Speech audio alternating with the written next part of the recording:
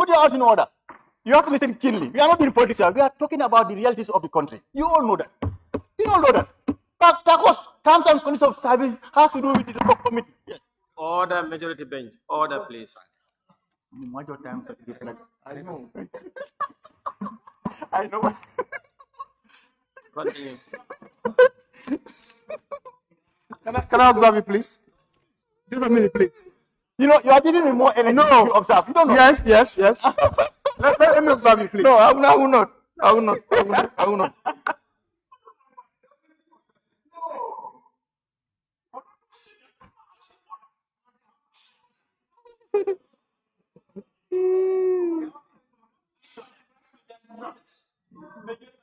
Uh-huh.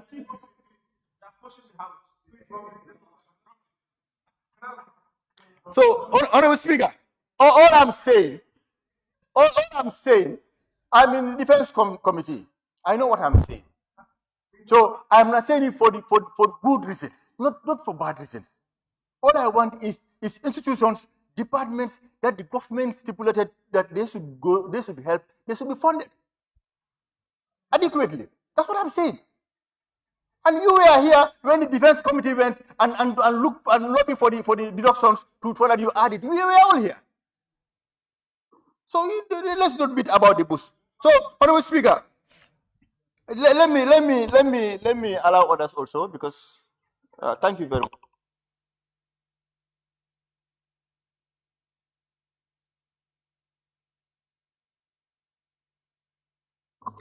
Thank you very much, member for Kalendin Kunyang. I now invite the member for Pase. Is out. The member for Serekunda, you have the floor. Is out. The member for Opanyomi, you have the floor. Thank you so much, Honorable Speaker, for giving me the opportunity. And Honorable Speaker, let me also seize this opportunity to thank the Vice President and the cabinet ministers here present for them have been enduring since in the morning, sitting here listening to the honorable members' interventions. Honorable Speaker, having said that, I also want to thank the President for fulfilling the constitutional mandate that's to come to this assembly at least once in a year to address the Gambians. Honorable Speaker, I would like to start my intervention with the Minister of Health. We were informed by the President that ambulances were provided, new facilities have been built, and new things have been built which we never had before in the country, like food and drug testing laboratory. And we definitely thank the government of the day for providing Gambians with those type of facilities. Honorable Speaker, we also want to thank the President and the Minister for making sure that the donor confidence is restored in this particular ministry, that many of these funds are coming from our donor partners, and we definitely need to thank them for that. But, Honorable Speaker, Opanyomi as a constituency, we have a very remote village, which is Jurungu. This particular village has only one entrance and one exit. The way you enter, that's the way you exit. When you look at the River Gambia, that curve there, that's where this particular village is. And when you have a sick person in that village, to have an ambulance to evacuate the individual to the nearest health facility is also a problem. So we are appealing to the ministry and government to provide and answer this particular. It is a good time that you are on the floor, and we lack quorum. Can I observe you, Chief Majority Leader, Chief Whip, and of course, where's the Deputy Minority Leader and the Chief Whip of the minority? We don't have quorum.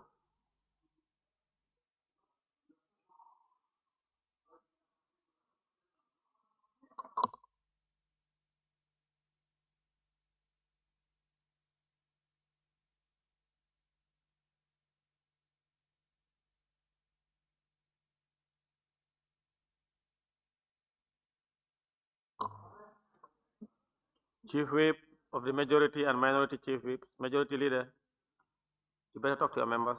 They cannot be here and live in.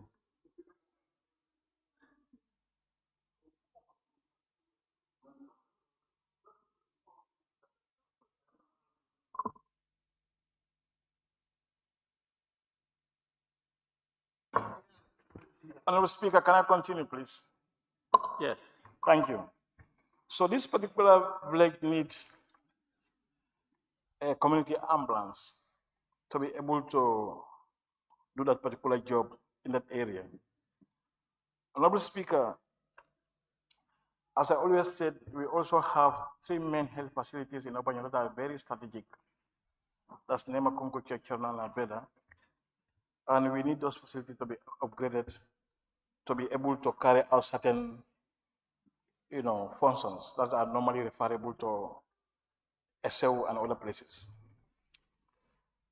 Honorable Speaker, Minister of Youth and Sport. Honorable Speaker, we have been informed by the President that the stadium is somehow renovated to be able to host international matches. And also, new facilities have been built countrywide, and they have planned building more new facilities all over the country. Yeah, we are still appealing to this particular ministry and the government of the day to give priority to Open Yomi. On that note, we also thank the ministry for the good job they are doing in terms of promoting sports and empowering youths of this country. Honorable Speaker, infrastructure. Honorable Speaker, Hakala Road has been stated by the President is almost completed. I think we are left from Keldemba College to Apeta. That's the small distance which is already left. But as I always said it here, the valley between Main Hakala Road to the 4 cluster communities, that's Medina Sidia, Mademba Kunda, Bakalari, and Nemakunku. That place needs to be built, Honorable Speaker. If that place is not built in Open Yomi, we don't have peace. Even your honorable member don't have peace. Because when rainy season comes, those people, they suffer, Honorable Speaker. They stop on the highway with their everything and cross that valley to go to their villages. 4 cluster communities. You have more than 7,000 people living in that community. 4 villages. And it's a short distance, less than 2 kilometers. So we hope that when the main Accra Road is completed, the savings they might have made, we were promised that they're going to build that place.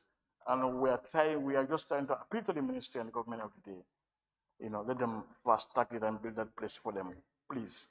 And not only that, we also have to thank the ministry for providing us with a state-of-art road in Open Yomi. Ours is not double surface, it's asphalt. So thank you so much. Honorable Speaker, agriculture. Honorable Speaker, the President has stated in his speech that a lot of tonnages were provided when it comes in terms of organic and inorganic fertilizer, inorganic fertilizer, which is urea and NPK, and it has been supplied to the farmers at an affordable price. They were getting it for $2,500, and government is subsidizing the farmers at $1,150 countrywide, meaning that affordability and accessibility and with quality is provided to Gambian farmers when it comes in terms of fertilizer. But Honorable Speaker, inorganic fertilizer is only a solution to our country. So I think the government and the farmers should be prepared to make a paradigm shift from the usage of inorganic fertilizer to organic fertilizer. There are a lot of industries, there are a lot of companies that are coming to the Gambia today that are producing inorganic fertilizer. Honorable Speaker, inorganic fertilizer, with usage of inorganic fertilizer, our health is at risk, our environment is at risk. Honorable Speaker, there are a lot of bad things that are within the usage of these chemical fertilizers. The eco soil organic fertilizer they are providing, when we went on tour, a farmer told us when he applied this organic fertilizer on his field, it addressed so many things. He said the pest prevalence, the pest infestation, and the disease prevalence has been drastically reduced on his field. He said it to the honorable members. And that means that the organic matter content of the soil has been improved. Instead of the pests and the diseases depend on the crop, they were feeding themselves only in the soil. So if we want to regenerate our environment and we want to regenerate our soil conditions, we have to make a paradigm shift on the usage of organic fertilizer. Honorable Speaker. Honorable Speaker, after having said that, if we still want to make our industry vibrant, that's the granite sector industry, Honorable Speaker, we should do everything possible, as be recommended by the committee, to recapitalize GGC. Honorable Speaker, $993 million, $514,711 has been invested on the procurement of granules in this particular season. And GGC is only asking for $1.8 billion, one-off payment to the institution. Government will not be giving them money again. I think sometimes we should try by all means, when the institution develop their plans, when the institution develop the way and the manner they want to implement that particular institution, and it's like one-off payment, government should do everything possible to provide that money to them. Meaning that the burden of that particular institution will not be removed on the government. They will be managing their own affairs. They will be providing all the necessary things we have been complaining about the ground trading system. And we have to applaud the government. Even whereas probably SECO's president or SECO managers made a mistake in paying some of the farmers, government have to come to their intervention to pay. Government have paid farmers across the country, those who are crying that, DGC owe them money. But like when we give them this amount of money, one-off payment, $1.8 billion, the capitalization, the burden is definitely removed from the government. They'll be able to sustain themselves. Government, and this has been approved by the cabinet, Honorable Speaker. It has been approved by the cabinet. The vice president and the president must make sure that the Minister of Finance implement it. Because when they were approving at the cabinet, they gave all the indication that it's possible. It can be done. Why the resistance? Why the resistance? They should. If we want to stop what is happening, year in, year around, farmers are crying. Let's make sure that we recapitalize GGC. That's the only way out.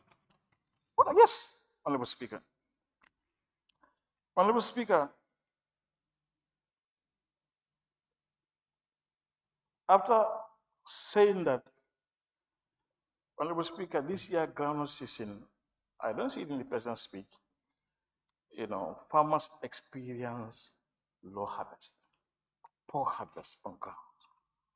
We thank the government for providing farmers with certified seeds in all areas of crops except groundnut, Honorable Speaker. A bag of empty flour bag full of groundnut seeds is now costing in my area $10,000. How many farmers can be able to afford that, Honorable Speaker? It's difficult, but this is the problem of the farmers today. If this is not, if government doesn't come to the aid of our farmers to provide them with groundnut seed this particular year, well, many farmers are clearing their farms, but they're going to grow maize and millet. That's why they're going to grow. They're not going to grow groundnut. They was not expecting to buy groundnut next year. So it's important, we look at it as a government. We help our farmers, and we need to hear. We are expecting. Probably farmers are expecting to hear something from them. Honorable Speaker, livestock.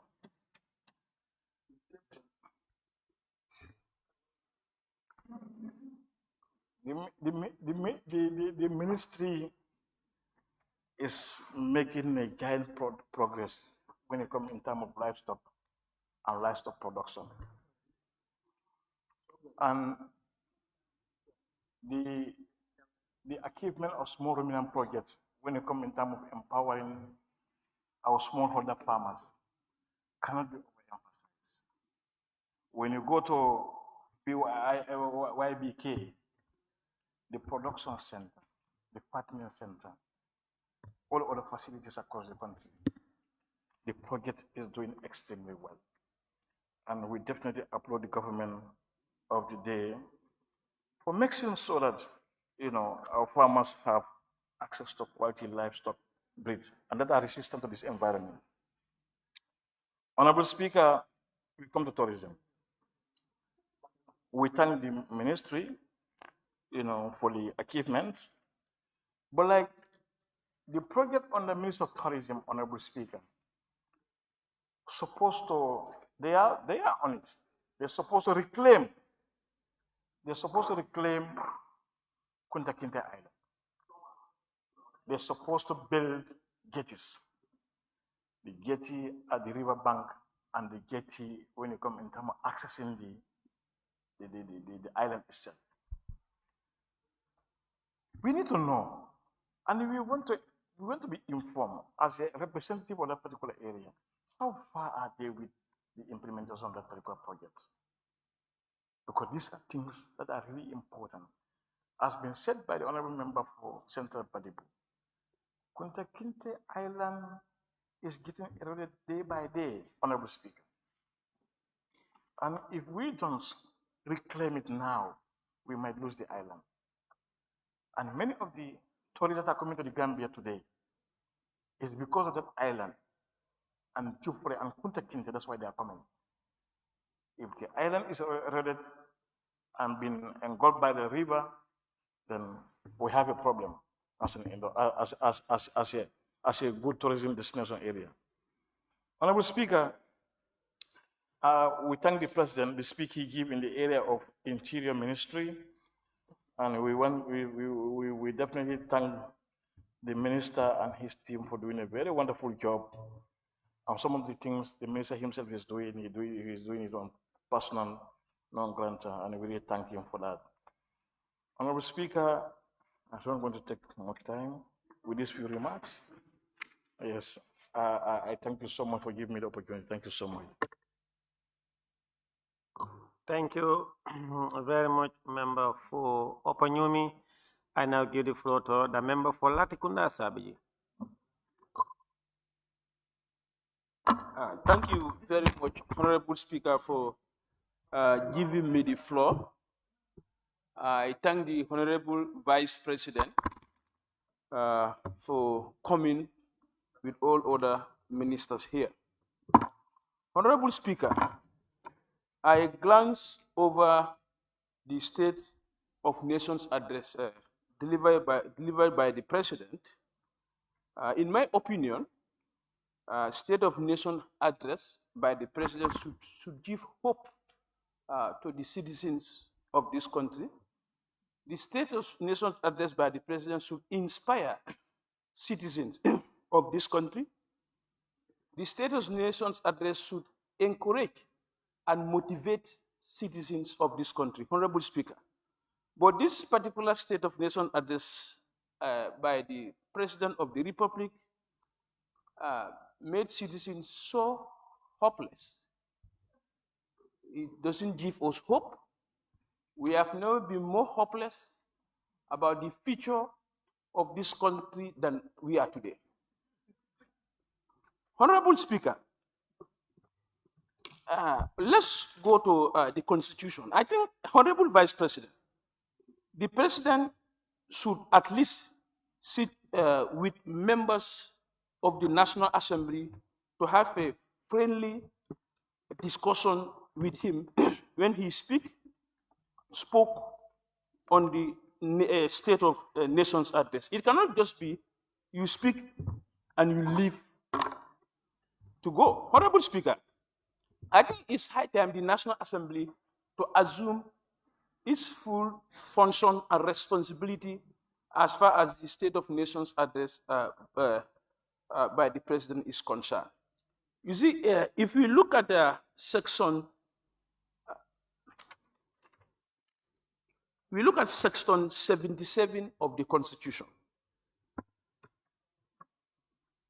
sub 1, the President shall at least one in each year attend a sitting of National Assembly and address a session on the condition of the Gambia, the policies of the government, and the administration of the state.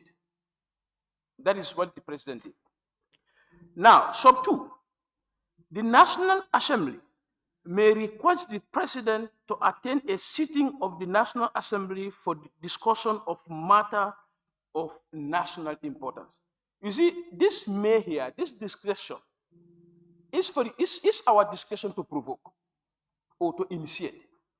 If we provoke or initiate this discussion by the National Assembly, we may. It depends for us to do or not to do. But if we decide to provoke this, initiate this, the President is now under obligation to come before the National Assembly and discuss with us matters of national importance. Where many people get confused rather, is where the Constitution says the Vice President shall answer in the National Assembly for matters affecting the President, and the President shall be entitled to send a message to the National Assembly to be read on his or her behalf by the Vice President. To be read rather. This is where the confusion lies. It is.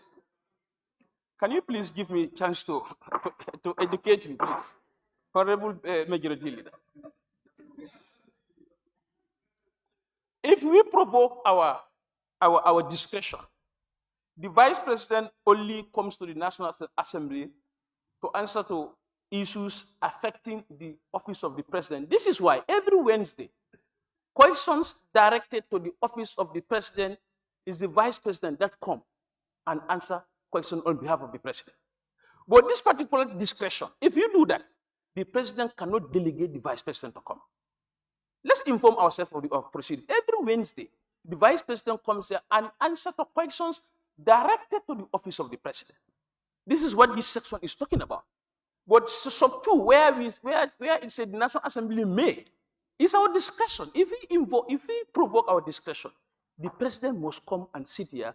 We have friendly conversation with him. So I will urge the National Assembly to invite the President to come here face to face and mood to mood and discuss with the National Assembly members.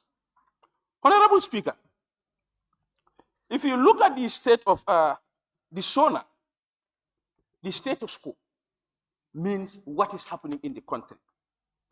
Honorable Member for Central Badib said, the President only talk about achievements, but failed to outline challenges, or only give us the positives and fail to give us all the negatives.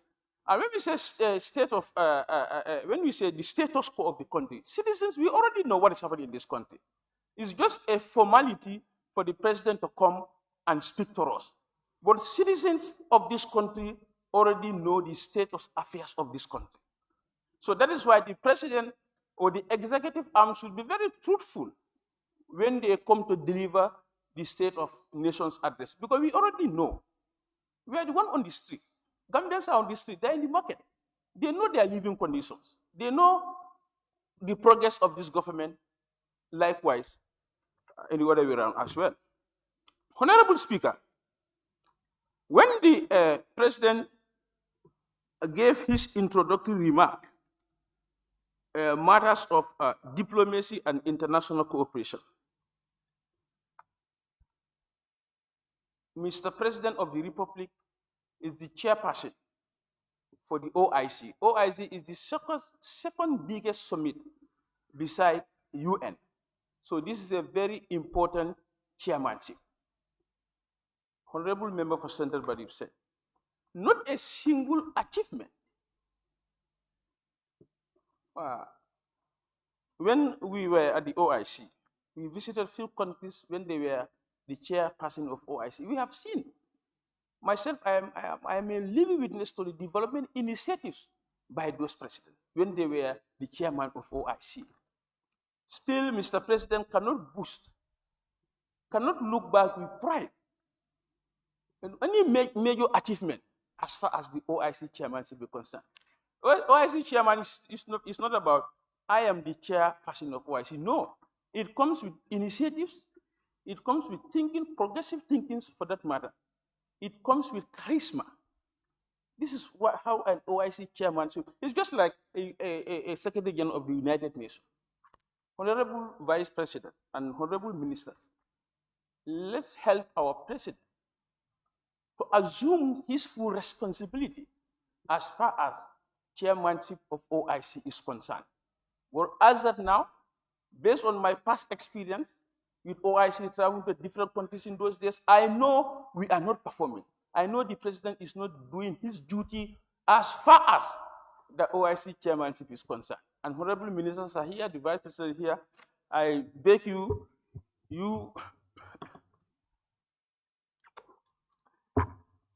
That being said, honorable speaker, the legal and judicial matters. Honorable speaker, Gambians are living witness to what is happening in the judiciary. We have judges of competence, impeccable character, but their living conditions are terribly bad. The court infrastructure is terribly bad. What is the priority? What is the government priority? Uplifting the life of judges and also improving our court infrastructure. If you go to our court infrastructure, sometimes you feel like the next rainy season, they will collapse. And this is not acceptable. Judiciary is an important arm of government, and we the politicians, we have to take judiciary very seriously. When we have issues, where do we go? We go to the judiciary. When Honorable Biletungara lose elections, next 2027 presidential election, and he want to contest it, he will go to the court to contest losing election. Honorable member, I pray he lose election. Honorable member, we refer members to their constituents. Honorable member for Kantora, when he lose election in 2027, he will not want to fight people. He will want to go to the judiciary to settle it. So if that judiciary is weak, that judiciary have a very poor favorable working condition, we will not have that confidence to approach them. That's number one. Number two, Honorable Speaker, if you look at the history of most of the wars in Africa, or other part of the world, it's because people lose confidence in the judiciary. If people lose confidence in the judiciary, what they do, or what they resort to, is to put the law into their own hand. And we have to avoid that. So I urge the executive arm of government to make sure our judiciary, our judges are facilitated, our judges are motivated, and our judges are maintained. Honorable Speaker. Honorable Speaker. Yeah. I want to observe you. You go to national security. The president is so skeletal. But in fact, this State of Nation address, I'm so happy about it. It just confirmed my belief NPP government are opposition in waiting. Because if this is the State of Nation address, if this is what the president wants to inspire and motivate citizens 1 year before election, then I'm happy to say NPP government are opposition in waiting. Honorable Speaker, you look at where the president said, to show the magnitude of fight against drug abuse and illicit drug traffic, our drug law enforcement agency recorded over 1,000 drug cases in 2024 and secured 126 convictions. This is a very bad news.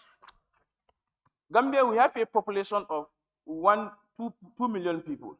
If a particular year, you can have drug cases up to 1,000 drug cases, displacing that to mathematical percentage, we will discover that 0.5% of people living in the Gambia deals with drugs. That's number one. Number two, we have 53 constituencies.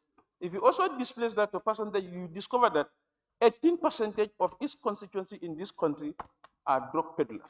This is not a very good news for Gambians. 1,000 drug cases for a particular year. So what is happening? Do we control our borders? Is our law enforcement officers compromised? These are some of the questions we should ask ourselves. Why 1,000 drug cases a particular year? Let's ask ourselves that question. Honorable Speaker. Honorable Speaker, you got a Ministry of Transportation and Infrastructure. My honorable members talk about the development initiatives by this government as far as road transport is concerned. I agree. We sign roads.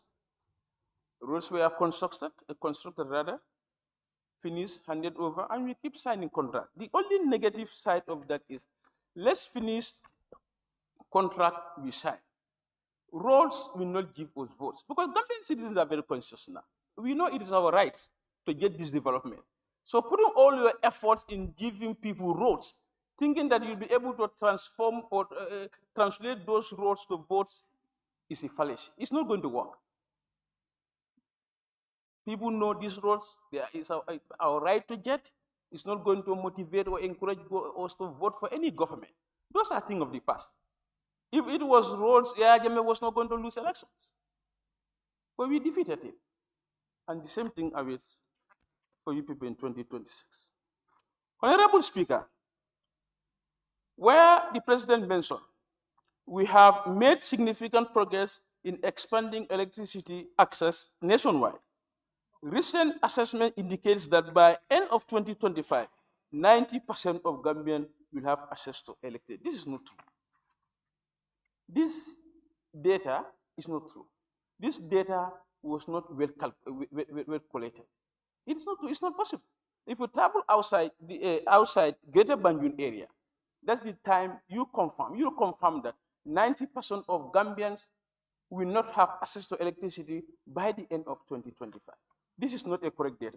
And I will advise the Vice President to please advise the President that this information is not true, and whosoever gave the President this information should be held accountable for giving false information to the highest office of this country.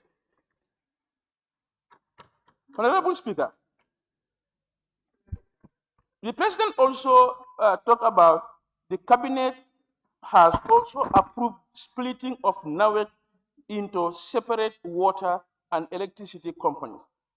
The strategy is to improve service delivery, ensure accountability, and enhance operational focus. This is long overdue. To unbundle NAWEC to electricity and water component. But the President failed to give us the extensive nature of this policy. How will this happen? Because it cannot just be mere pronouncement. So that by the time he come here for the last State of Nation Address 2026, we will repeat the same thing and we are not going to see. This is a very welcoming initiative, but it cannot be done hastily. To unbundle NAWEC, water, electricity, this is what people have been trying for the past years. So I welcome that development, but I'll urge the President not to do it in haste. Honorable Speaker, where the President Petroleum and Energy. In 2019, BP was granted the A1 license. They paid the government $10 million US, signature bonus, and 30 million penalty for exiting without fulfilling their license commitments. Gambia, these are records. Airborne survey, 3D survey, and seismic surveys all indicate the potentials. We have potentials for oil. But do we actually have oil? It's a question that is not answered by the President. You see, a State of Nation address should address citizens' concern. When the former President made audio and accusing Mr. President and coalition leaders of selling our oil to Senegal. This is an opportunity for Mr. President to clear the mind of Gambians that what the former president said is not true. But he did not mention anything like that. And this was the greatest concern of Gambian. A former president of this country who ruled this country for 22 years Observation has been made mentioned. an allegation against a government. And that particular president has an opportunity to come and sit before the Gambians. Why can't he tell us what the former president said is not true? The doubt is still in the mind of Gambians. So State of Nation address is more of status quo. Tell us what is happening. Honorable Speaker, and where he mentioned the exit clause, BP will give us 30 million in case it were giving without fulfilling their license commitments. Further, Mr. President said, and the BP exited the Gambia at the outbreak of COVID-19. Was this treated as force majeure of the contract, where circumstances beyond our control happened or they exited? That is not also very clear. Because if they just exited according to the contract, as stated by Mr. President, if they exited recklessly without fulfilling their commitments, they should give Gambian 30 million compensation in dollars. Now, the president mentioned in his statement they exited. He mentioned COVID-19, but failed to tell us was there exit by way of force majeure of the contract that was not under any party's control or not. That should have citizens to be able to hear that. Honorable Speaker, trade, industry, and employment. Again, the president failed the test. Cement, Gambians are complaining. Our machines are sitting home. All the building construction in this country are at standstill because they said the president, the government of the Gambia, gave this whatever transaction to only one supplier. Now citizens are buying cement up to $550. Some families cannot pay rent. Some families cannot provide food on the table because of lack of cement, because they cannot go to work. The president sat there, failed to tell us the nature of cement supply in this country. How is this qualified to be State of Nation address?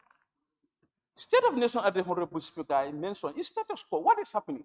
Whether it favors the office of the president or it doesn't favor the office of the president, he should be truthful. The executive arm should be truthful to Gambians. But nobody, the president failed to talk about cement price at all. Like if he doesn't care. Masons are sitting home. They cannot pay their house rents. They cannot pay their children's school fees. They cannot transport their children to school because of the most vital part of their work is not available in the country. Mr. President sat there, faced the representatives of Gambia, 53 members of the National Assembly, and failed to understand, failed to take the plight of Gambians. This is reinforcing my view that he doesn't care what Gambians feel as far as the workforce is concerned. Honorable Speaker, you go to agriculture. This is the only ministry, when the minister was appointed, I said the president got it all wrong. Now, agriculture is so scientific. Agriculture is so technical. You cannot just make anybody agriculture minister. This is why this sector is failing. And the president also failed the test here again. Farmers' groundnut for case. He didn't mention anything about that. Some farmers, as I'm speaking to you today, did not get their full payment. They don't get their full payment. Some, they have get their half payment. Some, they don't still get their full payment. Some, they don't even get anything. The president sit there addressing farmers of the country, because State of Nation address, this is just a symbolic part of it. You are addressing the country. President could not tell farmers why the payment of their groundnut was delayed, and when are they going to receive their money, and how are they going to receive their money. The president also failed in that aspect. Honorable Speaker, the communication and digital economy. Honorable Speaker, I'm quoting Mr. President. The restructuring of GAMTEL, GAMCEL, and GAMPOST remain a high priority for any government. In this respect, the World Bank has committed $6,400,000, $6.4 million in the GAMCEL social plan. This will provide compensation package for over 700 affected members of staff. It also includes other areas of support for the employees. This message is so skeletal. This means 6.4 million to be distributed to 700 employees, then everybody is a millionaire. But I'm seeing GAMCEL staff who are still suffering. I don't know how was this money spent and when was this money spent. The Minister for Digital Economy can further come and substantiate and tell us how this money was spent, because Mr. President's statement is not clear at all. Honorable Speaker, I also forgot to mention about the Constitution. We always, and I always say this, Constitution is not a simple document. It's not an ordinary act of parliament where any member of us can come and sponsor any private member bill and it has force of law. Constitution is not an ordinary act of parliament.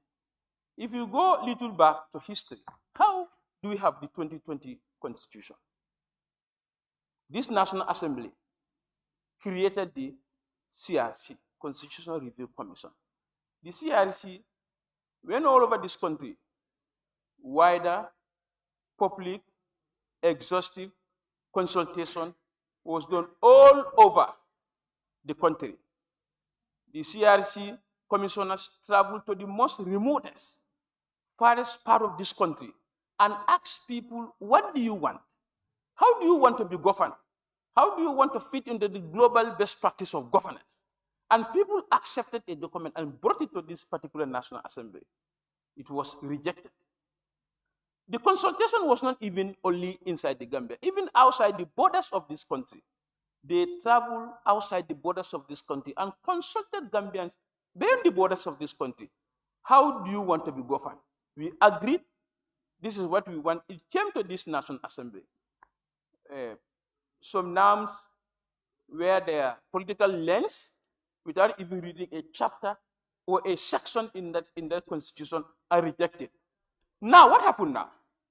What happened in 2020? I don't call this 20. This is a revised 2024.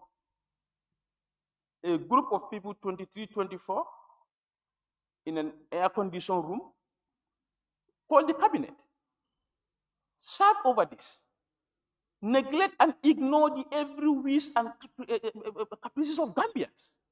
23 persons out of 2 million people went and doctored, manipulate, distort, and change over 100 sections of this document. Now they want to come and bring that to the National Assembly, and they want people to accept that. They want us to go against the will of Gambians people. Honorable Speaker, we are going to reject that constitution in ab initio. We are going to reject that constitution with an attitude. Honorable Speaker, healthcare. I'm happy that the President mentioned the Farato Hospital. You see, when the committee monitoring the implementation of government projects went to Farato as our normal monitoring of government projects, I went there with the belief that the hospital is 1,500 bed capacity as pronounced by the President in one of the rallies during the inauguration or during the foundation still laid. When I went there, my first question to the consultant was the capacity of this hospital. But To my biggest disappointment and surprise, before the consultant answered my question, I look at the billboard that has the project information. 112 beds. This particular hospital is 112 beds. Why would the president say it's 1,500 bed capacity? Why? I asked myself that question. I asked the consultant that question. The consultant has no answer. I asked the contractor. He has no answer. That was a very serious misinformation coming from the office of the president. So the health minister is more clear on the project information, that the project billboard is what I believe in. That's what I believe in. I've been a consultant all over, and when I go, what I see is the project information on the billboard. So I will not trust what the president said, but I'm going to trust what is on the billboard, and I'm going to trust what the consultant, the project consultant tells me, not the president. Please. Honorable Speaker, on employment and poverty reduction, this is another several exaggerated lines by the president. This country is the poorest country, if I say on earth, but let me say in Africa. So why would the president give Gambians that impression that the poverty portfolio in this country has significantly reduced? This is not true, and this is another false information. Point of order, please. Honorable Speaker, point of order. Honorable Speaker, point of order. There is point of order by the member for Kantora and Majority Leader. Can we hear the point of order? Member for Latikunda Sabji, please put up your mic. Honorable Speaker, I think the member need to measure his words. You can't use words that the president. Honorable Majority Leader. On 17, please. Honorable Majority Leader. Yes. You are on a point of order. Can you tell us what your point of order is about and the authority? I refer you to page 20. No, wait. Page 20. I'm coming. 29 subclause 5. Content of speech.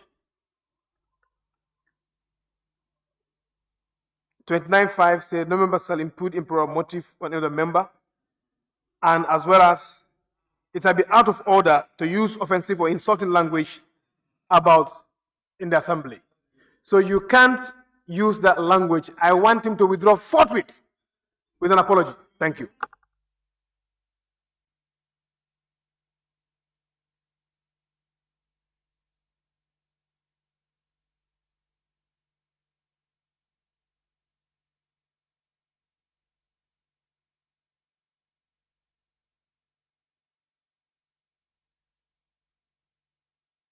Order, honorable members.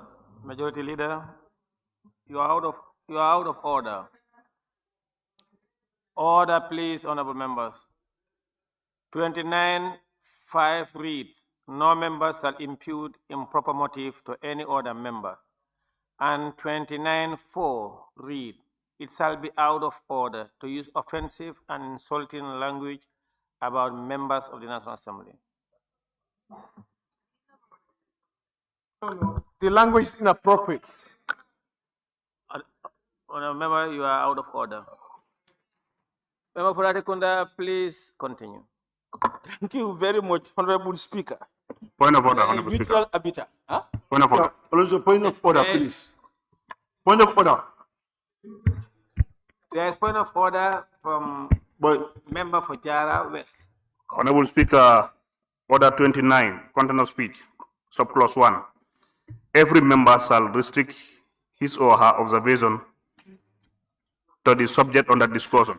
Honorable Speaker, you are entertaining the member is campaigning NPP next city. We are not talking about NPP or UDP. We are not talking about NPP or UDP. Take your seat, honorable member. Take your seat. Honorable member, you know you know very well you are out of order. You are out of order. Honorable member, please take your seat, my friend. Honorable member, continue. Thank you very much, Honorable Speaker. I'll just go to the summary. The youth and sport. Projects under the youth and sports. The president mentioned the stadium project, which he said is facing now. But how about the other stadium projects that were awarded to some contractors and the project failed? The project are still there, not completed. The president also failed to tell us the status of those projects. Honorable Speaker, land and regional administration. I am happy land policy. I am happy land policy is already in the process. The biggest problem in land administration in this country is land leasing procedure. Land leasing procedure is too much. You will buy your land. Before you conclude your leasing process, Alcalo or the CFO will sell that land to different buyers again. So that makes it very complicated. So if there is a land policy that is going to shorten land leasing process, I think that is a very welcoming policy by the NPP government. Honorable Yellow, you like that? Honorable Speaker, this brings me to the end of this presentation.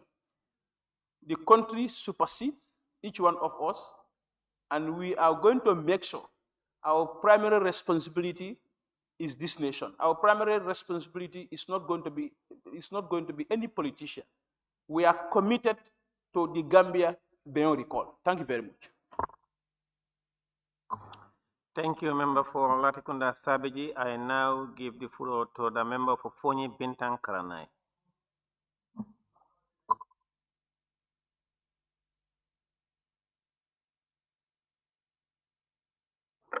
Thank you, Honorable Speaker, for actually giving me the full floor to actually give my submission on the State of the Nation address by the President. As I always say, the greatest mind in the empire that is in the country can only offer us this. This is what we are offered today. This is why, when I hear the President said we should not be partisan in terms of parliamentary procedures and issues, we should not be partisan in Parliament. It took me direct to the statement of the President, where he said he is running for 2026 presidential election simply because of his party, NPP, is young. Now, if you want to give an advice, what makes an advice adherable is that you go by your dictates, you go by what you preach, which is an important element. It is good that we do not go by partisan, but then that advice also should have been taken to his members of parliament. In so many activities that we are here, they have thrown out some of the bills here that were actually celebrated and welcomed by Gambians, but the members threw it here out of politics. So that was a good advice. But the best way to advise people is for you to practice what you are telling us. Now, to start with, Honorable Speaker, the President spoke about diplomacy and international cooperation. And I quote, Honorable Speaker, the President continues, the Gambia continues to strengthen its international presence and diplomacy engagement to advance national interests, enhance global cooperation. As much as diplomacy is concerned, as much as cooperation is concerned, what kind of cooperation are we talking about? What kind of diplomacy are we talking about? When our Gambians are killed outside and nobody cares. No matter what we talk about, is the life of the Gambian people outside the Gambia. How are we going to comfort them? How are we going to protect them? That is what we talk about. That is what we refer to as diplomacy and cooperation. No cooperation is meaningful unless our people are protected wherever they are in the diaspora. Example, our people are constantly killed in diaspora and everybody is muted about it. The Gambian government sometimes cannot even come out and take a strong stand on those matters. Now, the cooperation is only on one side. That is, go to mile 2 or mile 7 in the Gambia here. You will not find a white person, not even one white person you will find in our prison. And when you go to their prison, it's all full with black people. So the cooperation is not one-sided. When they want to come here also, they have our visa. And when we want to go there, we cannot have their visa. So diplomacy should be on both sides. That is, we should be treated as equal human beings. That is what we want as a nation. So long that is not there, then we cannot call it diplomacy. It's better we withdraw our diplomacy so as for us to maintain our dignity as Africans. Going further, Honorable Speaker, on inflation, the President quoted it beautifully, but it is actually ugly in it. Inflation, the way it is draining us, I quote from the President's quotation. Inflation dropped significantly from 17.3% in 2023 to 10.2% in 2024. Where? Is it in State House? But not in the Gambia. That is the challenge. We are in a country where we are seeing the realities. We cannot camouflage the situation. This is why I said the greatest minds in the country can offer us only this. What are we talking about? It is a challenge. Now, day in, day out, we are seeing skyrocketing of price. What was the amount of rice? What was the amount of sugar? And this also brings us to the point that our dollar is constantly depreciating. And that is a cause for concern for all of us as a nation. Because the only thing that we have, the only thing that we can preserve is our dollar. When that dollar fades away, like the Naira and other currencies, where will we be with our situation, with our poverty? Now, we are not talking because we want to talk. We are not saying anything because we want to bring hatred. We are not saying what we are saying because we want to promote enmity. We are saying what we are saying because we want to better the situation. We want a better Gambia for all of us. We want the ministers, in fact, to have a decent living. And we don't want the people also to be begging ministers. But the atmosphere and the situation that we create it in such a way that people have become beggars in the country. It's sympathetic and it's sad. Moving further, Honorable Speaker, it has never been my intention to waste time, but I have to go direct to the points as they are on energy. He said we have made significant progress in expanding electricity access nationwide, which is true. But we have the poles and everything fixed, but we have not seen light yet. We are anxiously waiting for us to see light. And initially, what the estimate is, what they wanted was by 2025, the 1st of January, the people should have got electric supply all over. But we have the poles, we have everything, we have whatever it takes, but then there is no light. There is no light yet. So that is for the Ministry of Energy to actually double up for it. But also, he said 90% of the country will have electricity by 2020, by end of 2025, which is actually, I cannot believe in it. Because as I speak with you right now, in my own constituency, let me tell you, I have 43 villages in my constituency. And the villages that are without electricity are the ones that I am going to tell you. Upet is without electricity.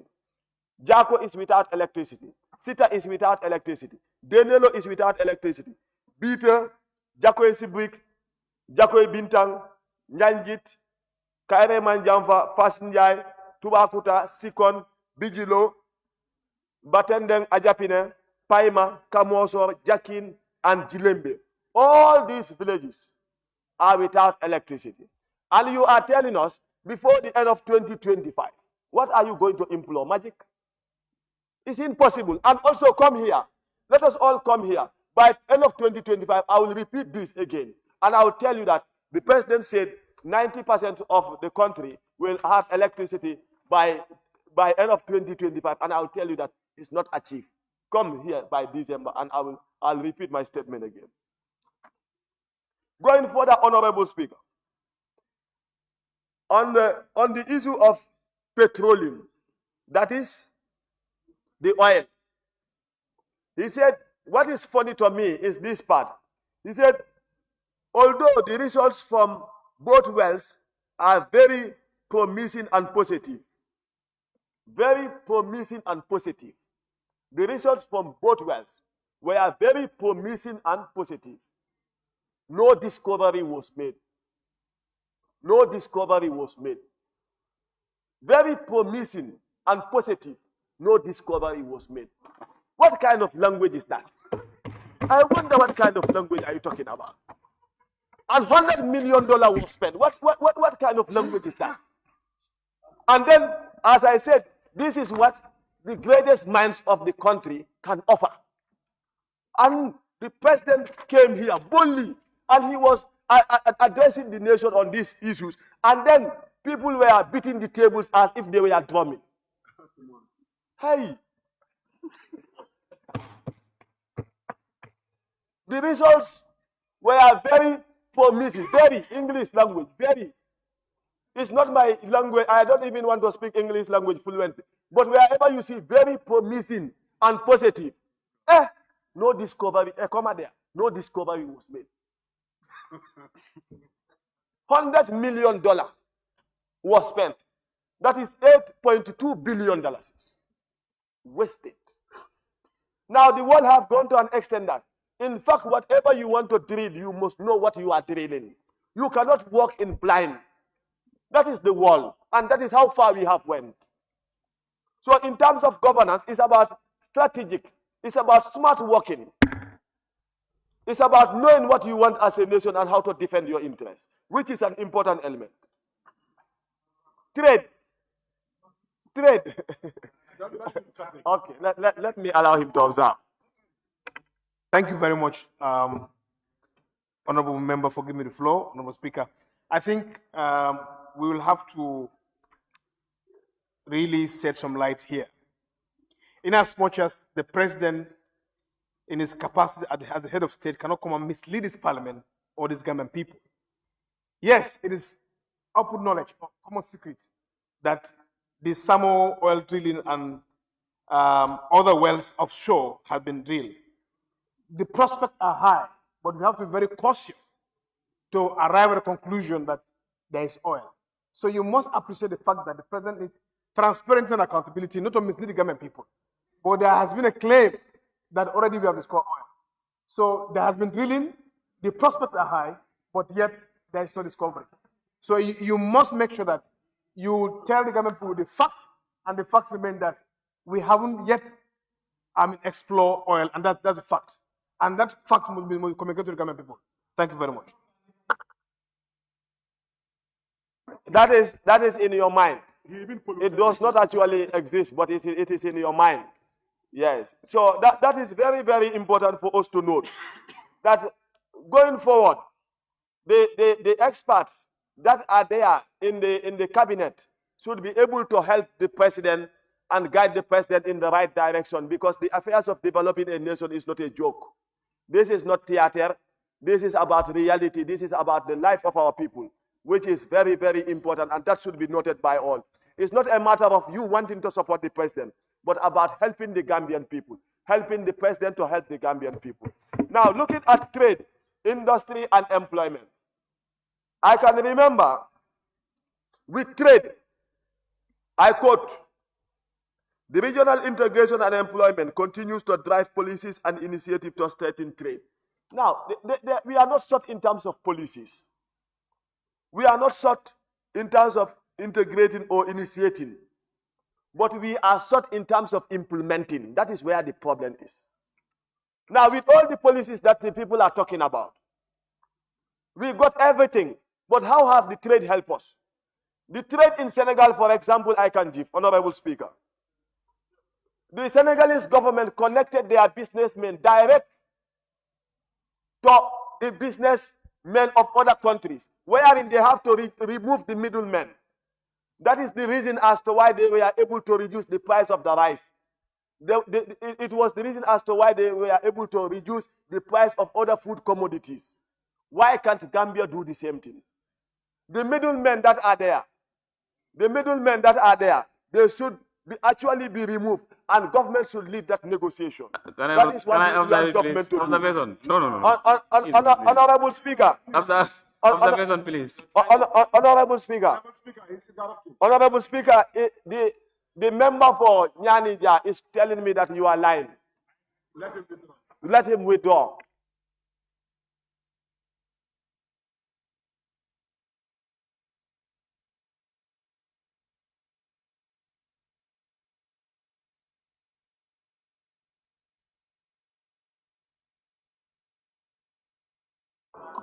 Honorable member for Fonyi Bintang, I can't hear that. Yes, the member for Nyanija, he said I am lying.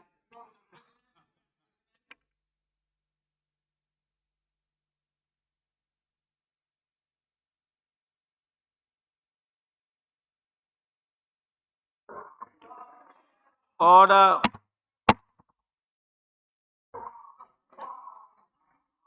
Honorable members, order, please. Honorable members, order, please. Can you take your seat? Honorable members, please order. Chief Whip, help us to keep the assembly in order. Honorable member for Nyanija, did you say that? I want to observe him. Honorable member for Nyanija, can you take the floor to tell us if you have really said that? Honorable Speaker, what I said is very clear. I want to observe him. Observation. Can I observe him? That's what. If you want me to withdraw that, I withdraw that. I want to observe.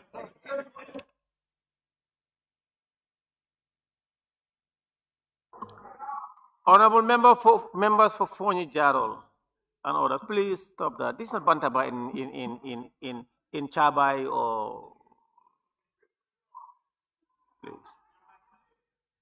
Or Chabai is in your area. Then this is not a Bantaba in Sintet. Honorable member for Fonyi Bintang Karanai, the member for Nyanija have denied saying that. Okay, it's okay until then. Because as honorable members of parliament, we should not be using such language in the parliament. Now, going to agriculture, honorable Speaker. Honorable member, please take your seat.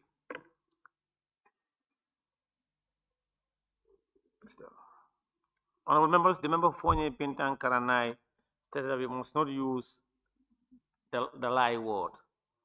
And I remember earlier on the majority leader was struggling to get the member for Ratikunda Sabiji out of order. If you believe that there are certain words that we don't want them to be used on us, we must not use them on other people also. Please I'm not giving you the floor. So, honorable members, please, let's refrain from using words to others that we may not want them to be used onto us. Can you continue, member for Fonyi Bintang Karanai? Thank you, honorable Speaker. When it comes to agriculture,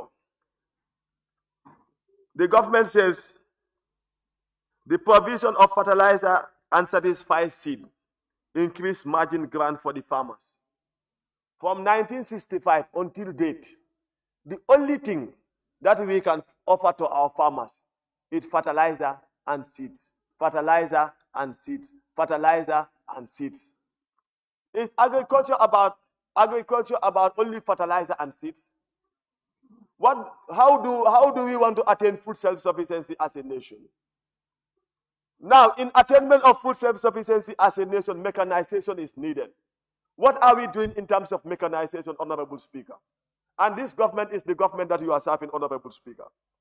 Honorable Speaker, as I speak to you right now, what are we doing in terms of storage, agricultural storage? What are we doing in terms of aflatoxin? And aflatoxin is the more reason as to why we cannot sell the price of our groundnut in the world market to the standard that is required for us to have the real money in terms of for us to export our groundnut. Honorable Speaker, I was thinking like the president will come forward and tell the nation that I am trying for the Gambia to move out of aflatoxin, for Gambia to mechanize agriculture, to have combined harvesters, because the problem of agriculture is between the growing of crops and also the harvesting of crops. That is where the problem lies. Aflatoxin only comes to existence during harvesting of crops. Now, and storage. Now, as a country, what can we do about that? The only thing that we can say we have offered to our farmers is not technical know-how. It is only seeds and fertilizer. And this is chemical fertilizer that we are talking about.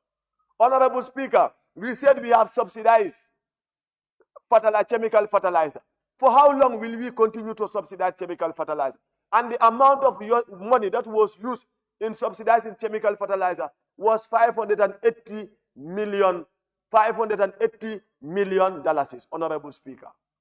This is actually sad. And this is what we want to continue on, going on subsidy. Subsidy, I am never a fan of subsidy, and I will never be a fan of subsidy, because subsidy is not realistic, subsidy is not sustainable.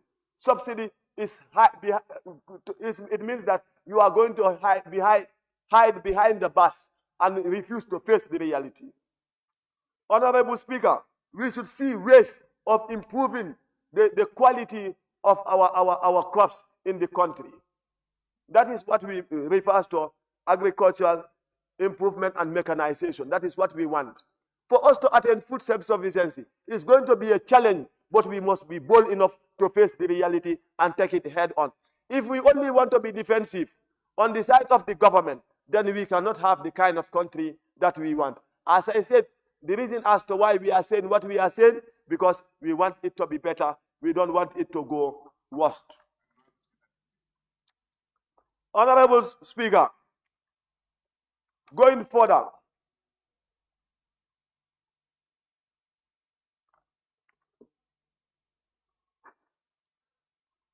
to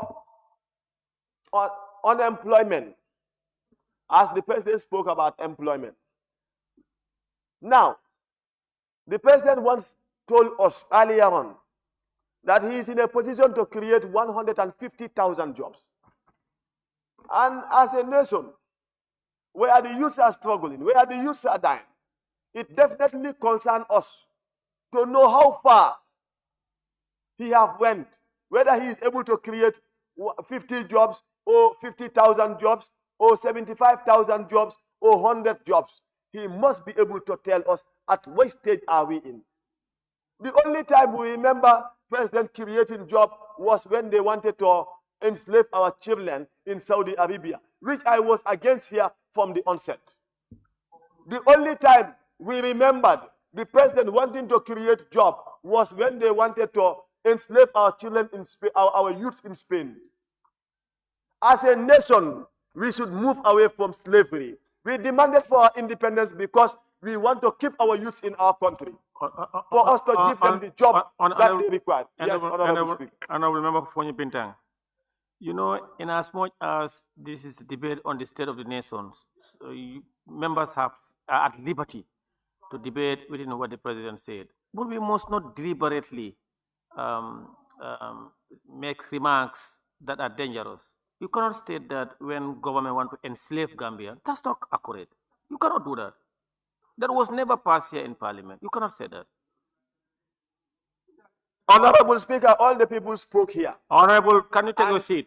You cannot say that. We never passed a motion that seek to enslave Gambians outside. That's a dangerous statement. Don't say that. Don't make that statement here. Continue. That's not what you said, but that was what it implies, Honorable Speaker. And I stand on my ground, Honorable Speaker. Honorable Member, what?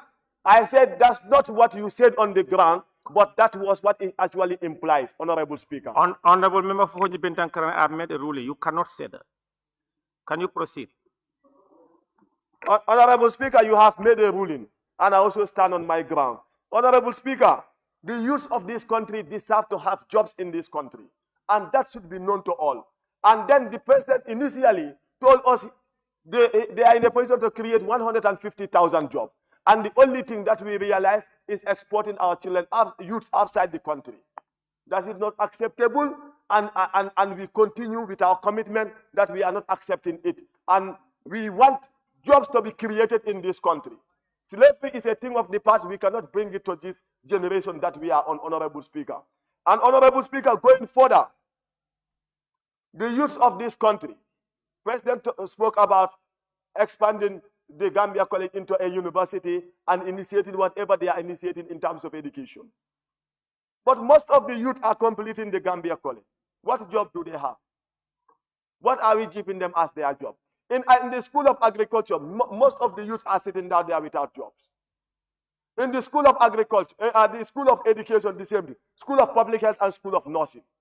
All through the Gambia College. And now in the University of the Gambia as well, most of the students graduated without jobs. We are not saying this because we want to make anybody hot. If you are hot, that you are lucky to be hot. But then we are saying this because we want you to find mechanism of employing our youth, employing Gambians, so as to reduce the crime rate of our country. Honorable Speaker, going further, we do not want you only to be building schools, but we want you to have the kind of education wherein after completing, they will be able to employ themselves. That is actually what is sustainable, and that is what is more of realistic. Poverty reduction. Poverty reduction. At this point in time, women enterprise and whatever that you have brought forward. But in reality, is the poverty being reduced or the poverty is in an increase? So that is for all of us to see and for all of us to determine. But in my own opinion, that in no way are we able to reduce poverty. In terms of poverty reduction, what we can do as a nation is to create jobs, actually to teach youth on entrepreneurship and women on entrepreneurship, wherein they can stand on their own and work on their own to earn money and be able to employ others as well. Partnership. The government said the diaspora Gambians' remittance and investment significantly contribute to the country's economy. When did the government know that? The diaspora, with all what they are contributing, you still were bold enough to deny them from voting on the bill that we are working on. Now, if the president knows about this reality, the president should have allowed them for them to vote.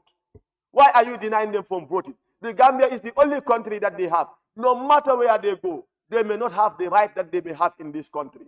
So we should be in a position for us to give them the liberty, for them to allow them for them to vote.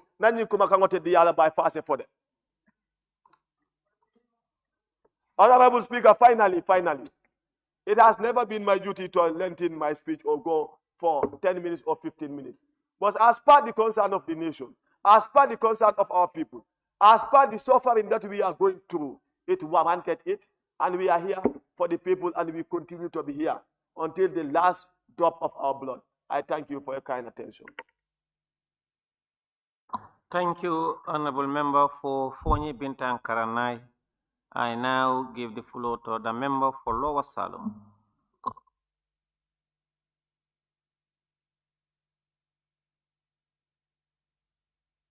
Guys, thank you, Honorable Speaker, for giving me the floor. Honorable Speaker, let me also join my colleagues for fulfillment of the constitutional provisions by His Excellency, the Vice President of the Republic. Honorable Speaker, yes, the President has do what he's supposed to do, is left with us.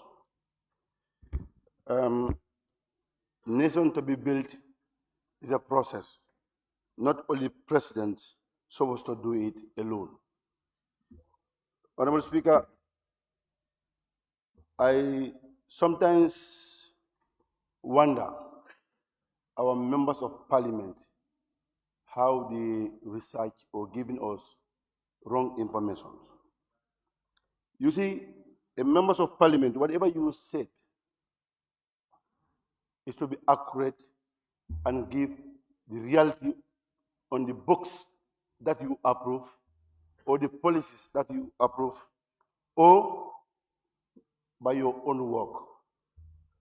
You can't be here telling us stories.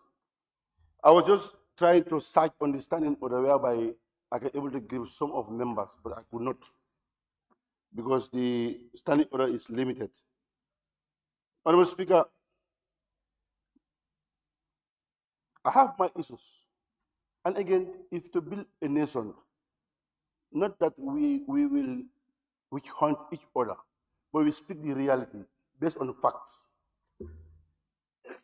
If the member for Latrikunda is telling us, or the barrister telling us, the authority is lies on us to invite the president.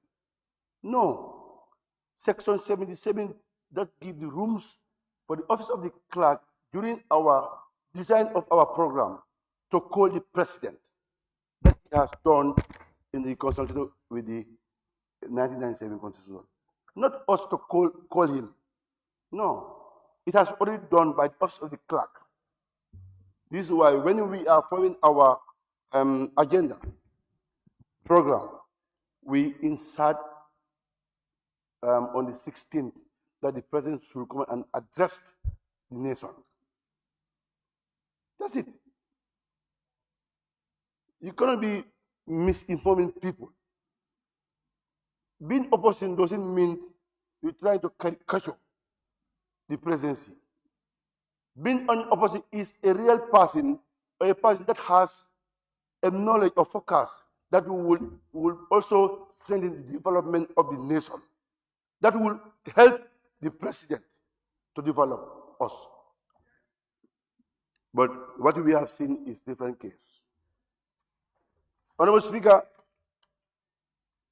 the member for Fonyi Bintang, he left for his around. He is talking about our neighboring countries. That a back Honorable Speaker, point of order.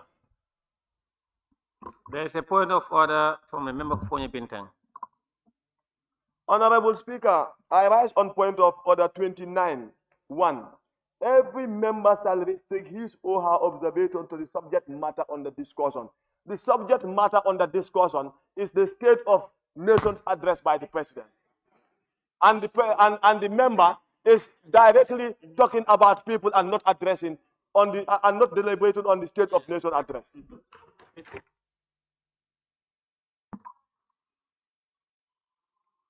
Honorable member for Lower Salem, please sit down. The member for Fonyi Bintang rose on point of order 29. Content of speech. Speech is 29.1. Every member shall restrict his or her observation to the subject under discussion. Yes, and you said what? Can you? What I said is, every member shall restrict his or her observation to the subject matter under discussion. And the honorable member for Lower Salem is talking about what Latrikunda said and what I said and what other people said. And that is not the subject matter under discussion, Honorable Speaker. Thank you. Honorable members, thank you. The honorable member for Lower Salem is referencing what the members for Latrikunda Sabiji and Fonyi Bintang Karanai said in respect of the State of the Nation address, trying to bring clarity or an opposing opinion to your views and opinion. Which can you please be quiet there? And you were at liberty when you were making those remarks. You are out of order. Honorable member for Lower Salem, please continue. Honorable Speaker, we must reference each other as a members of parliament. Because you cannot be here misleading us on information that are on found information.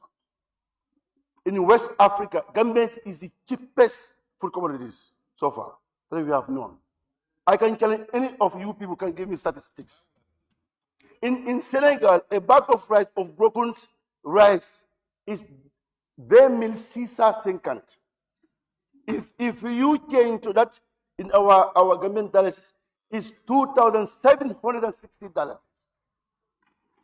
You don't give us wrong information here. Give us statistics.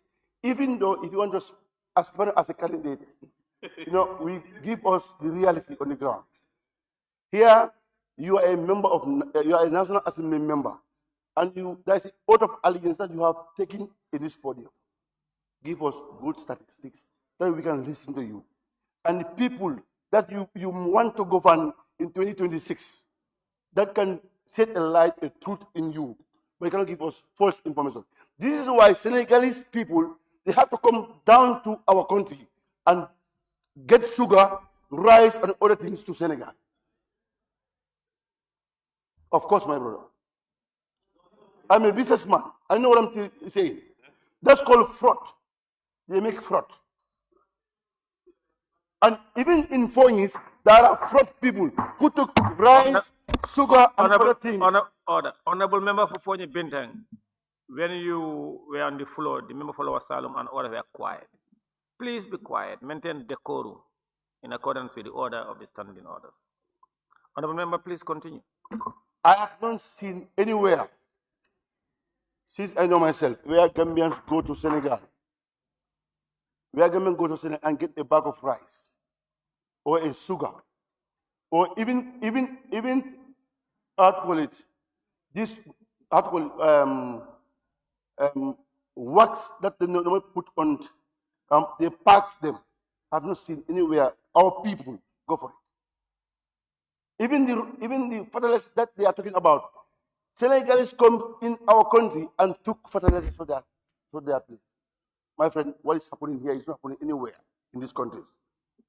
We speak the truth. As long as we are telling you in our ways, but no member will come here and try to milk our mind. We will not agree with you. Give us the factual, then we can knock the decks for you. But if you go other way, we reference you that you are saying is on false information. Honorable Speaker,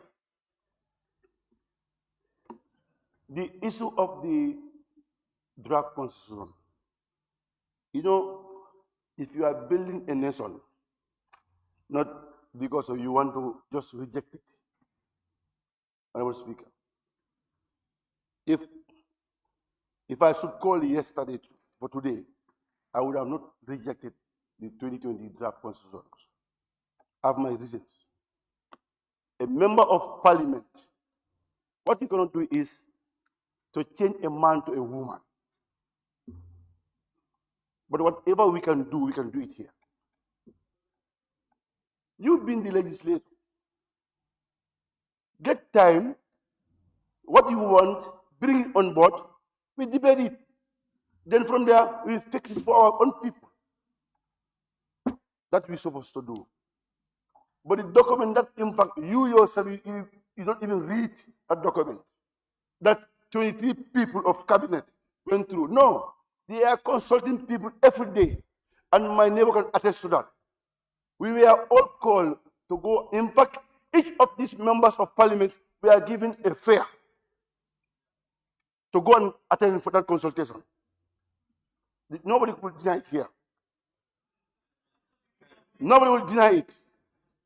And they were given all those constituencies that they have gone through. Honorable Speaker, you see? No, wait. No, I will not allow you now. I will not allow you, Honorable. I will not allow you. Consultations were made in constituencies. Then I traveled, I could not make it. Honorable Speaker. But the people who were there, they know what has happened. Honorable Speaker. So consultation is on process. In fact, the member said, my neighbor, member for Nyani, said, we reject a book that there are a series of issues that are affecting our people. Then the executive told it wise, let's go back to the drawing board and again and amend it and bring it to you people. And you make your adjustment and reduction. You said no to that. Honorable Speaker, You know, in this country, we don't have oppositions. You know why? They only look on that seat at the State House.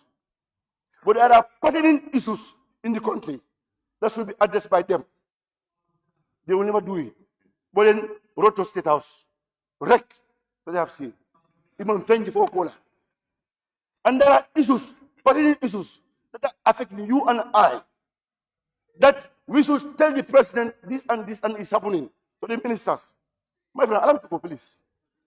No. I'm speaker. Member for Central Badibu and others, please, let's maintain decorum. Don't do that. Order, honorable members, order. You know what is a permissible interruption? Member for Central Badibu, stop that. You know what it means for a permissible interruption? Use your standing orders. If you want to observe him, if he doesn't want, don't disrupt the proceeding. All of you had the floor, and you were allowed to make your statement. Don't disrupt him, please. You are a chief whip. You are expected to help the speaker and maintain decorum. Majority leader, deputy majority leader, please, I appeal on all of you, and I urge you to use your standing orders if you want to interrupt. Same, stop that. No, please. Don't do that. Majority come help the member to continue his proceedings. Yeah, don't worry. I'm a ranking member too. They just want to distract me. I'm just taking their naps. Don't worry. Honorable Speaker, you see, we to help the government and the ministers is us who are living with our people daily and day out. They don't use magic to build this book, no, or this policy. They build based on the information that they get from people. Is where they build this policy. But now, if us are restricting them to get that information, how can they do it? They cannot. So this is why I said there is no opposition. The only opposition that they want to see is to State House. And that's not the place. Here is the most powerful Bantaba so far. Here is where you make decisions of the president. You make the decision of the ministers. And you are playing with this Bantaba, coming here and giving false information. You will not agree with it. Honorable Speaker, I have issues that I want to talk about. And this is the most important document so far, Honorable Speaker. But then I have turned around, I have not seen the Minister of Finance and his technocrats. And this document cannot implement without that ministry. And none of them are here. Honorable Speaker, just last 2-3 days, the minister came with a statement, implement budget execution statement, that we thought it doesn't confide with on the reality that is on the ground. Honorable Speaker, that's page 12, 48. If you can permit me, let me read, because Honorable Speaker said we have it, but then allow me just to read this part. Honorable Speaker, despite the strong revenue performance in 2024, the overall deficit include grants was $6,700,000.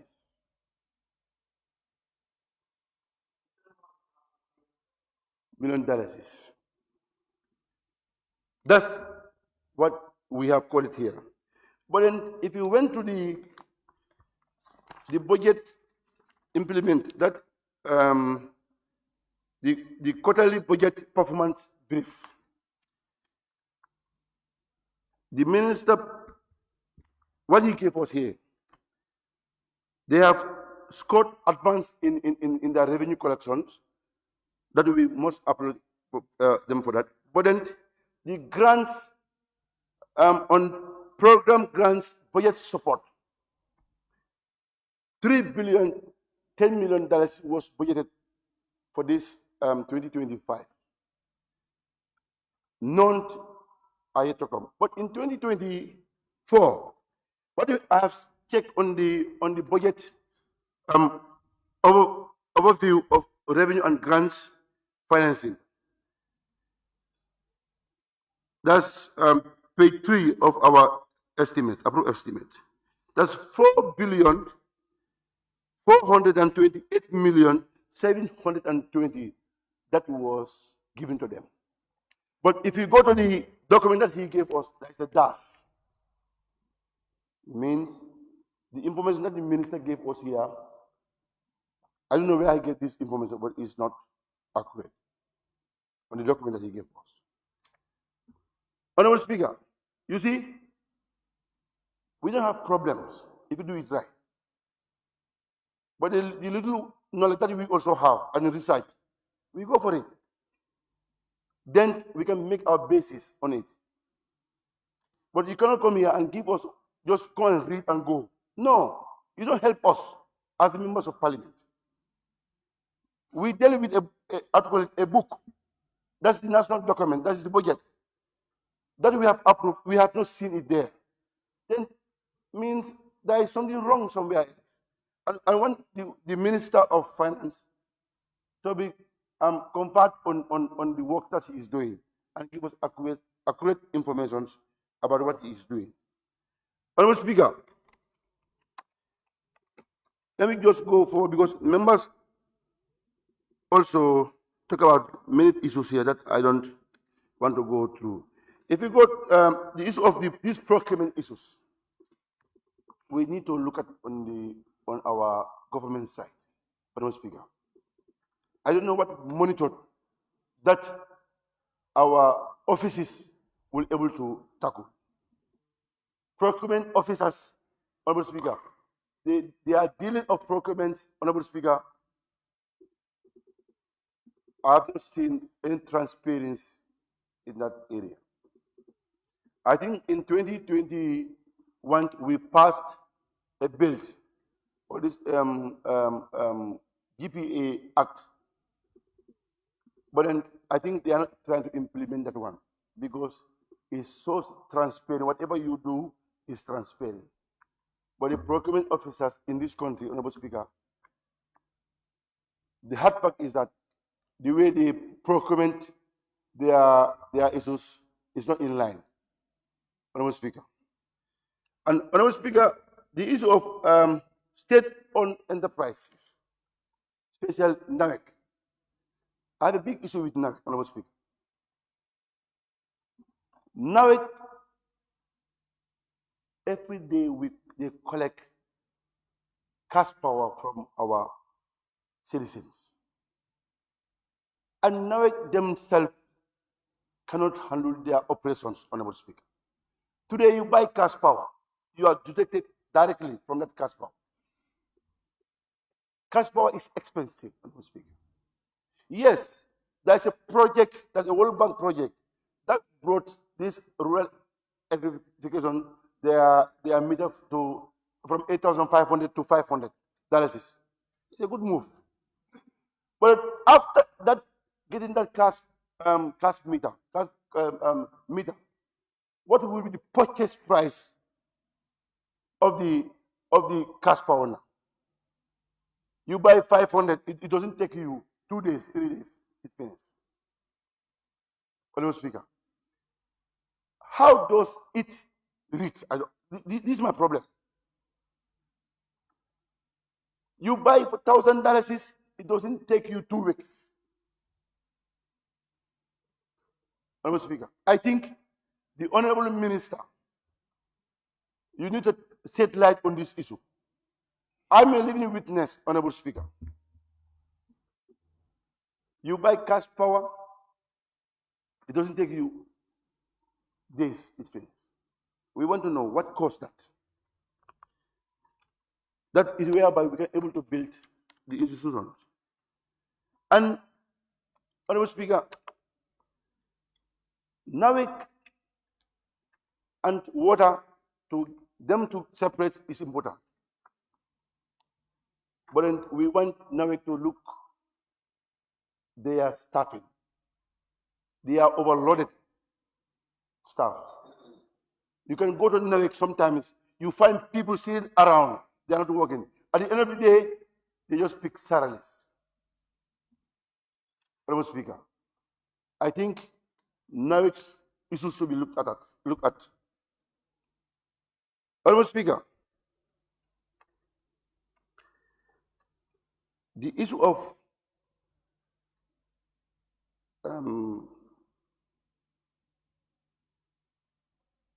this oil and gases, members that are trying to talk about this issue. I can fully remember the penalty that was paid in 2021 July. There was a supplementary budget that came forward by the minister. This 1,500,000,000 came for BP failing on their lancings. And that monies came in this parliament for approval. And I can fully remember that particular year, there was a supplementary bill. So if members are telling us where those monies goes, and there are members who are here in 5th legislature, I will laugh. This where that supplementary came to finish government transactions and operations. I can even remember where the deputy governor's vehicles were purchased in that monies, and the fees of alcalos, and even COVID-19, the $500 million is from these monies. Honorable Speaker, if members are telling us where does that money goes, I feel that members themselves don't know what they are doing. After failing, BP failing on their license, they pay this 30 million. Then the government told it wise that what we have done is right. Let's go back to the National Assembly to build a supplementary appropriation bill. That was $1.5 billion. But members are giving a deaf ear to it, and we know. We have to make it clear to them. The money was here. In fact, we asked the Minister of Finance to go and spend it. It was approved by the Parliament in July. It was 28 July 2021. Honorable Speaker, the members of Parliament, you have to make your research. Honorable Speaker, I will not concur with my neighbor, the member for Nyaninya, on the issue of health. Yesterday, I went to Nemman, Honorable. We had one of our drivers had an accident. He was referred to Nemman. Honorable Speaker, and our people, staff, and health officers, they are doing great, but the resources is not there, Honorable Speaker. I think it's good to build hospitals, health facilities across the breadth of the country. It's fine. That the access to health care system. But then we need to get the quality services, Honorable Speaker. Yesterday, I was shocked when I went to Nemman, find people, in fact, they don't have a bed where to sleep. And they are seriously injured. I made 2 accidents that occurs instantly from West Coast. The ambulance brought them there. When I was worrying about my patient, 2 ambulance brought 2 victims caused by accidents. I forget mine. We need to check on our health system. The reason why I'm saying this, health is expensive. There's nowhere in the world that health is free. But then the government always wants to, I don't know how to call it, trying to give people free services. There's no free service in health. You go to Senegal, it's the most expensive thing. Go to America, the same thing. Why here free? I just saw on the social media that they went to Banjul. Then it was to see a president is $25. Now it's increased to $50. What can $50 do for us? $50. If other health facilities, they are requesting you to see just a doctor, you are charged for $500 Afrimet. In other facilities, the same thing. And in fact, Honorable Speaker, the worst part is, if this private health care cannot handle any matter, they refer to the government health facilities. I think we need to legislate a law that will stop that. Yes, because I cannot be there. You charge me paying drugs and how to call it everything, a cost of more than what the government will charge you. Then at the end of the day, they just pick you there to go and dump you there. At the end of the day, you are called at the graveyard. It cannot happen. We need to legislate this thing, these laws. If the government will give you free services, and you leave government side, you went for a private hospital, they cannot handle. And in fact, our own people, government that they train, in fact, they use for secondment. Our own people, they give them contracts. Let the government stand on their foot to get out from this free healthcare and bring us equality and ask us to pay, we'll pay it. Honorable Speaker, healthcare is not free anywhere in the world. So I'm urging the government, the issue of free, because government, we like free. Free is our problem. This is why we are not moving anywhere. We have to take things boldly and put things how it should be. Honorable Speaker, this is where we can move on. NEMA is very serious, Honorable Speaker, as I am saying. In fact, the Honorable Member said, you go to Kauru facilities. Now, I'm not quite, I will say it. I saw in pictures. The building is nice. The way it is alcoholic, it's really very, it's okay. But the equipments are not there. Even beds are not there. I saw in all those pictures. We need to fix those things. Honorable Speaker, we need to fix it. It's where we can stand, though there's a big difference. From these 8 years. Can I observe? From these 8 years. Can I observe, please? No, let me help you. From these 8 years governance system of this current regime, what they have done, we must commend them, Honorable Speaker. Last 22 years of the former regime, my brother, is different one. So for this regime, I'm informed by my aide that we lack quorum.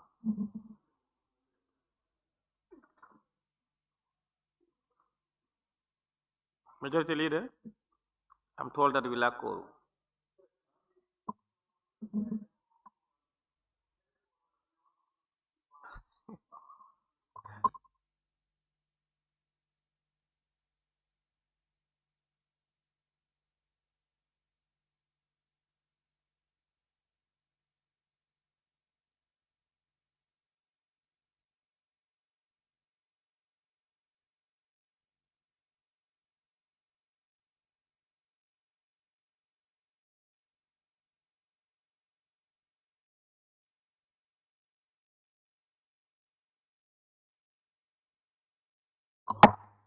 Honorable members, we have quorum now. Can you please proceed?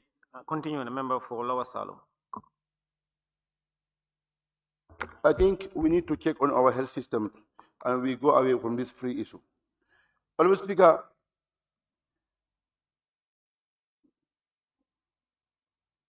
I will come back to the inflation issues, Honorable Speaker.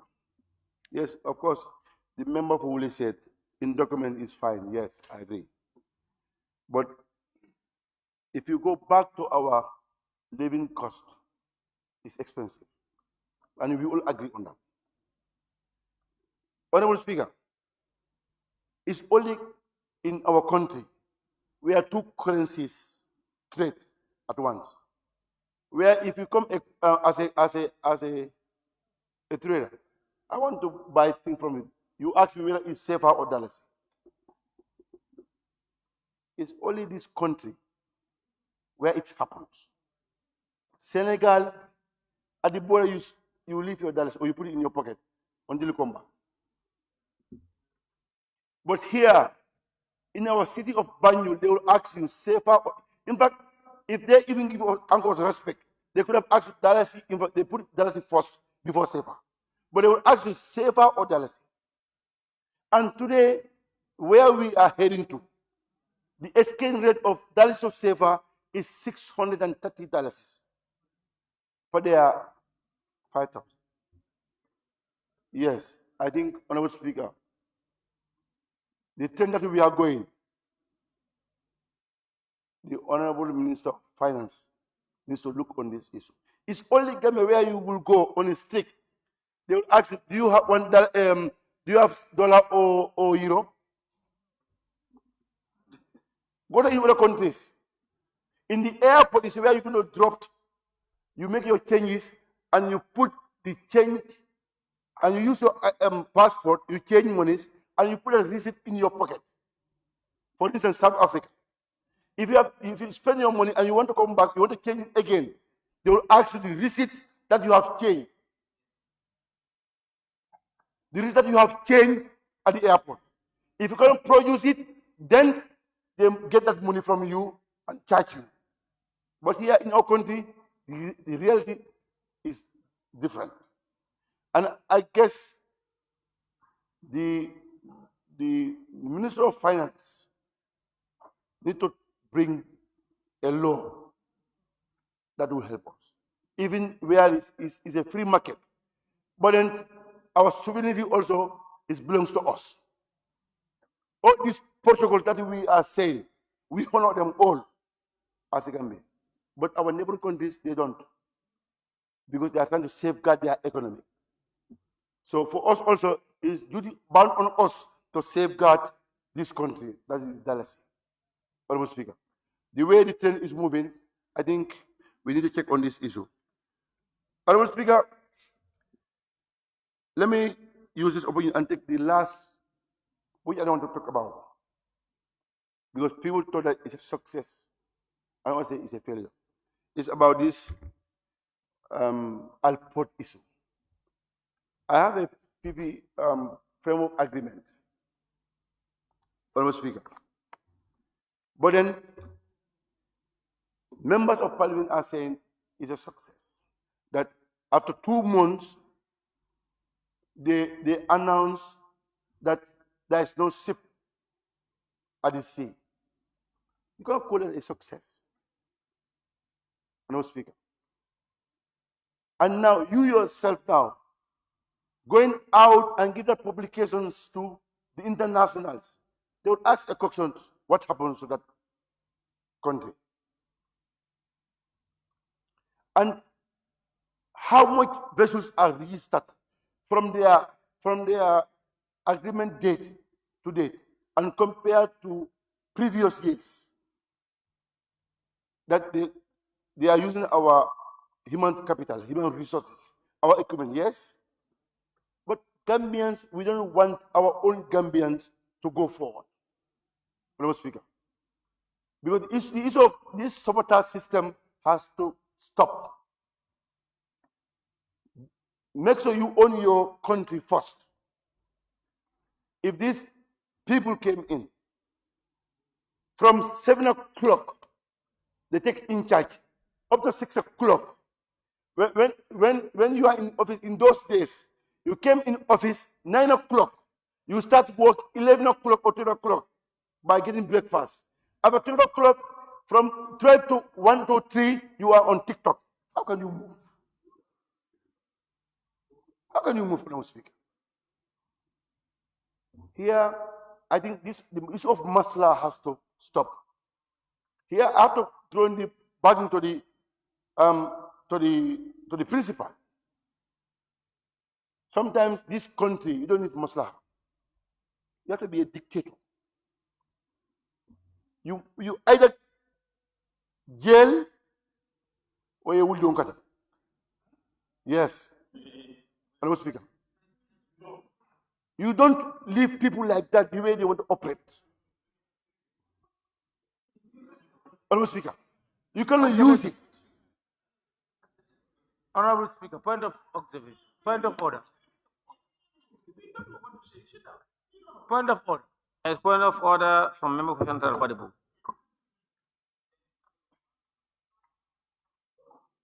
Honorable Speaker, it should be out of order to use offensive language in the parliament. Order 29.4. The member is saying, if you don't do it well, ye wuldi kunto. Wuldi kunto is an insult. Ke wuldi kati. Yes, he said it. I'm all for why. No, I'm all for why. I'm all for why. Member for Central Badibu, don't quarrel.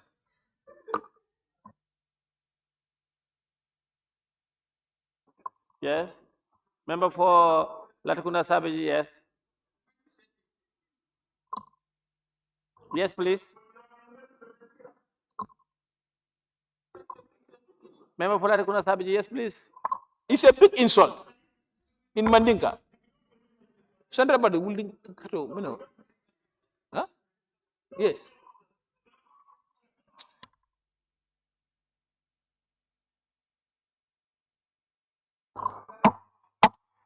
Order. Lower Salem, take your seat. Lower Salem, please sit down. Tarending Kunyang.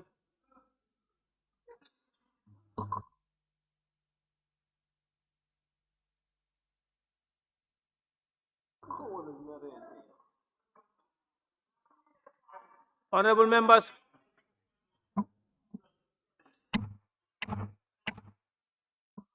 Lower Salem, take your seat. Who? Member for Wuli. Wuli? He said lie is not an insult. You can't call somebody's father you are lying.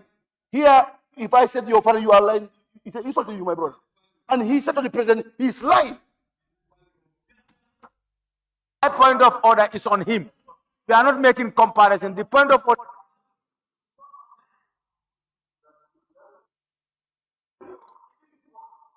Order, honorable members. Honorable members, honorable members, Chief Whip, Deputy Majority Leader, Chief Whip, and member for Opinion, please. To be honest, for one reason or other, maybe because of maybe the volume of his mic was very low. I didn't hear that. I missed that. But I was informed by my aide. That's what you said. Can you please withdraw that and continue? Honorable Speaker. Honorable Speaker. I want you to transit. I'm coming. I said withdraw that and continue. Okay, I withdrew. But also, Honorable Speaker, then I have an objection on your precinct. Because if the member of Livestock said to the president, you are lying, I can't tell him you are lying. Can you please leave me out of your conversation? It's an insult. Order. Can you sit down? Member for Latikunda Sabaji. Member for Latikunda Sabaji. Order. Member for Latikunda Sabaji. You cannot do that. You can't use the mic. When you are making a statement, no one interrupted you without permissible interruption. Allow him to make reference to you.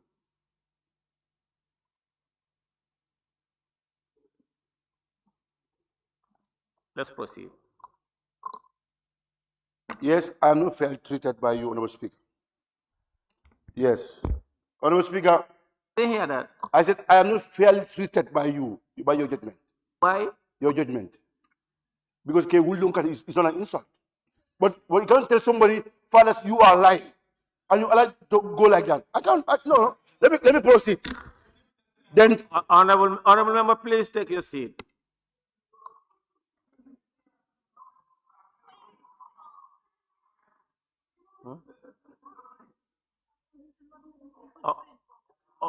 Order.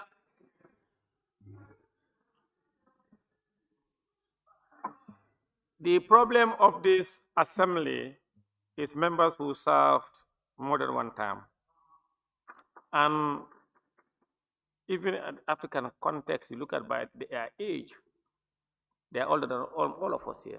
But they keep disrupting. You member for Wuli East, member for Same, member for Central Badebu, member for Opanyomi, member for All Yundum, and the majority leader.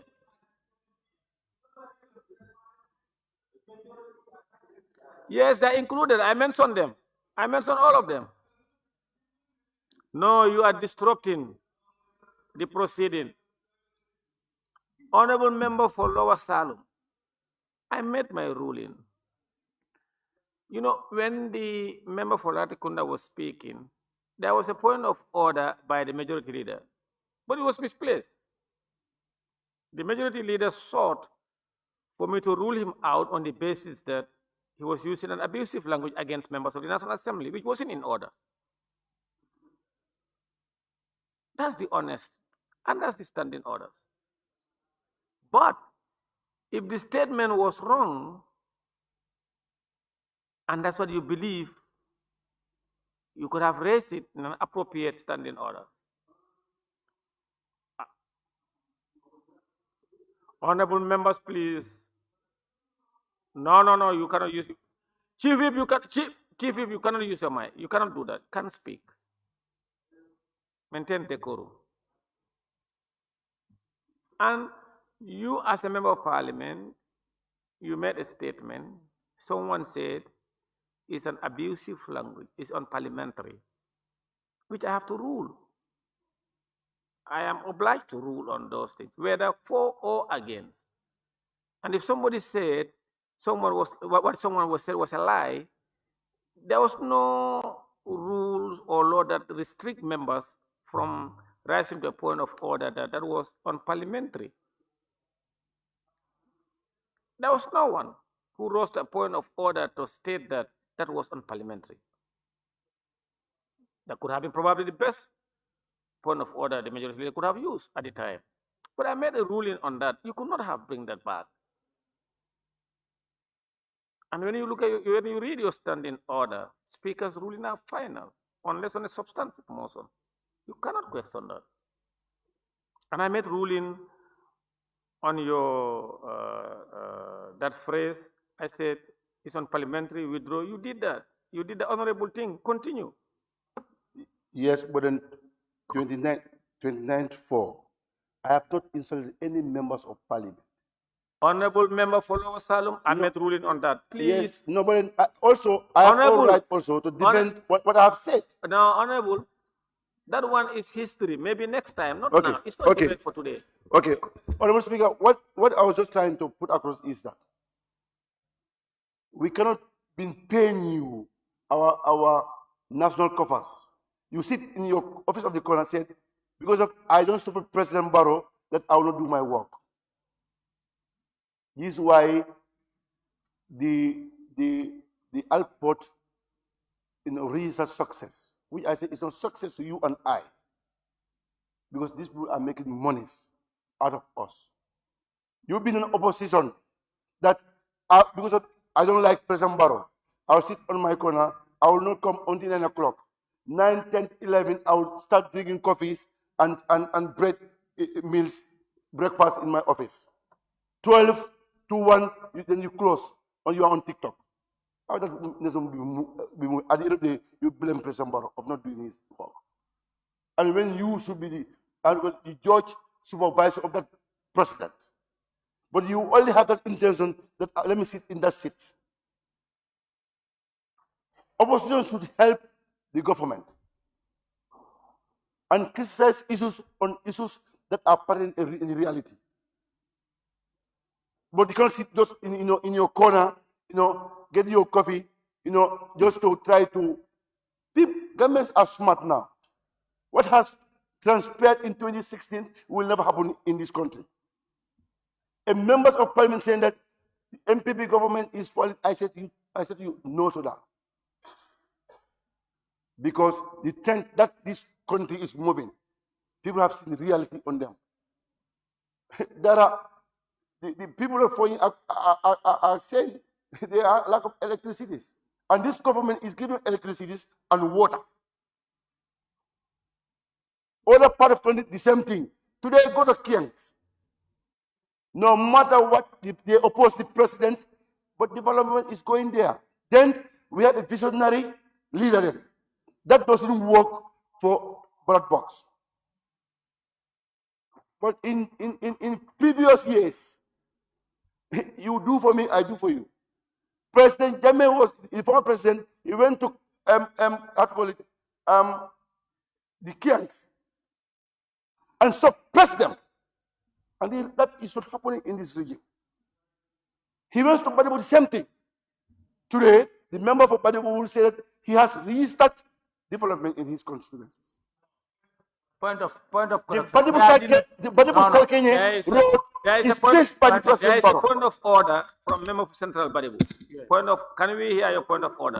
Order 29.5. No member shall impute improper motives to any other member. President, during the First Republic, No. President.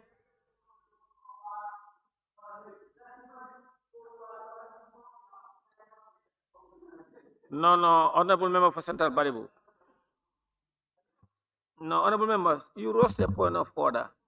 And after you made a statement. You knew very well you are not standing to a point of order. And you knew that you are out of order. Don't do that. You are out of order. Honorable member, continue. I'm not saying he doesn't do the work, President Barrow, but I said then before. The former president will ask you, I need your vote, then I give you development. But the current government will never ask such thing like that. And if member for Bintan is telling us there are poles elected there, there's no electricity, then before the former regime that they support, they will only bring development when there is approach of elections. After winning, they take it back. The Minister of Energy is here, Honorable Nani. Honorable Speaker. So we have difference because this government belongs to us. Who feels it knows it. All of us, we are equal in this. There are people who support this government. They don't even resist that any development in their country, constituencies. But the people who oppose this government go and see their constituencies. What they have we as the pioneers of this, we don't get it. So what are you going to say to this government? Why not we fold our hands to decks? We work together and help these people. The president will not know everything. The president is sitting at State House. He cannot know what has happened in Central Party. He will not know what happened in Salums. It's only when we all put our hands in decks, we support him, that is whereby he will reach the most development in our constituency. On that note, Honorable Speaker, I'll take my seat. Thank you very much. Thank you very much, member for Lower Salum. I now invite the member for Nyamina Dankunku. Is out. Member for Lower Nyomi. Is he out? No, okay, Lower I'm Nyomi, not. yes, you have the floor.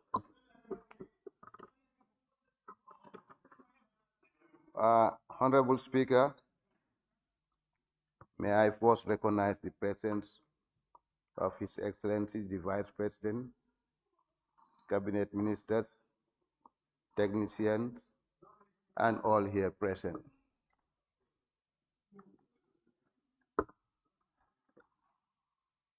Honorable Speaker, I will thank the President for fulfilling his constitutional mandate. Honorable Speaker, this year's SoNA is what the Gambian people were yearning for. The Gambian people were yearning for peace, progress, and prosperity. Honorable Speaker, just to talk about few points.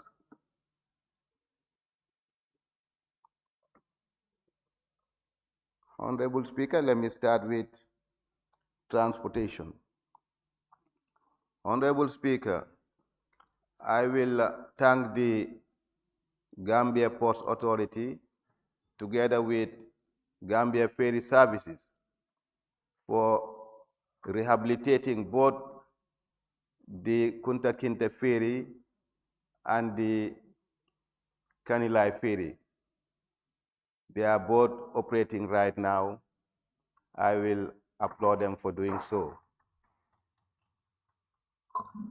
And hoping that... Honorable Member, I am also informed again that we'll have quorum. I'm not sure if members want us to adjourn. Maybe we can adjourn till Thursday. Because if members are not in the chambers, we can adjourn. Majority Leader and of the Minority Chief Whip. Honorable members, please.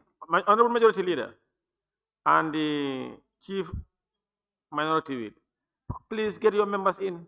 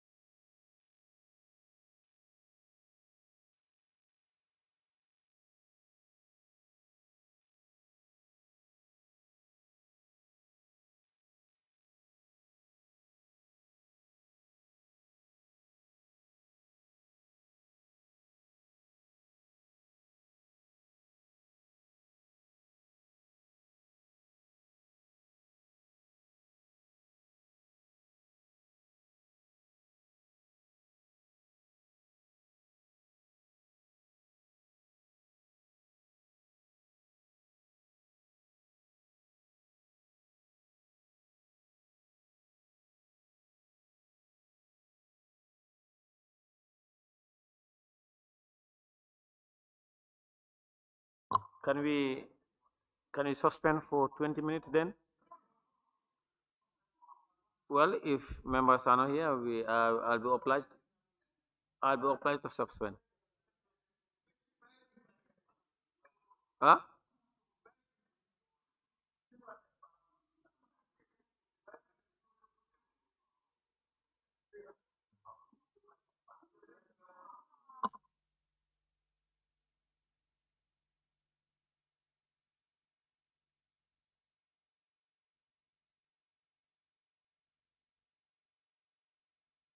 Majority Chief Whip, please help us get your team.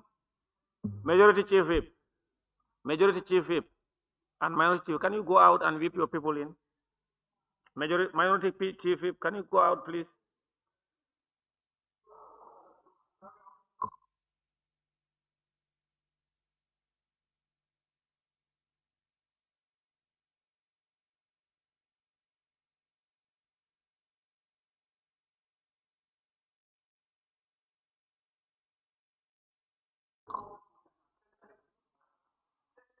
Honorable members,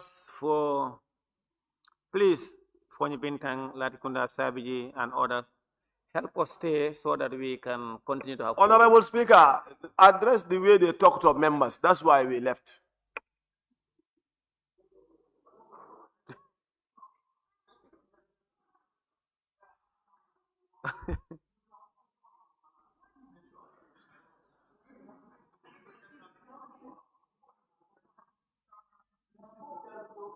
The member for Talinding Kunjang is saying that he's appealing on members to count before they go out.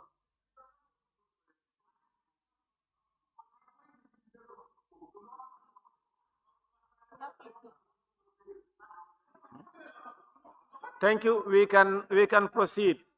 Member for Lower Nyomi, please continue with your contribution.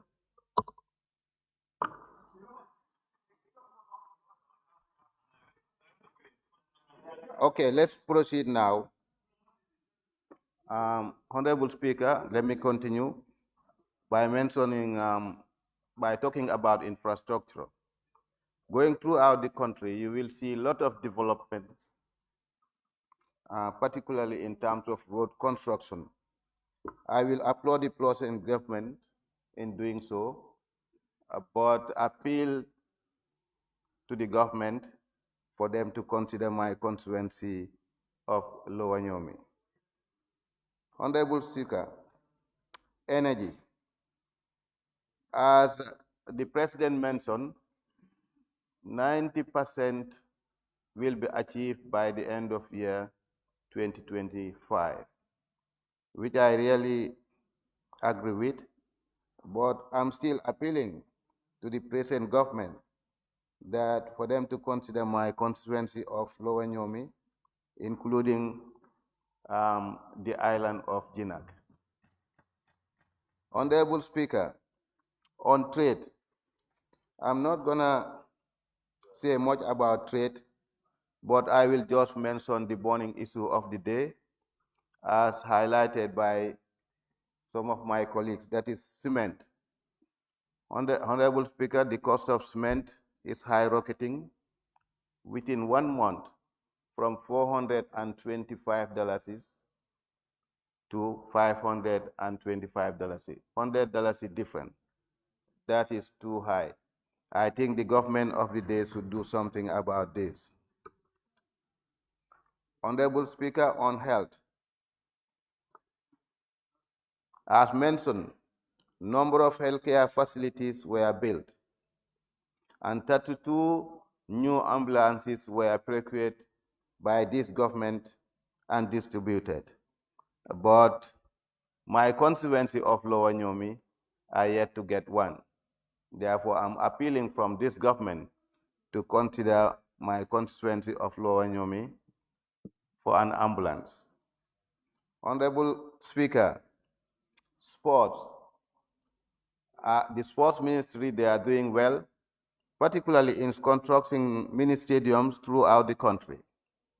But my constituency of Lower Nyomi, Upper Nyomi, and Jogadu, they are yet to get a mini stadium. Definitely, I'm appealing to government for them to consider these 3 constituencies. Honorable Speaker, not to prolong my debate, I will urge the entire government to continue the hard work they are doing for this nation by moving this country forward. I thank you all for coming and pray to God for us to live and witness many more SoNAs years to come. Amen. Thank you very much. Thank you very much, member for Lower Nyomi. I now invite nominated member Maimuna Sise.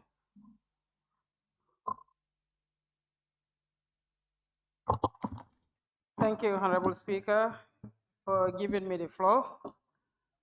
I'll also start to thank the Vice Presidents and the Cabinet Ministers here present for giving their utmost time to be with us since in the morning. Honorable Speaker, I will also start with thanking the President of the Republic for giving a very incredible SoNA speech, as alluded by many of my colleagues here today. 3 years in Parliament, but so far, this one is the most commendable one. Even our opponent colleagues, genuinely some of them has acknowledge what they made to understand. If you read, you understand an interpretation. Definitely, you know that this speech has been really crafted. Honorable Speaker, the focus on the URUA, the National Development Project. I think by giving the speech, by going through some of those highlighted, the justice has been done. Either we like it or not. As a member of parliament, I don't think we always have to have the political lenses. When it comes to national development, we have to dwell on what is the interest of the nation. We cannot be on the negative points. Even there is a positive. Point of order, Honorable Speaker. Honorable Speaker. There is a point of order from the member for Latikunda Sabiji. Honorable Speaker. Can we hear that? Nominate member, put off your mic, please. 29.4. It shall be out of order to use offensive and insulting language about members of the National Assembly. Honorable member said some members are not genuine. I said let bygone be bygone. Again, she repeat negative. Some members are negative. So that is an offensive language of honorable members. Negative. I mean we are not positive.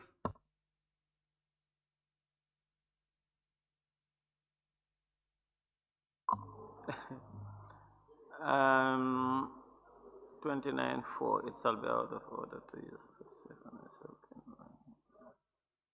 You said negative word is insulting?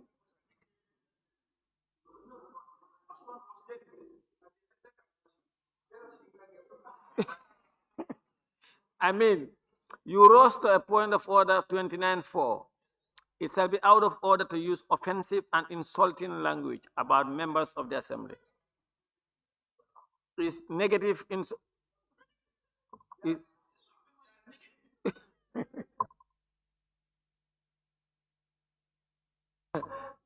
Honorable member, you are out of order. Honorable member, please continue.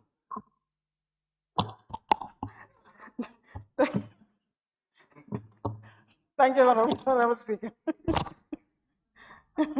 When you go to the speech, page 4, number 6, the President has highlighted the progresses and the challenges. In this spirit, I present the august body by the summary of the nation currently state of affairs, highlighting the key accomplishments, going challenges, and our strategic priority for features. These features may be deemed discussed ahead and will begin with the international engagements. Honorable Speaker, the President has highlighted what we've been facing in challenges. There was no hiding on this speech.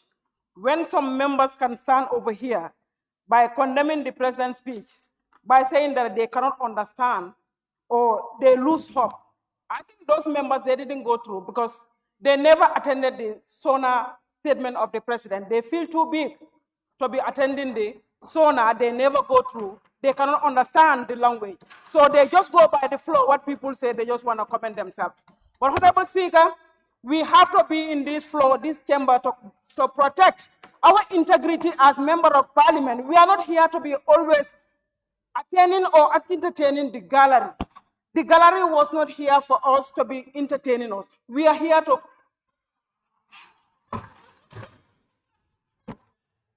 No, 29? Order, please. Yes. Honorable member, there's point of order from member for Latikunda Sabiji.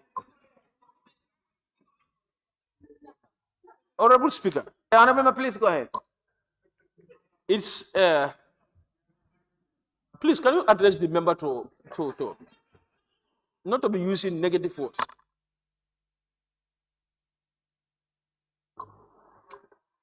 I mean, a member for nominated member Maimuna Sise, can you please continue?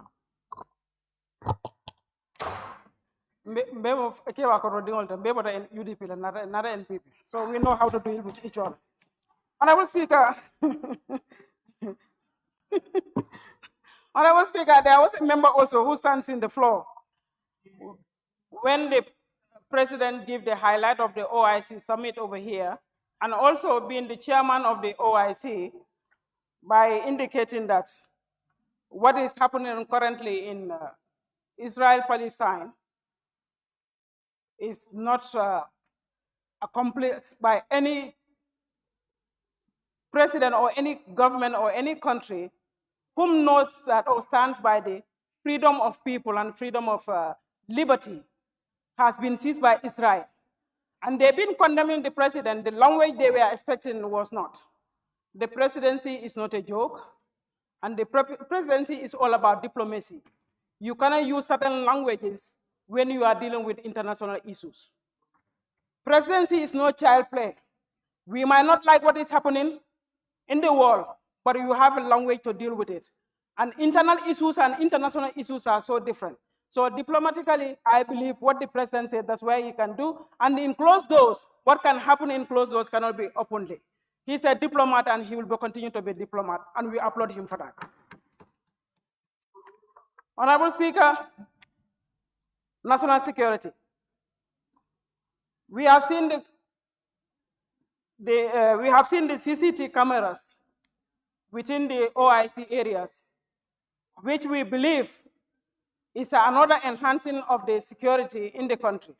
There are so many hit and runs in this, OIC road, because the road is smooth. People can fly the way they want. Some people can even drive more than 160, more than 200 within these short distances. So if these CCTV cameras are available, that will also minimize the road accidents and the insurgent also, people who are always into these illicit drugs at every given time, maybe on odd hours, you can see certain movements in the areas. These CCTV cameras will also help them, at least, to be law-abiding citizens. Honorable Speaker, we made to understand that NAWEC, the energy is a challenge, but 2016 we understand the way and the level of NAWEC is in this country, we all know it. Let's give the credit where the credit is due. The Gambia government has tried a lot to make sure that in 2025, by December, 90% of the population will get electricity. And Honorable Speaker, I can attest that the people of Lower Badibu North, they are kind of happy right now. They are very optimistic because the whole Lower Badibu is about 26 villages. Out of these 26, it's only 7 villages that have the electricity. If those people can see the electric poles and the extension wires at their corridors, definitely they have to applaud the government of that initiative, and they are very, very happy. They are going to be part of this, the government that is in for their successes, their rights. It's a civil right for you to vote for a government, but it's a right for you to get the development also. There have been previous government in this country, and they are paying the same taxes which they are paying. But we made to understand that some people are saying it's their privilege and their right, which we don't deny that. But what is preventing them not to having it in the previous governments? Thanks to President Barrow for giving those opportunities to the Gambians. For that, they deserve of it. They are fruitful of their taxes. Honorable Speaker, so today is a summary. Honorable Speaker, health. So many people dwell on the health sector. Yes, we have concerns. Every institution in this country has a challenge, but we made to believe that the challenges are also being met with the responsibilities. The health sector, we know what is happening before and what is happening right now. Ndamban is congested right now because of the renovation at the RVTH. So we are thinking that probably after the renovation, the completion of the renovation of the RVTH, there will be a proper service being rendered to the community of the Greater Banjul area. And also, about 5 X-ray machines also has been distributed, which is uploaded Because when you have some complication in certain areas, you cannot have any X-ray. You have to go to the private clinics, or you have to come to RPTH or Serekunda clinic. So if those mechanisms has been taking place, we uploaded them for that. And also 11 laboratories by solar power also is commendable. But what I will dare to right now is some of these developments also need a maintenance. Gambians, we have a problem of maintenance. Some of these equipments are very expensive, but the responsibility of those who are responsible for those machines, are they doing the normal routine checking or normal routine services of the machines? Sometimes they all can go off at the same time because they never go for services. And there have been laboratories also been, latrines also been built.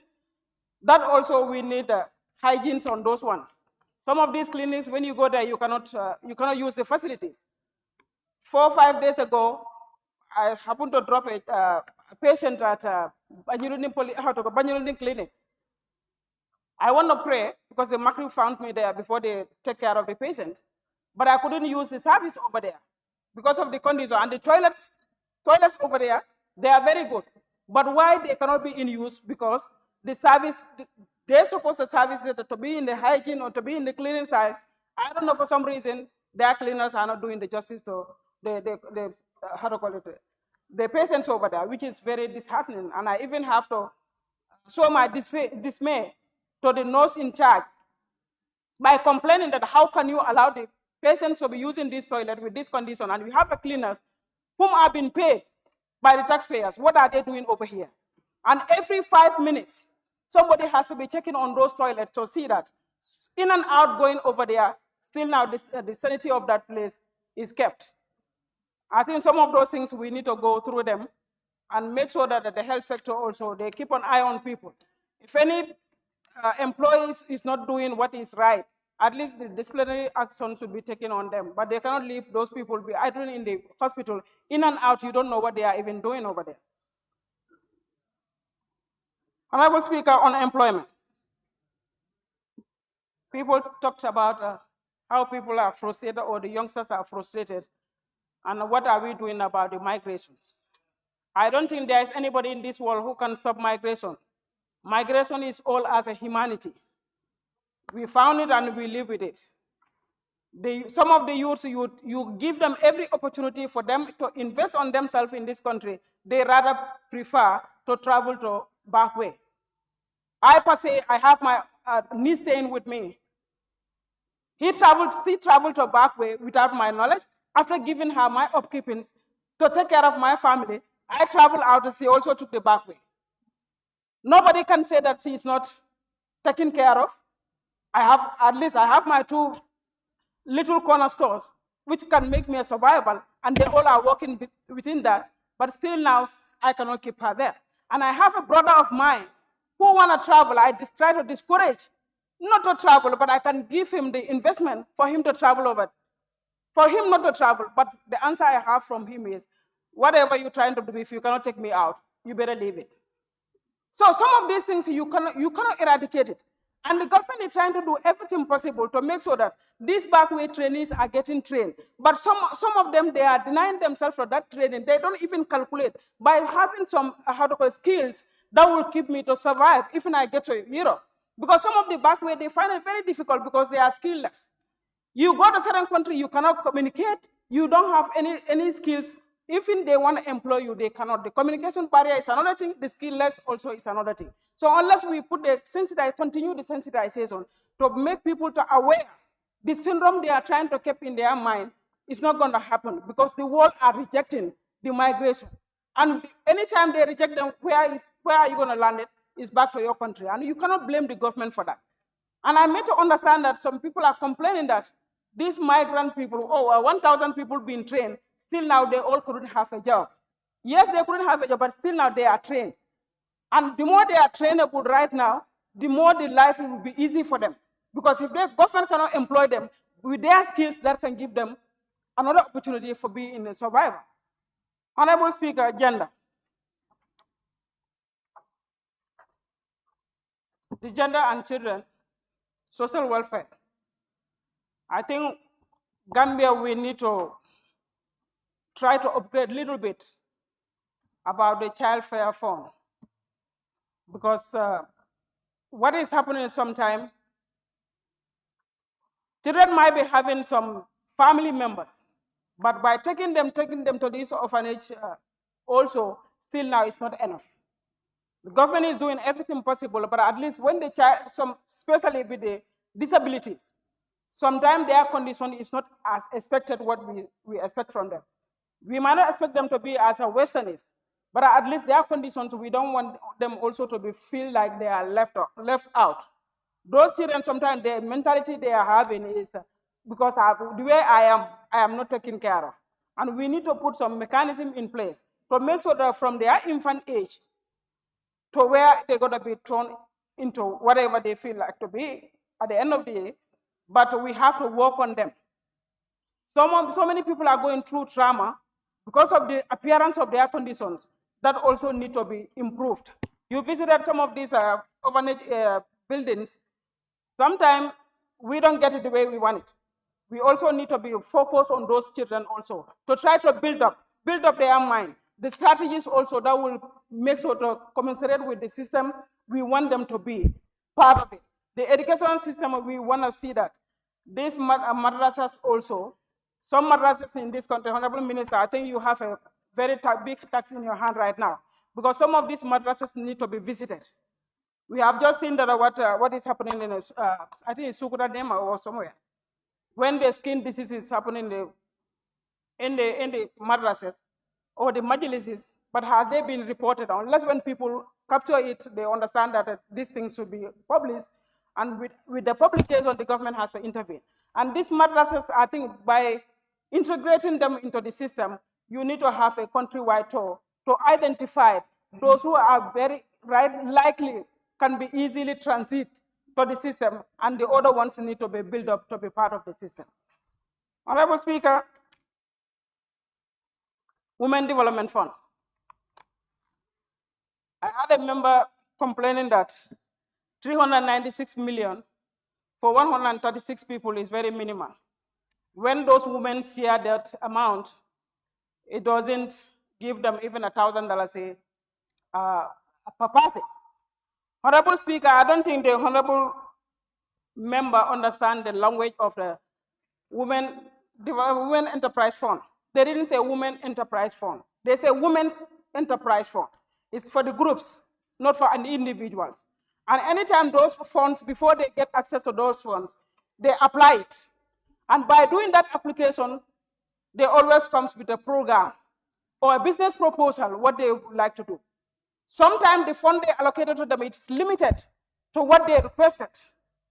But they never requested the money for them to be helping their husbands if they are out of fish money. That's not the responsibility of the woman. Even the Sharia or the Islam we believe in, the women are not responsible for the fish monies in the house. If you marry a woman, you need to be responsible of her day-to-day errands. You have to be responsible of her feeding, her clothing, whatever necessity as a woman in your life, you need to take care of that. So those funds are not prepared or are not given for those people who the husband doesn't have the fish money to be taken care of home. That can be out of when they have a stable income, whereby when the man is shortfall, the woman can come in.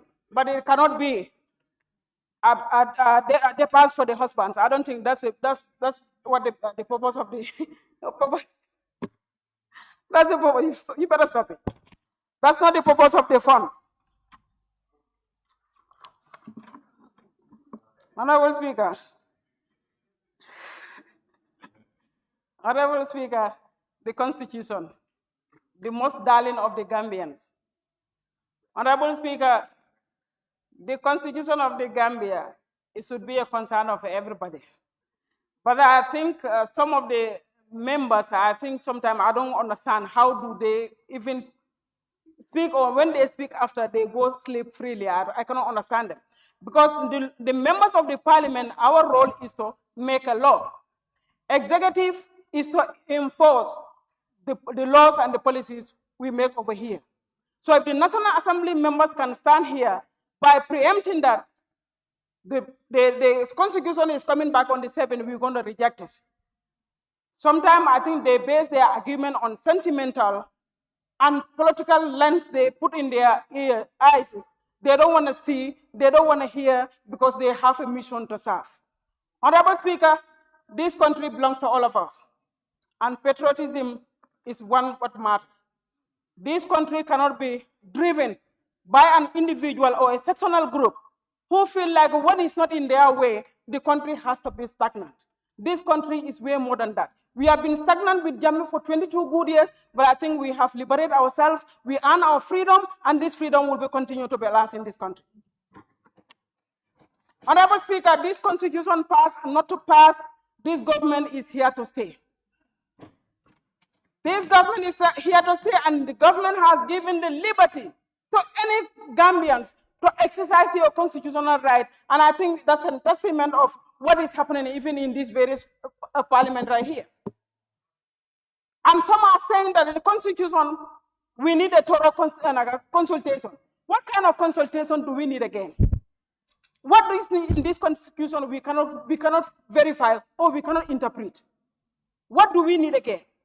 The CRC is in the country for almost about a month, consulting the Gambians, what they want. If it was rejected before, now we said, let's come back together. We talk, we rediscuss, and redefine, modernize it. For be the betterment of the country, you have certain individuals starting to preempt by saying that on its arrival, we got to kill it. Let it so be. We all are Gambians. Nobody is going to be above the sky over here. We all are under this same soil as we are speaking here. This country belongs to all of us, and this constitution, either it pass or not, our wish is the constitution to pass. And I think we have the obligation to the Gambian people to sit around the table to discuss this constitution, to take the good aspect of it. Where we don't agree, we discuss it until we come into the terms. By saying that we had members from the same group, two members from the same group, by saying that we're going to reject it. Let it be rejected. It has been rejected before. It's not something new. We call it as a traditional then. We're not going to fight ourselves for that, and we're not going to kill ourselves for us on that. What is happening is, let's try to have a conversation and give Gambians what they deserve. 116 million is not a chicken change. It's a Gambian's money. So when those people are still now reflecting their mind that what have been spending on this constitution still now is baseless, we have to feel the way and the manner they feel. We come into a conclusion and a concession to sit around and discuss. Every group, you know what are your priority areas. Come with your priority, I come with my priority, we meet in the middle and have the justice for the constitution. But by denying the Gambians what they feel they deserve, it's injustice, and we don't expect that one to come from us. I don't want you to observe me. Don't observe.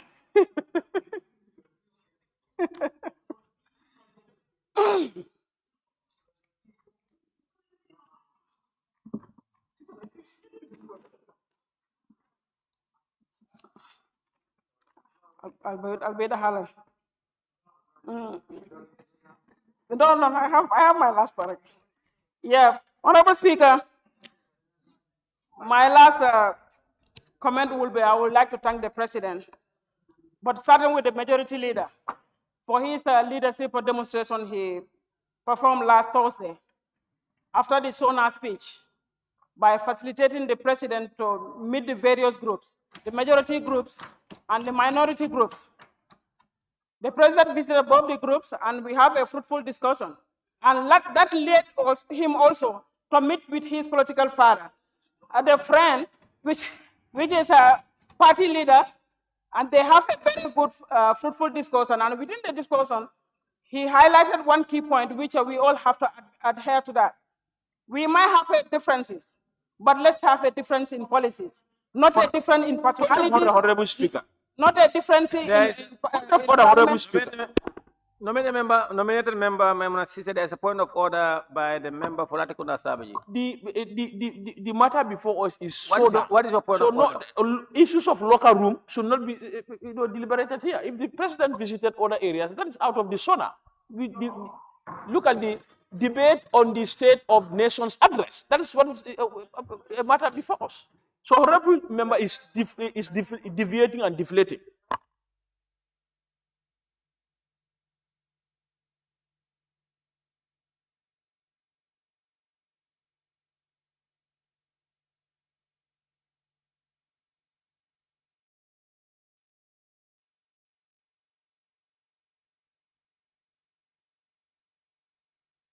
29-1.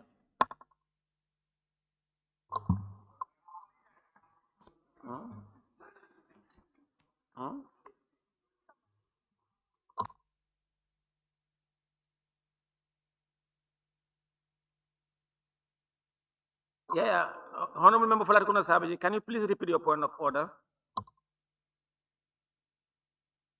Honorable Speaker, my point of order, I said, is 29-1. Every member shall restrict his or her observation to the subject under discussion. Subject under discussion today is debate on the state of the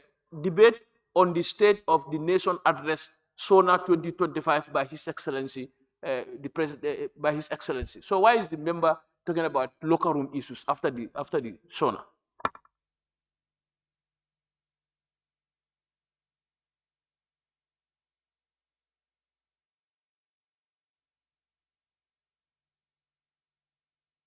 What you talked about local rooms.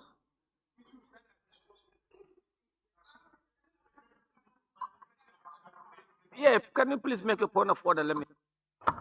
Honorable Speaker, my point of order is very explicit. And you see he's attacking me. She's attacking me. What I said, the issue, the subject matter today is the SoNA. SoNA only happened in the plenary here, not outside the plenary. So the honorable member is talking about if the president visited minority and discussed with. That's not SoNA.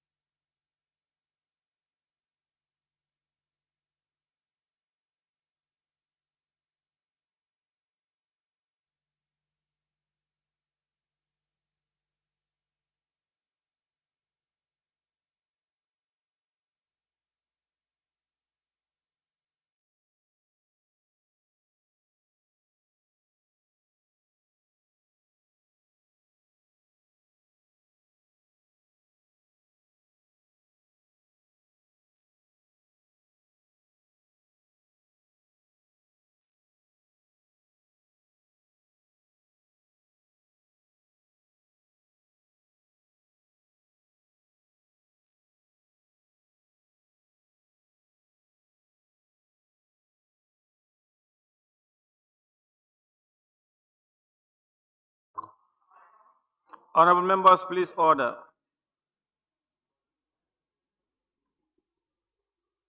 Honorable member for Latikuna Sabiji rose on a point of order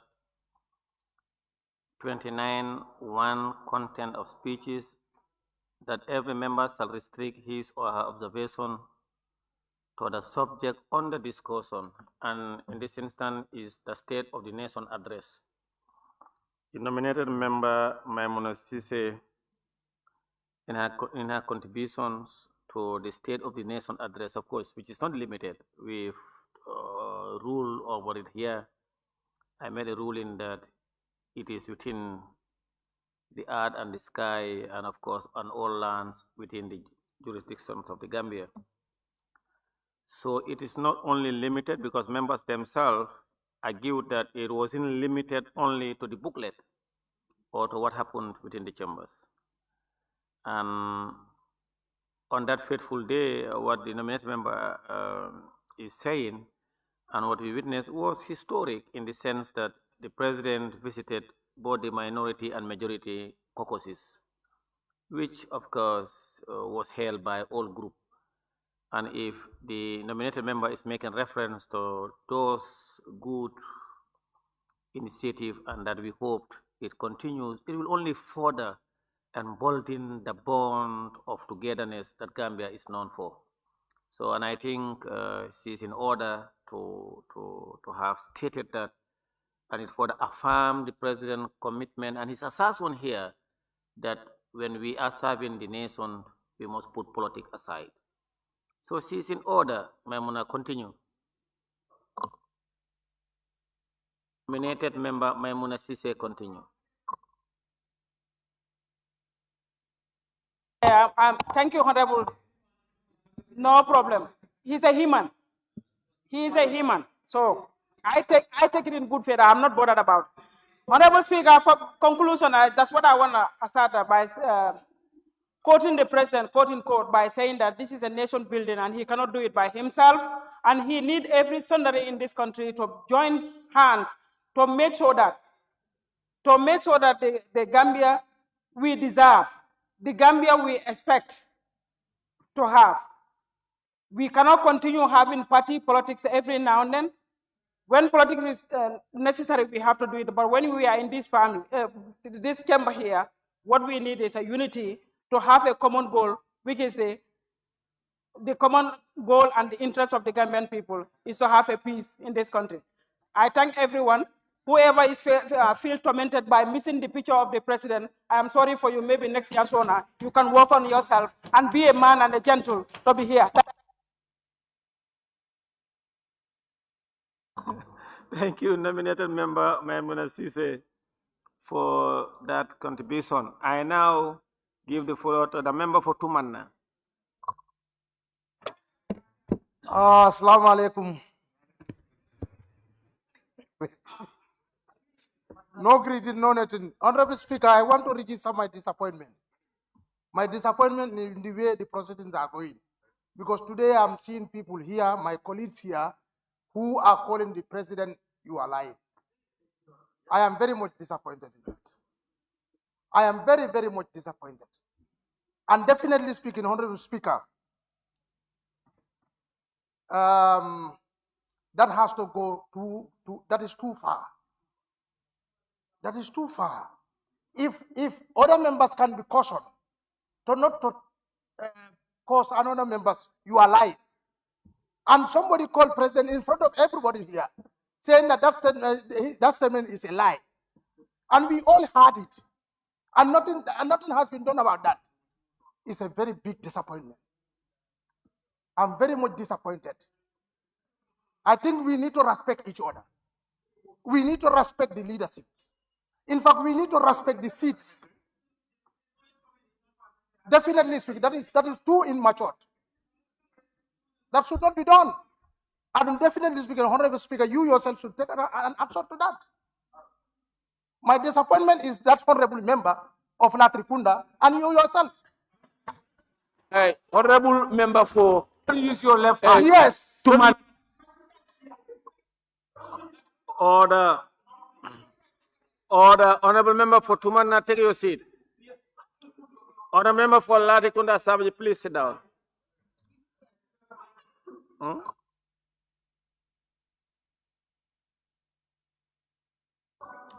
Honorable members, order. Honorable member for Tumanna, you must withdraw for saying that you are disappointed in me. Can you withdraw that?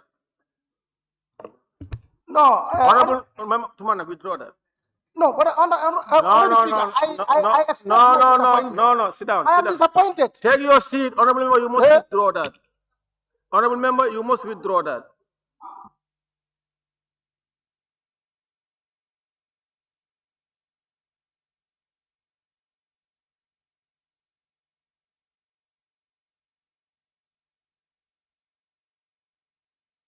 I'm disappointed. Honorable member for Tumanna, take your seat, please. Honorable members, order. Honorable members, order. Honorable member for Tumanna. Honorable members, please order. My bad neighbors, please order. No order, please.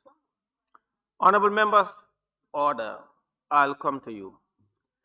The honorable member for Latrikunda Sabji in his contribution stated that the statement given to the president was a lie. That's what he said. And the majority leader and member for Kantora rose to a point of order on 29, 4 and 5. And 5 reads, no member shall impute improper motive to any other member. 29.5. That's what it reads. And 4, it shall be out of order to use offensive and insulting language about members of the assembly. Those are the two heroes. Majority Leader, please be quiet, please. Honorable members, please. And in his submission, the Majority Leader stated that that statement, of course, in this instance, it means it should refer to a member. And I said, based on 4, it's out of order. And as well, based on 5, imputing improper motive to a member of the National Assembly, out of order. We all knew about it. And when the member for Fonyi Pintankranai, he claimed that somebody told him what he said was a lie. And he said it's offensive. And you were here, and I told him, I said, it's important that members of parliament be careful and mindful of your language. The member said he don't want, or he feel offended that someone is using the word lie on him. And yet, members want to use the word lie on others. And I said, we must refrain from that. Please take your seat. And I said, we must refrain from that. And now, the member of Tumanna, you are imputing improper motive on my person and the order. Oh, Majority Leader, order, please. No, please, Majority Leader. You are imputing improper motive. Don't speak.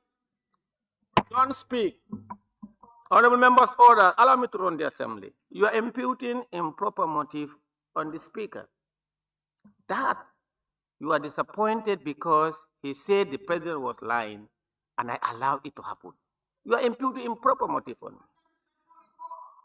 Order, honorable members. That was not correct. That was not accurate. Order, wait. Order, honorable member, don't do that. Honorable member, don't do that, please. Honorable member, don't do that, please. Don't do that. Please be quiet. And you were here when I addressed that matter. Member for Tumana, by law, please stop. Stop. No, stop. Stop that. And everybody was here. I addressed that clearly.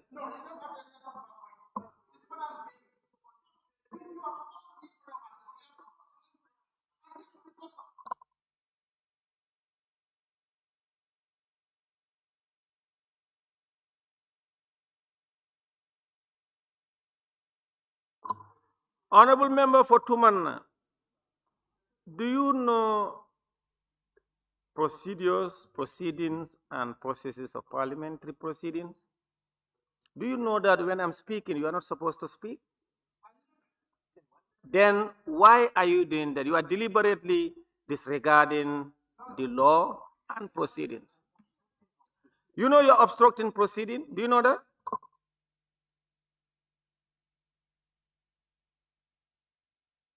Do you know you are obstructing proceeding? And you know Point of order. Point of order. You know you're obstructing proceeding, and do you know the consequences of that, of what you are doing?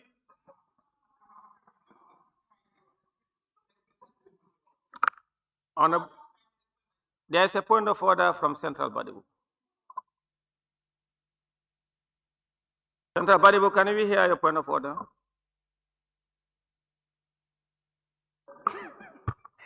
So now you don't read your book.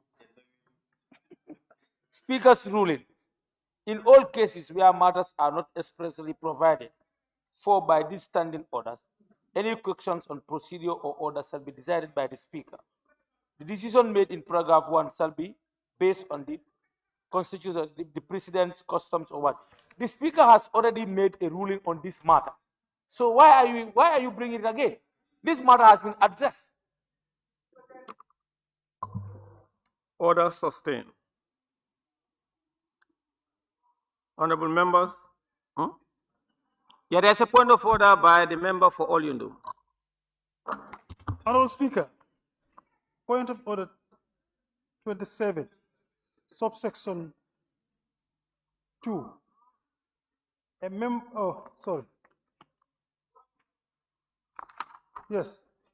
member elected for a constituency shall be referred to as the honorable member for that constituency. The member for Latrikunda Sabi, anytime somebody want to reference him as Latrikunda Sabi, he will jump away. Don't call my name. As if what? When has it become a problem for people to reference them in the name of their constituency in this parliament? I think you need to address that. Honorable members, order sustained.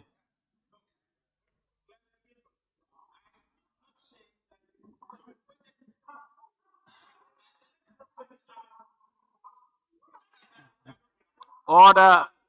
Member for Latrikunda Sabiji, please stop that. Deputy Majority Leader, you've made your point and order sustained. That's it. Honorable members, Majority Leader, Honorable Majority Leader, Member for Kamtora, you've witnessed behavior of the member for Tumanna,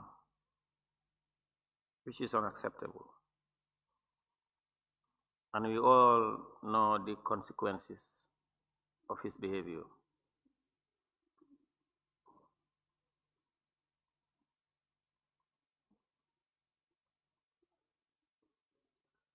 Honorable Member for Tumanna, continue.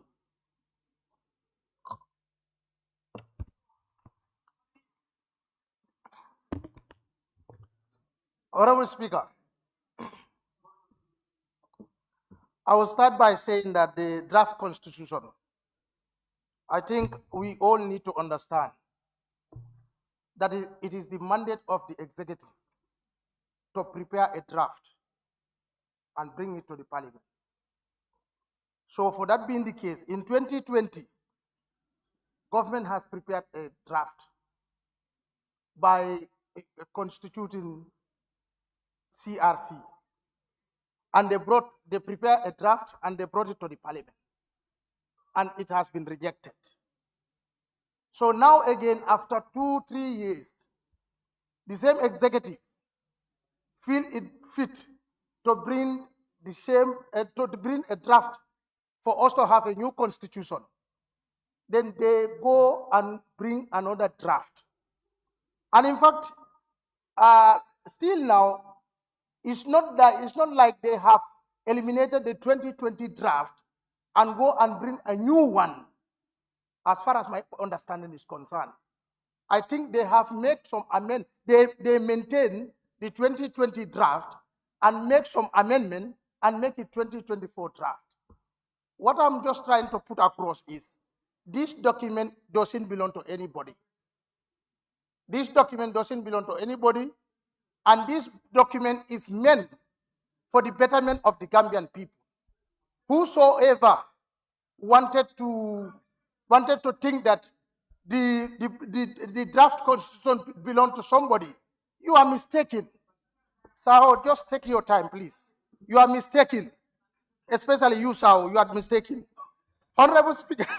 Honorable Member for Tumanna. Yes, I withdraw. Honorable Speaker. Honorable Member for Tumanna, take your seat. You refer to members as per their constituencies. And then please, let us take this. We have the Vice President, ministers and technicians. It's almost 10 o'clock now. They're still here since morning. You should take this with a degree of seriousness. Continue. You mean what? Your last statement, I didn't get that. Are you insinuating that I'm not serious? Honorable, continue. No. You need to clarify that point. Are you insinuating that I'm not serious? Honorable, continue. I cannot take that from you, you know. I cannot take that from you. You cannot tell me that I have to be serious. What have I done which is equivalent to not being serious? Huh? What have I done? Member for Loanyomi, take your seat. Majority Leader, please take your seat.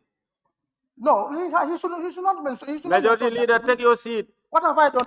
Point of order, Honorable Speaker. Majority Leader, please take your seat. There is a point of order from Latrikunda Sabiji. Yes, point of order, Honorable Speaker. 21, discipline and suspension of members. The speaker or chairperson, after having called the attention of the assembly or committee to conduct of a member who persists in irrelevance or tedious repetition either of his or her arguments or of the arguments used by other members in debate, may direct the member to discontinue his or her speech. I think we need to suspend this honorable member because honorable speaker, I've been advising you, conduct yourself, behave. You consistently defy the honorable speaker of the house. Honorable member, suspend this member, please. Let's suspend.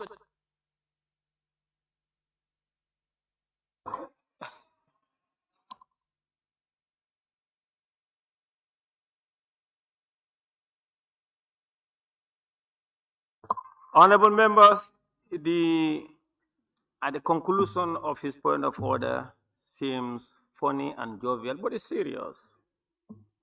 That is why Alan was asking the member if he really know the consequences of his action. But I said it here some time ago. We do our best to be very tolerant, to allow proceedings to continue, but we want members to offer themselves with the standing orders. And to know that when we are deliberating, it's not like any other bantaba in a village setting where you can behave anyhow you want without consequences. There are laws governing Deputy Majority Leader, please stop that. There are laws governing proceedings. Sometimes when you look at the minority camp and the majority camp, you know, there's jovial, there is camaraderie, but we don't want that to reach to a level of being unbearable. I don't want the member for Tumana to take this route. I want him to respect the position of the member for Tumana and the office of the speaker. Let's refrain from that. When the speaker speaks, it's final.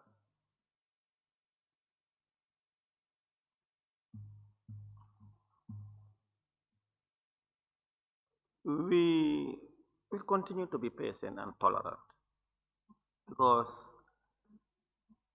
position of responsibility comes with that to a certain degree. But we must also ready to shoulder our responsibilities and be very responsive and responsible in our dealings. Please continue. Honorable Speaker, I'm a responsible representative. I am always responsible. I have been chosen by my people to go and represent them here. If you call me, I'm not responsible, I will tell you that I'm a responsible somebody.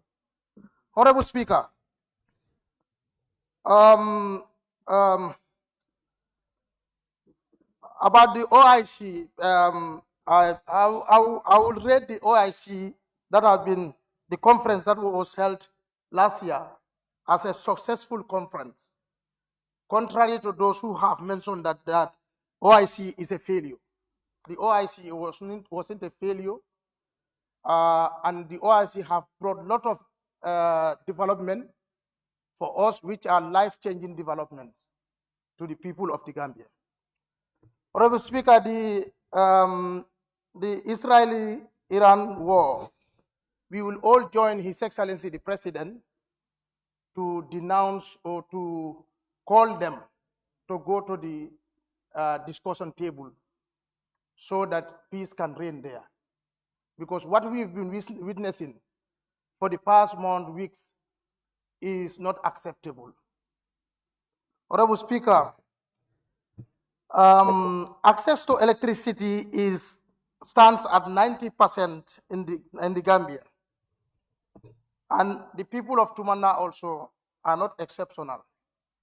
Currently, I am having 48 communities in Tumana, and only 7 villages doesn't have electricity. However, we want all the communities in Tumanna to have electricity. But even with this number, we will thank the government of the Gambia for providing us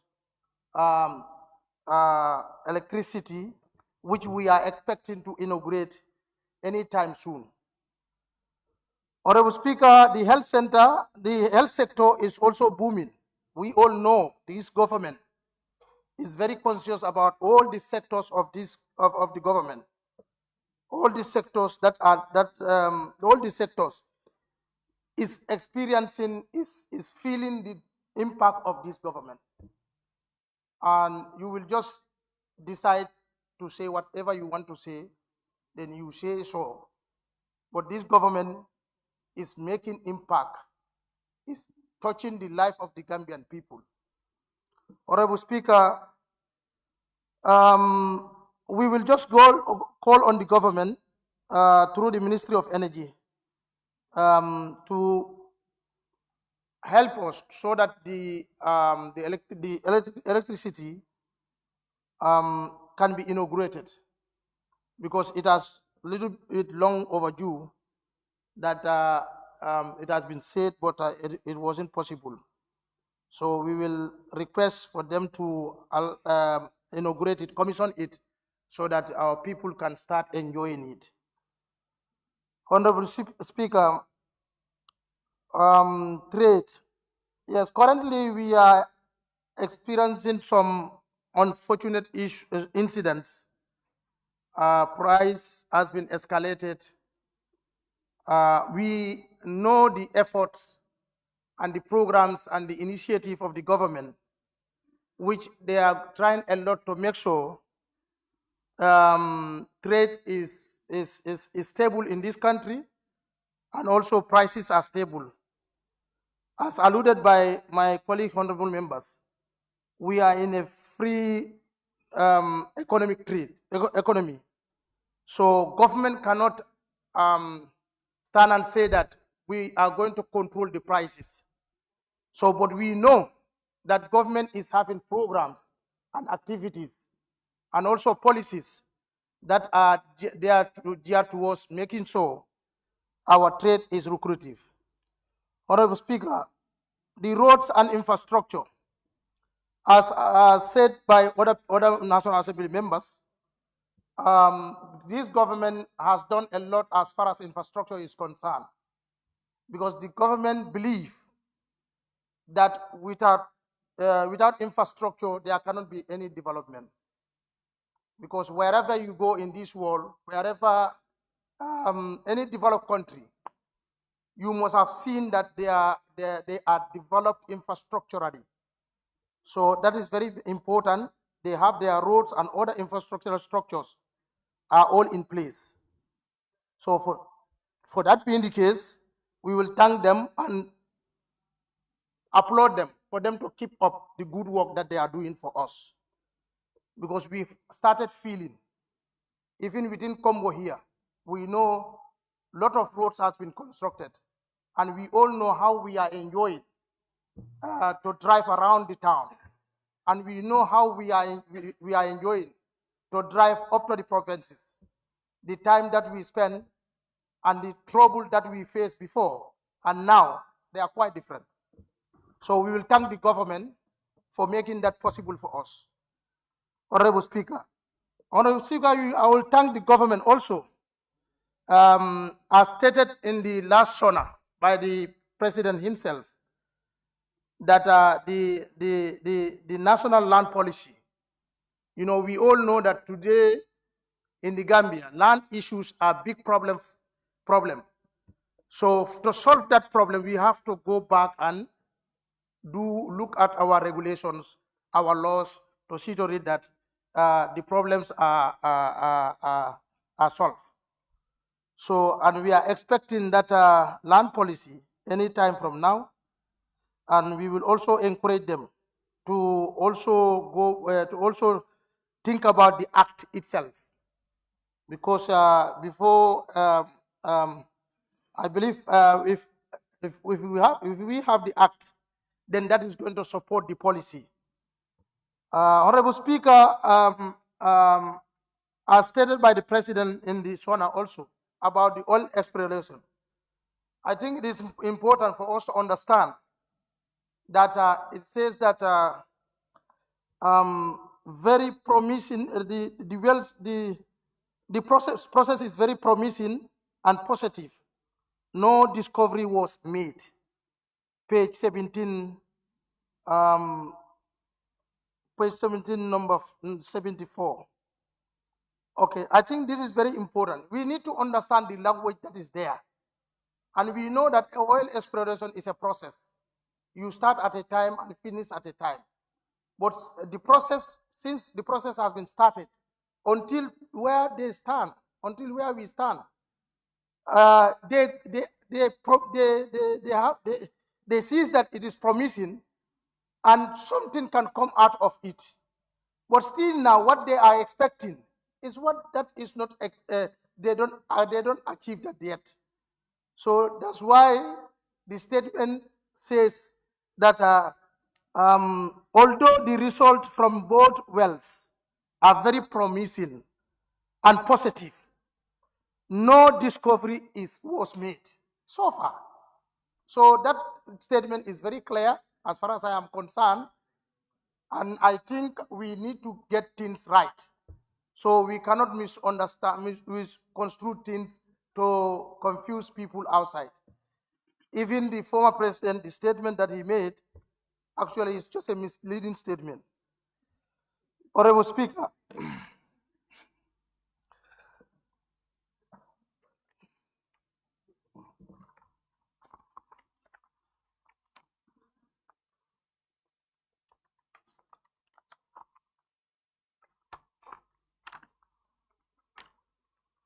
Honorable Speaker,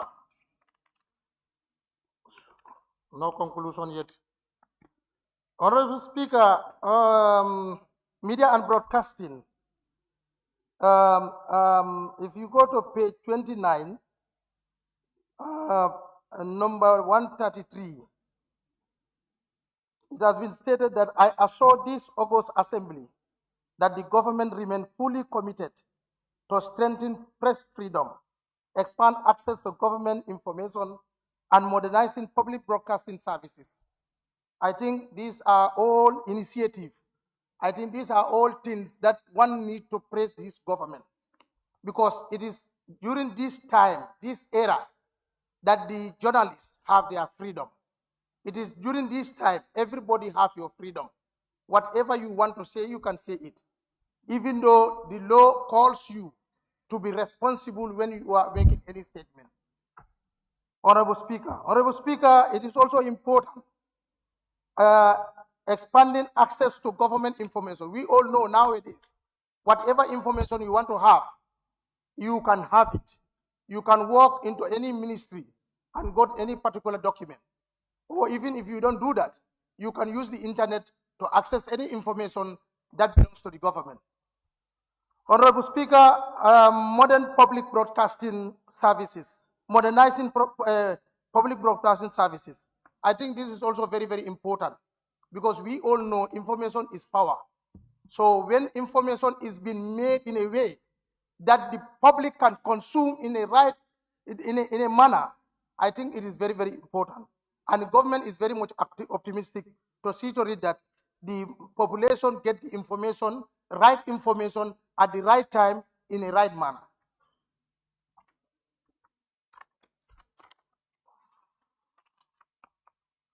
Honorable Speaker, I think it is also important when you come to the conclusion. There are a few points that attracts me a lot. Like if you get to page 43, number 99, where the statement states that there is no magic formula for national development. You know, I think this is a very powerful statement, you know, which we all need to understand and know that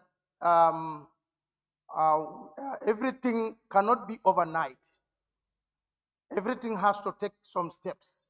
We all know that the condition that we were in some time ago and now how we are, I think it's important for us to, whatever we are doing, whether you are criticizing, whether whatever you are doing, we all need to put this also at the back of our mind, that at least government has taken us somewhere and they have taken us from somewhere and took us somewhere.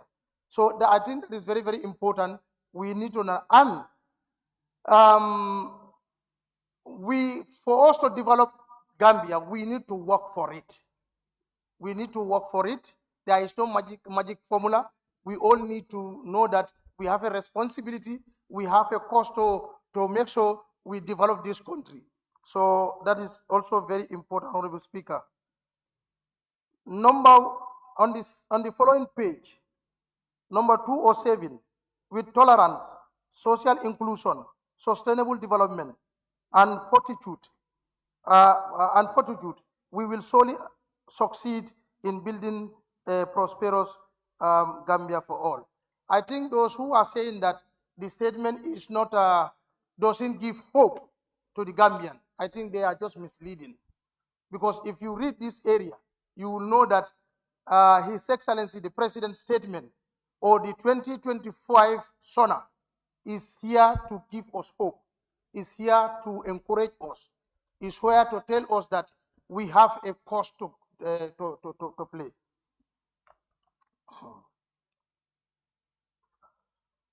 Honorable Speaker, if you go to 208 also, I express sincere gratitude to the security forces.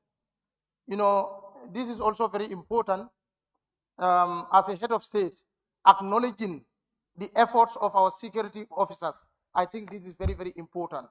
And definitely not just mere acknowledging their effort, but we all know the good transformation, the transformation that our security forces has undergone under this administration is tremendous. I equally thank all public servants. Also, is another very important thing. As a leader, you need to let your people know that you appreciate what they are doing. So that is also very, very important. Honorable Speaker,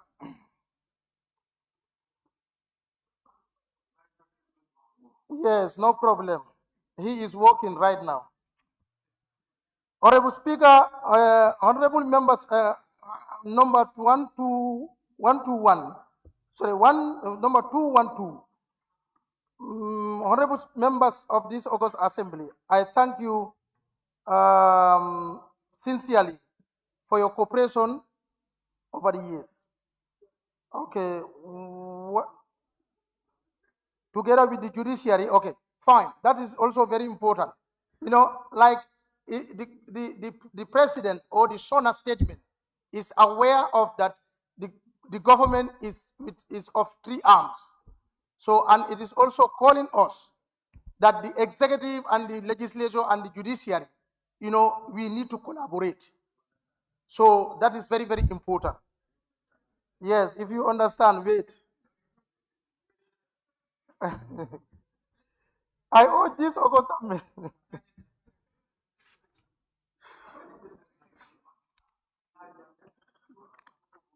Anyway, thank you very much, Honorable Speaker.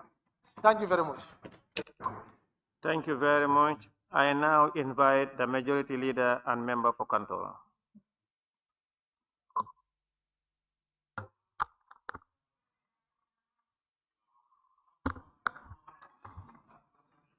Thank you very much, Honorable Speaker, for giving me the floor. Before I proceed, allow me extend our heartfelt condolences to Honorable Salif Jau, who lost his little daughter this afternoon. As a result, he is not with us, and the burial services will be done tomorrow. May the gentle soul rest in perfect peace of our own little daughter.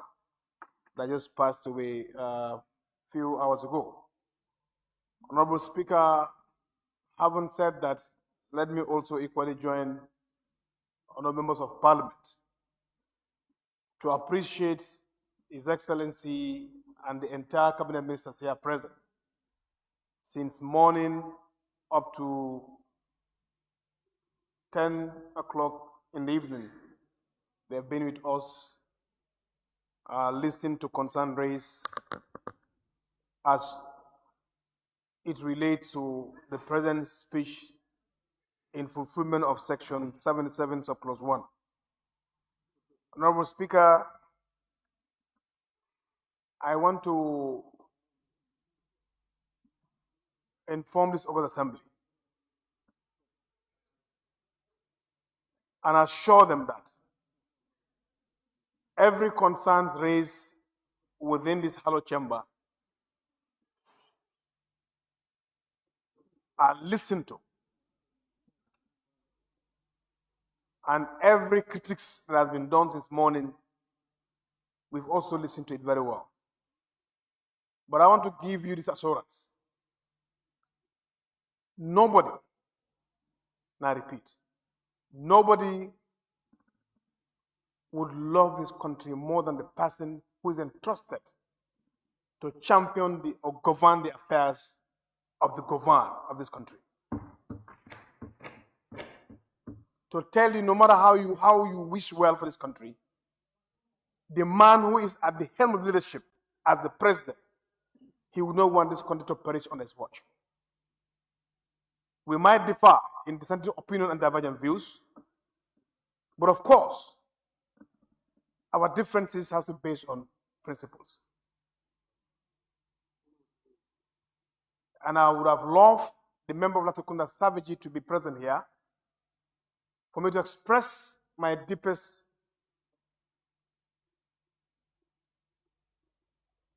disappointment of his unruly behavior. We need to understand that anybody that appears before this assembly, the rules and regulations guiding members should cover them as well. We can't just take it for a ride because it says members. Any minister or anybody that appears here, it does not cover you. No. The same rules and regulations or standing orders should protect anybody that stands before this assembly. And that is my firm belief, and that's what I stand for. So obviously, it is very disheartening and very shameful to make such derogatory remarks against the head of state. I want to use this opportunity to strongly condemn him in a no small term. Having said that, Honorable Speaker, the SoNA this year deserves commendation. Commendation in the sense that it gives us the condition of government or the condition of the state and what policies and programs are in the pipeline for the government in addressing those issues. Honorable Speaker, it is misleading for someone to say that the statement offered are not encouraging, they're not hopeful, and they're not encouraging. How would you be comfortably within your right senses uttering these words, looking at the progressive and giant strides the government of the Republic of the Gambia, under the leadership of His Excellency President Barrow, has given to us? You haven't got time to go through this speech, but you can easily come here and castigate and oppose and critique the statement without making a legal assessment of the statement. It's very unfortunate. We're here as people representative, and I think it's important that our engagement, our dealings must be fact-based. This parliament must rise above waters to make sure that what we do here is in the best interest of the people. Not because for the fact that he's in government and I'm outside government, so anything he or she does has to give an ugly eye. That's not fair. Honorable Speaker, if you look at the growth rate, the GDP growth rate 5.8%. These are things that we should communicate and amplify our voice. That truly speaking, the economic outlook is on the right trajectory in terms of good governance. We look at issue of debt sustainability. There is a reduction in debt from 78% to 71%, which is within the debt sustainability threshold. These are things that we should communicate to our people. That there is no harm or crime in taking loan and grants. What is important, those loans and debts, those loans and grants that are using should be injected into productive sector of economy so that they can have a spillover effect on the lives and livelihood of people. And that is exactly what this government is doing. We should not shy away from giving credit to deserving people when they merit it. I'm not here to praising anybody, but I'm debating based on concrete evidence, empirical facts before us.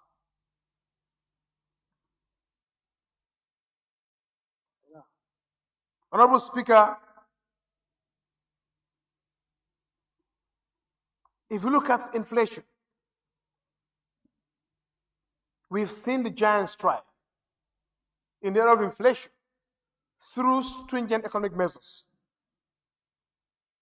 from 17 to 10%.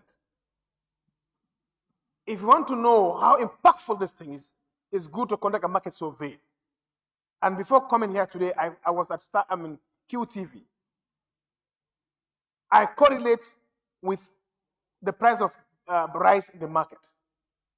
I made several calls to see whether this thing has impact on our lives. Several months ago, bag of rice was costing 2,250. But now we can have it at the range of 1,950 to 2,000. It's appreciated. It's a reduction. And if you also do your analysis well, arithmetic comparatives within the sub-region, you get to appreciate that bag of rice in the Gambia is compared next to none in the entire West African sub-region. And you should ask yourself, where are we having an upsurge in re-export rates? Why is it that we are having an upsurge in re-export rates to landlocked countries like Niger, Mali, and Co? And even in Guinea-Bissau. Commonsensically, it means that commodities of basic food are cheaper here as opposed to those countries. Honorable Speaker, these are the things that we should really debate and enlighten our public. Often a time, people deduce all the blame game on leaders. But when leaders do well, they don't want to attribute those goodness to leaders. And if you do, they said he's worshiping or he's praising them. No. If this country perishes, the number one person to be blamed is Excellency President Adam Barrow. But it's actually respect reciprocal. If he's also doing well, there is no harm to admit the fact that he is delivering.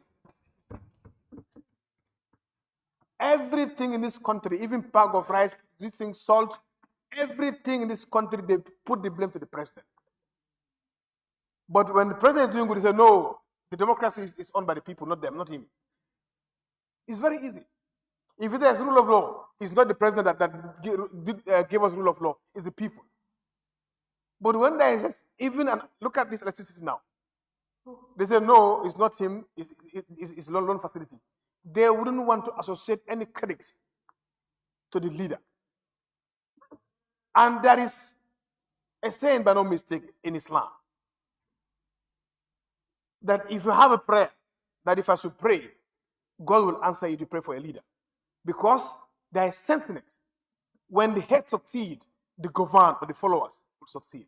But if the head perish, the entire govern or the followers will perish.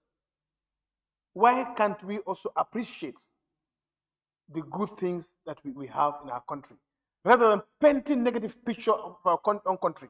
This thing has serious effects, serious derogatory effects on the image of a country. But it's very, very sad when we engage ourselves in blame game, opposition trying to look one or two fouls and trying to niche on that. It's very unfortunate. How can a member of parliament stand here that the issue of poverty reduction has not been adequately addressed, and he didn't even go through the paper or the speech?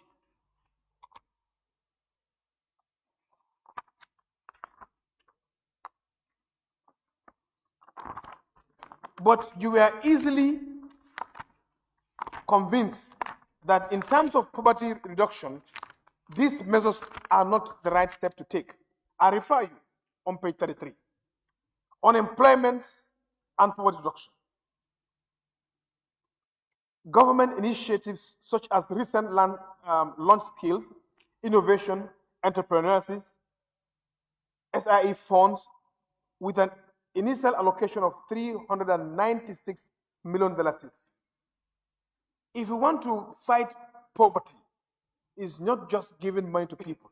You must skill them so that they will not be a liability on the state, not the community or the family. And this is what the governor of President Barrow believes. That is why you have TVET centers, creating, skill young people so that they will not be liability. Those are the policies we should interrogate. Is government giving policies that are directly addressing, resolving societal needs or not? How do we align government policy now in addressing societal needs? That is why of recently, engineering of science and technology has been launched. These are all measures in terms of addressing societal needs through education. But nobody's talking about it. Because if you do, we are going to make sure that the government is rated very high. And I'm proud as a Gambian that this country remains the capital city of human rights. It has been mentioned in the SoNA that we are proudly reporting that Gambia remains the capital city of human rights in this country. This alone is a great achievement, and this does not come overnight. It's not an easy play. It took serious dedication, serious political will to accept rule of law, respecting democracy. Why wasn't it attainable in the past regime? No, because the leader we have accept democracy, accept rule of law, and also respect fundamental human rights. That is why Gambia has got the scorecards. These are not just merely figures or merely scorecards. It's practicable commitments done by the president under his leadership. Honorable Speaker, this was cement saga. Yes, cement is an issue. But did you also interrogate why government reluctant to allow businessmen to meddle in the business of cement? We are trying to protect this very assembly. I used to be the vice chairman of the trade committee. We made a clarion call to the government that let's protect our local industries for them to grow and compete with outside world. And it's through those initiatives, Gambianization of the industrial sector, how government will create enabling environment, policies and program of government to protect this locally based factory. And lest we forget, People don't really look at the value chain it creates in terms of employment opportunity and also contributes to the GDP of this country. But Africans, most of the time, they believe in instant solution. But this is a moment whereby the entire nation should come together. We stand in solidarity. Support these local firms for them to come out of these woods. Nothing stops every private individual. If you have the wherewithal to go and invest in a share there, let's try to make sure that we protect these factories. The Jar Oil Company, cement, the Salam, and the bamboo cement or gasset. Of recent, we are complaining about rebarging. Salam has transformed by bringing raw materials, transforming them into cement now. These are all giant steps. It is not just an instant solution. It takes generation and patience. So basically, it's not about killing those industries. Do you know the amount of cash power they pay to NAWEC?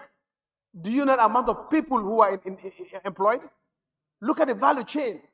How many drivers have been employed? If you kill those industries, you are causing harm than good. And government, in good intent and good foresight, deem it fit that we must bring progressive laws to protect these institutions, to protect these factories for the common good of everybody. But human beings are very impatient. Once there is difficulty, we become very restless and impatient. And we put every blame on government. So I think it's important we stand with government in this trying moment. And government is doing everything possible to make sure that this problem is addressed. Honorable Speaker, going to the TACOS. Who told you that government is struggling to pay? What happened in these hollow chambers? Even it was a foresight.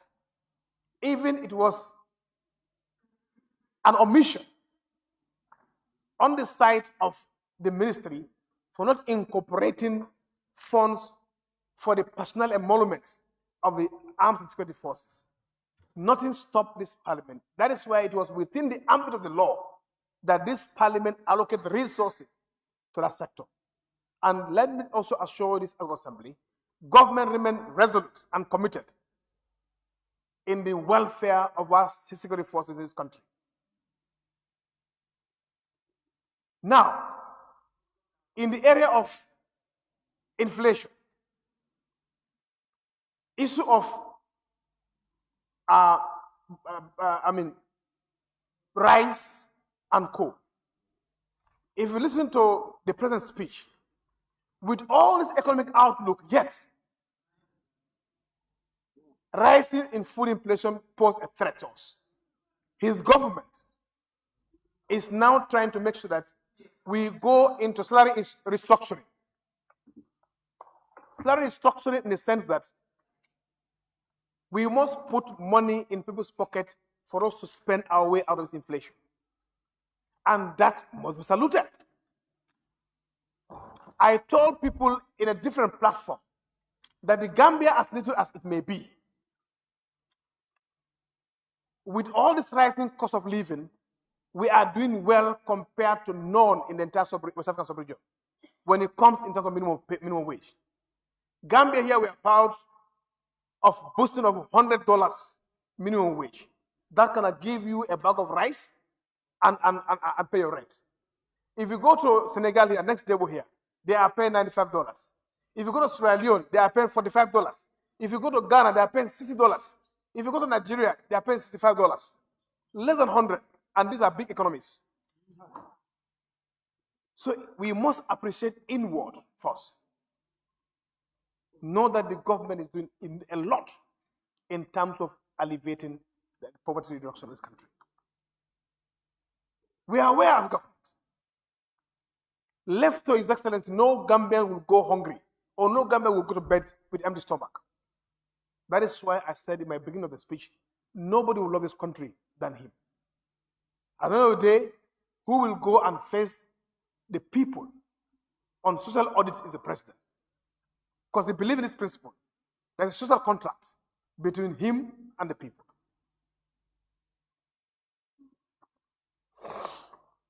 And it is high time that we face the fact to our people and appreciate government intervention.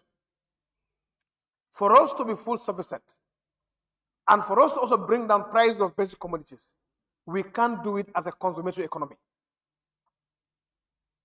You cannot be an import nation. You want to dictate or control the price of commodities that are not produced in your country. How realistic is that? That is why the government believes that the only way out of it is to empower the private sector to also go into agriculture. They did not just give enabling environment, but they also try to create the financing facilities for them to access finance. That is where now you're having the Q Group, the Mara Farm, the Jar Oil, and go into agriculture. The 50 million barrier facilities.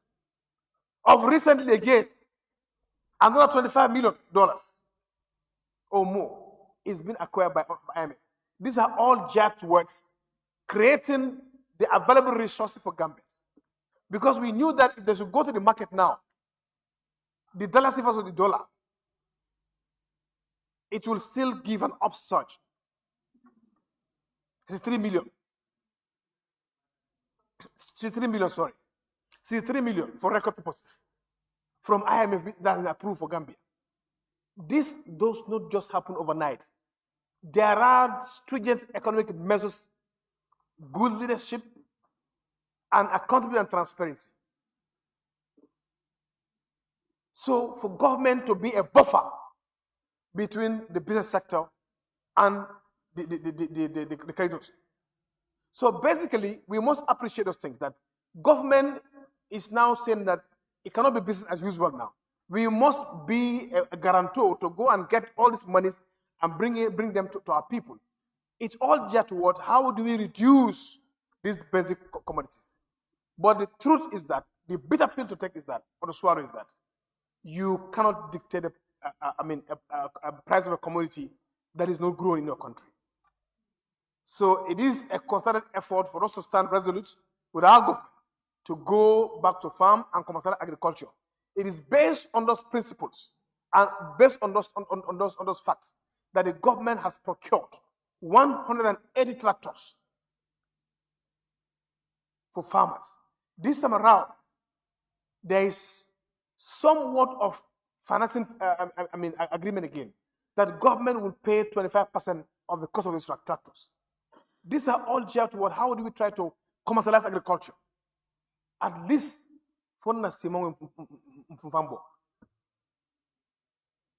so we must appreciate those things. When it comes in terms, people are here talking about Saudi workers. That is a method of slavery. When within our African society, we normally see people employing bindans in their homes. People taking house helps, housemates in their homes. They don't call that slavery. But if you travel to Saudi Arabia, probably to be a nanny or a house help, you are termed as slave. This are,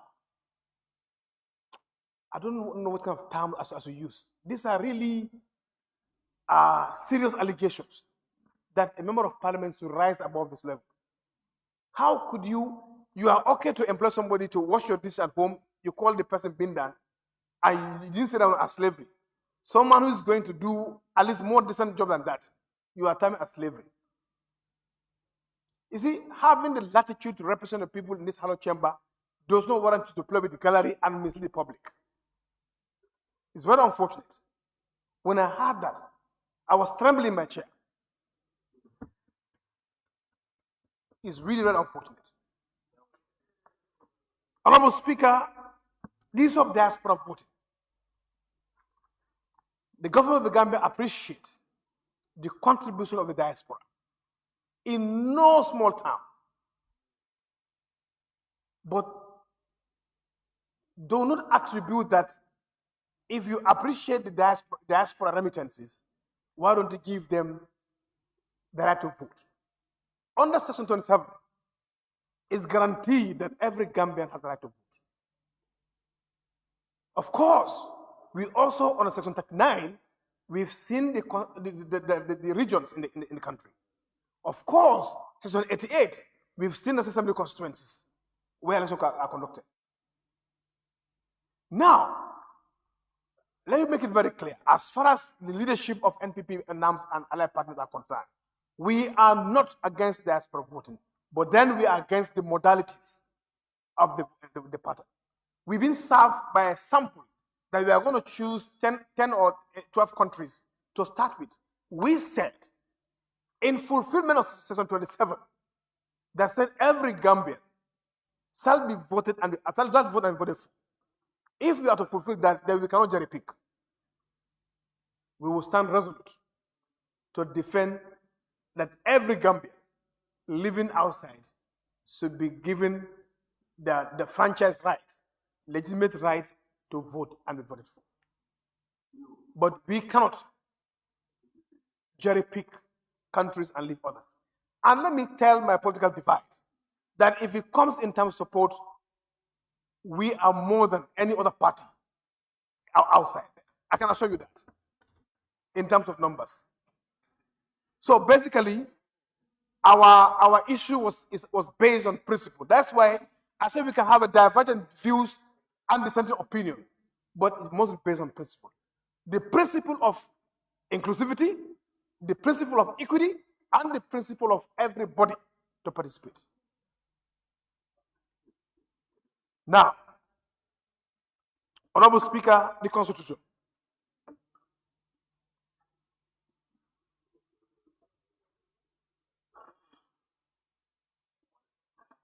Constitution is a process. I agree with you.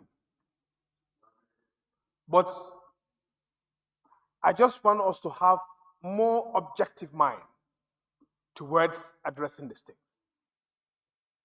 Let's depoliticize our lenses when it's been tabled here on the 7th of July, 2025. Let's de-emphasize our political divide. And have it at the back of your mind, you can't have a perfect constitution anywhere in the world. Every constitution has one or two or three deficiencies or lapses. It has. But there are some progressive clauses that will make you to buy in the idea. Such as, one, the Gambia has been yearning for a presidential term limit. If that alone is captured in the Constitution, is enough for every Democrat to accept this Constitution. If that is not enough, it is in the Constitution again that says that 50 plus 1 is also captured in the Constitution. That alone is a progressive clause and it should be a convincing factor for everybody to support. If that is not enough, the government of the Gambia, under the leadership of His Excellency President Barrow, has incorporated what we call the affirmative actions. That is gender inclusivity. 30% of women representation. So all these things are things that would make anybody change your mind or perspective towards this Constitution. Someone will say, because of the affirmative action, I will support the Constitution. Some will say, me, just for a term limit.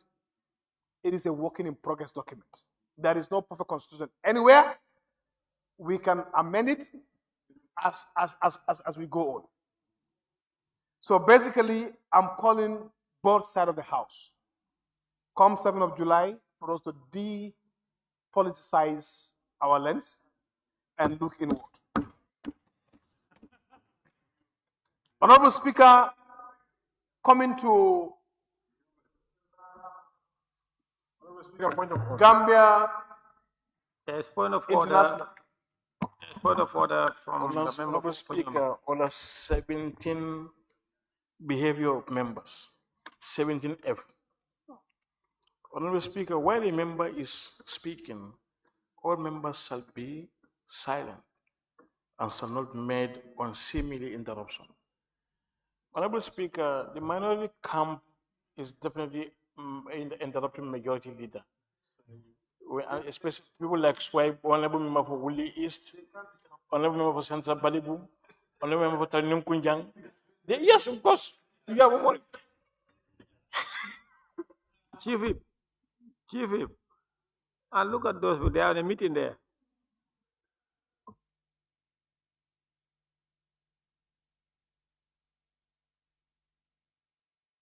Commissioner has left his seat. Come. Why is he there? Honorable members, order sustained. Please, let's maintain decorum. And we should all be silent while members are on their feet. Who is that member behind Law Salum? Huh? Banjul Central, please go back to migrate back to your place. No, please. Banjul Central, migrate. Please go back. Honorable members, those that the member for Opanyomi mentioned, you are fond of disrupting this proceeding. Honorable, and even himself too. Order sustained. Majority Leader, please continue. Thank you. Honorable Speaker, I heard people mentioning that corruption is not adequately addressed.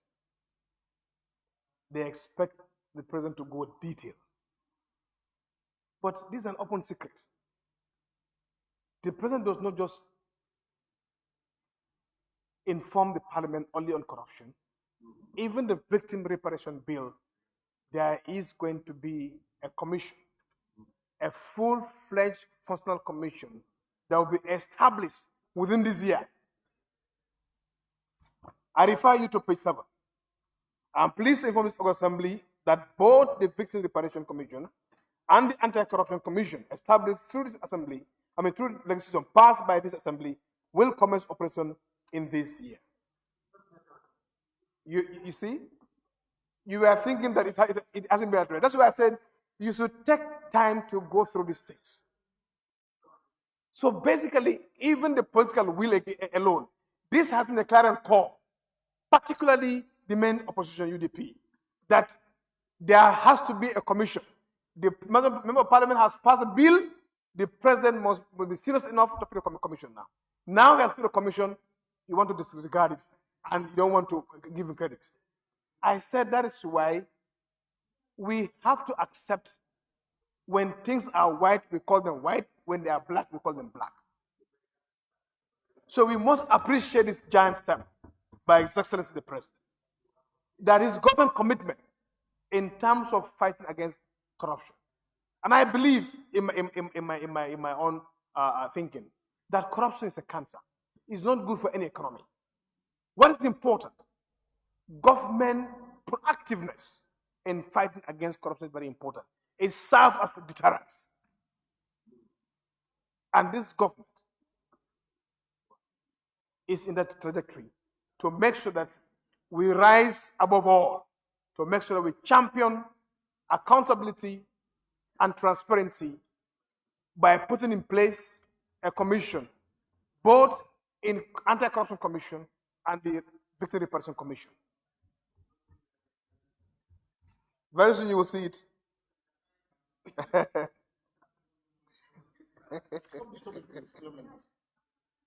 Honorable Speaker, you see, Honorable Speaker, in terms of the President's information, I think we must now introduce fact checks now in the way and manner leaders are given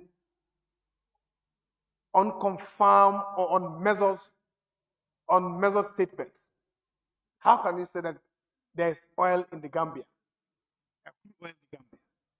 That is why the president, in his foresight and wisdom, he decided to put it as part of the Statement of the Nation address. And I read, although the results from both wells are very promising and positive, no discovery was made. It's good to tell the citizen the facts.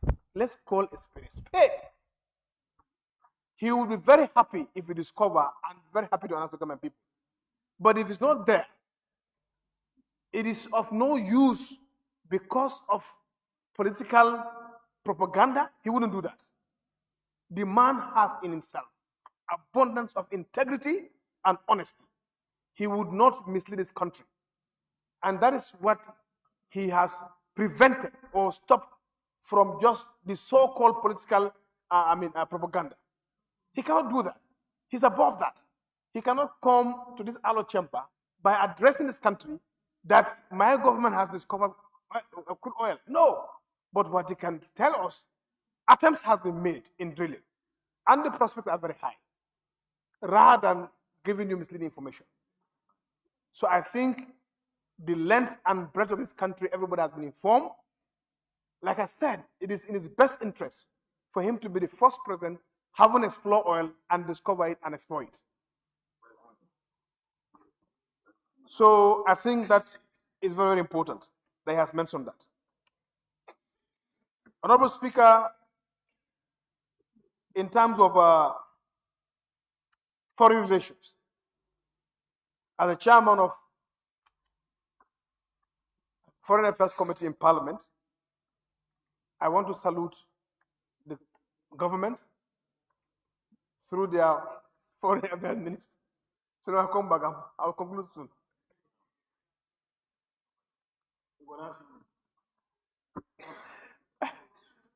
Foreign, foreign relations on the giant steps taken by the government. To conclude, politics aside, knowing that the parliament is a political institution, but deep down in our hearts and mind, we all believe that the president, the achievement so far, in terms of providing water and clean drinking water to people, achievements in terms of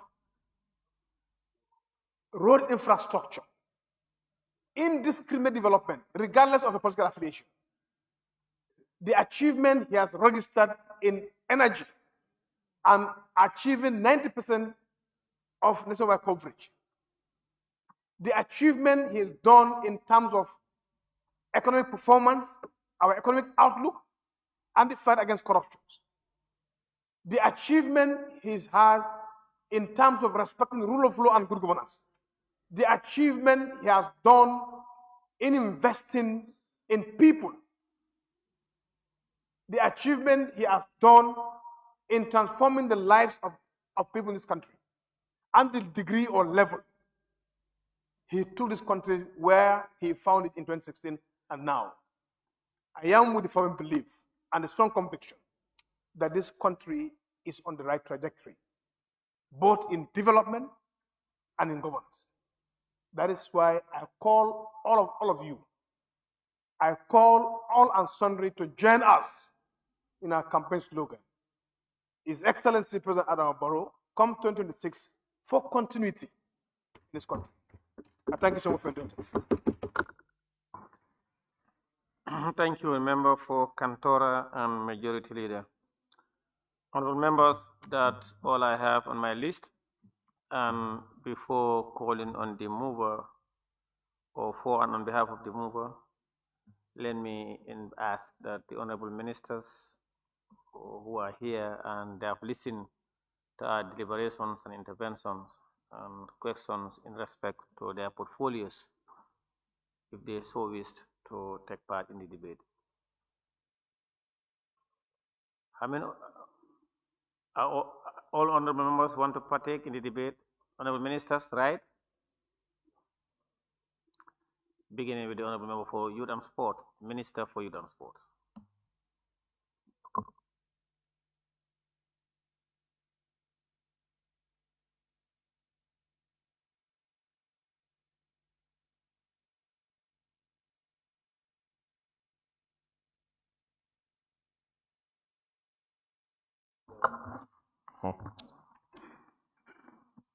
Mr. Speaker, thank you. And I think mine is really a short one. It's just in response, but some of the comments in relation to the Minister of Youth and Sports are commendation, but I think there is some that also need clarification. One of it is from the member for Banjul North in terms of the numbers that are getting the benefits that the ministry is doing through the National Enterprise Development Initiative, NEDI, which he had said the number is small, and we do acknowledge, yes, that the number is not enough, but I guess the State of the Nation address is not really looking at everything together, because that was just one aspect of what we're doing. But annually, we also do the recruitment for the chairman, which is young people who are trained in agriculture, and we also do the PIA, which is the hour scheme. Additionally, the NYSS does recruitment across the board for university graduates, for those who have finished grade 12, and for the apprenticeship training program, like they just reported to camp yesterday, and the camp is starting today. So these are all part of the response to the issues of young people. I think it's important that we don't look at it from one angle only. Now, the other part is about the stadium, and specifically the main stadiums in the rural areas. I think that came from the member for Talinding and the member for Latikunda, which is what happened to them. And I did explain this before. Yes, people call them mini stadiums in the regions. In our documentation, it is called football fields because that's what they are. But what is completed and handed over to the communities is what it was supposed to be. Those are not necessarily supposed to be standard football fields or stadiums that has all the features. It was something that we're doing in phase 1 by creating fences, perimeter fence, chain link fence, the change room, and the ground for them to play. And that's what is there. Now, the committee that went around, yes, we have received the report of their concerns, but primarily what they were talking about was that those fields don't have Bahama grass. And I did explain this. They were not meant to have Bahama grass at the initial stage. And, this is just for clarification purpose. And we look forward to getting the funding to be able to do Bahama grass and the pavilions for those fields. I think these are some of the two issues, if I recall well, that are raised as part of the Ministry of Youth and Sports. Thank you. Thank you, Honorable Minister for Youth and Sports. I'll now invite the Minister for Basic and Secondary Education. I wanted to say higher education, but basic and secondary education. And then next will be higher education, digital economy, public service, energy, then Minister for Fisheries, Wateries, and National Assembly Matters, and then the move of the motion. Thank you very much, Honorable Speaker. Good evening, everyone, Your Excellency, the Vice President, and colleague honorable ministers. It has been a long day and an exciting debate touching on several issues, and a few issues were touched under the Ministry of Basic and Secondary Education, and therefore I wish to make some clarifications and maybe explain the work that this sector is doing towards addressing some of the issues raised. The first issue raised was from Honorable Member Same regarding science laboratories. The concern raised were that equipment perhaps are not available in some of the science laboratories to support teaching and learning. Just to clarify that schools with science laboratories have equipment. What we have had as a sector as issues have been maybe the consumption of consumables. And when those consumables are finished, some of the reports have not been coming either to the regional offices or to headquarters for replacement or replenishment of these chemicals or consumables that are needed in the science laboratories. Just to also say that as a sector, we are aware of some of those challenges, and because of resource constraints, we have engaged partners to institutionalize regional laboratories across the country. And by far, we have completed 2 regional laboratories that are up and running. The KM regional laboratory is ready, which is accessible to all senior secondary schools who need access to labs to do their work as far as the science fields are concerned. We also have in Kaur, that's Region 3, but just by Kaur Senior Secondary School, that regional laboratory is also ready and accessible to senior secondary schools around that end who need to access and use the facilities in that region.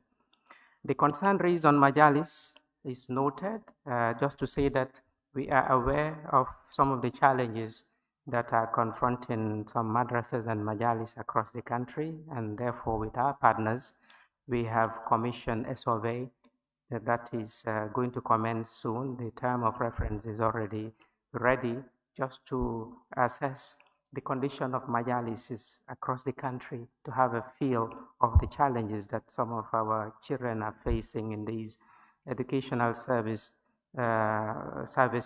and to come up with modalities to address the challenges in consultation with the authorities of the majalis as well as the madrasas. The issue on the scabies outbreak in a few majalises in this country, we are aware of this, and we have consulted with partners. In fact, currently one of the madrasa is closed. We have given directives for the madrasa to close. This situation occurred shortly before the Eid celebration, and because it was a holiday time for most of the madrasas, the ones that we had access to at the time and were operational, we have been able to intervene with the support of Ministry of Health and other stakeholders to contain the situation, and the students in some of the affected majalises were quarantined to just contain the outbreak, and also to give the necessary health services and attention to the students. So we are aware of this, and as a sector, we are committed to addressing the issues and to work with the Amana authority to ensure that going forward, some of these things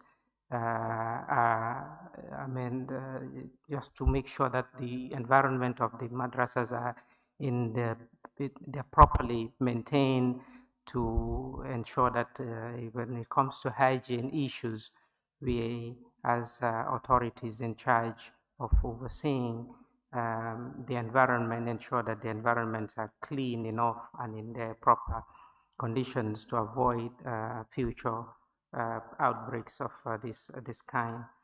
With regards to technology, just to say that as a sector, we have it in the center of our activities to mainstream technology in basic and secondary education, and to also say that issues of robotics and coding initiatives that we also have in mind, and working with partners to see how to start implementing with support of partners both within and outside of the Gambia, to ensure that our children, by the time they complete basic and secondary education, at least they are exposed to some of these developments, as it is the norm and the way forward for our education. I think by far these were the concerns that I had raised on the sector, and to just say that we as a sector are committed to advancing basic and secondary education in the Gambia, and will continue to engage all stakeholders concerned to ensure that we deliver the services as mandated to us. Thank you. Thank you, Honorable Minister for Basic and Secondary Education. Thank you. I'll now invite the Minister for Higher Education, Research, Science and Technology.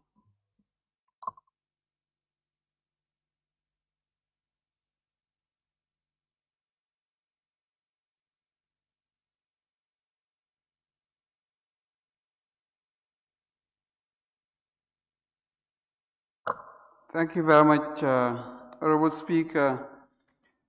The different interventions concerning higher education from the honorable members from Sami, Upper Fuladu, Joshua, Banjul North,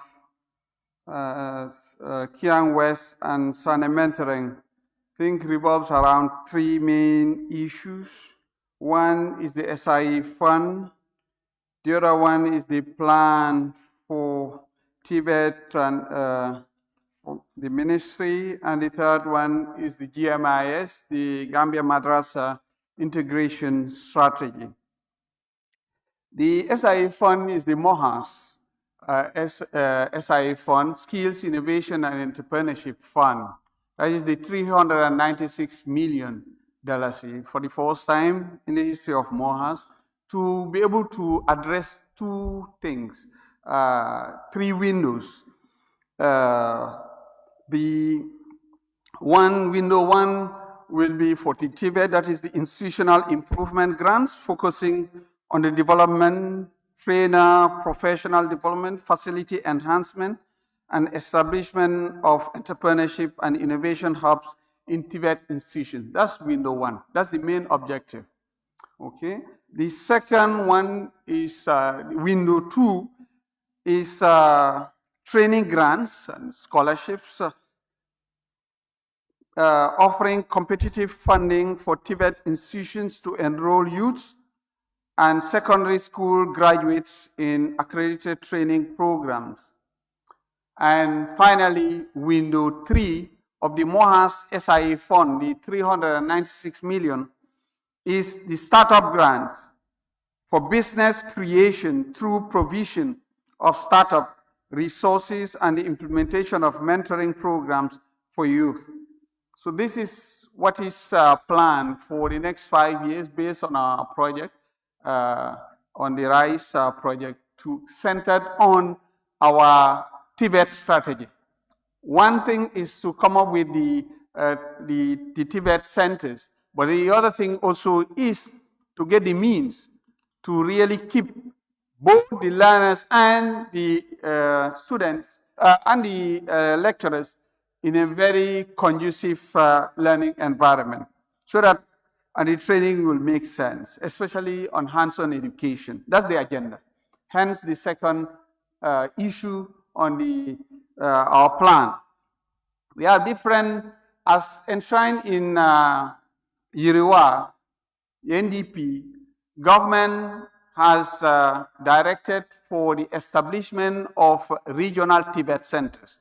Well, we don't have the funds to have constituency Tibet centers, but at least each region to have a Tibet center. So that's the objective. And I can give you examples. One is the Ndemban Tibet Center, right now offering 4 programs. Okay, it's operational: electrical installation, building construction, welding and fabrication, and automotive. Ndemban. There will be plans to really make some adjustment maybe next year, but we are yet to reach there. Then the second one is Kanilai, offering 5 programs this year. But currently we are having 2 programs there, that is the tailoring and fashion design, welding and fabrication. Then this September, we're going to offer the 3 other programs: electrical engineering, refrigeration and air conditioning repair, and channel and satellite installation, Kanilai. And I said earlier on, in all our regional Tibet centers, you will have student dormitories. That's 5 programs there in Kanilai. Then in Mansakonko, we currently have 5 programs: electrical installation, welding and fabrication, plumbing and gas fitting, building construction, solar technology. That's what we have in Mansakonko. And in Julangel Skills Center in URR, we have poultry, rural mechanics, refrigeration and air conditioning, welding and fabrication, carpentry and joinery, satellite installation and maintenance. And in fact, very soon, in the coming weeks, we will launch the rehabilitation of the Julagel Tibet Center. And after that, also, we will also come up with some equipment for Julagel also. Then for all these programs, okay, with our development partners. In CRR, we have two different centers. In CRR North, in Kuntaur N, we have 8 programs. But the Kuntaur one in CRR North is under construction, and God willing, by the end of this year, will be done with the construction. We are now working on the second phase of the construction. But the 8 programs are general agriculture, automotive engineering, mechanical engineering, welding and fabrication, solar, photovoltaic, construction, carpentry and joinery, and ICT.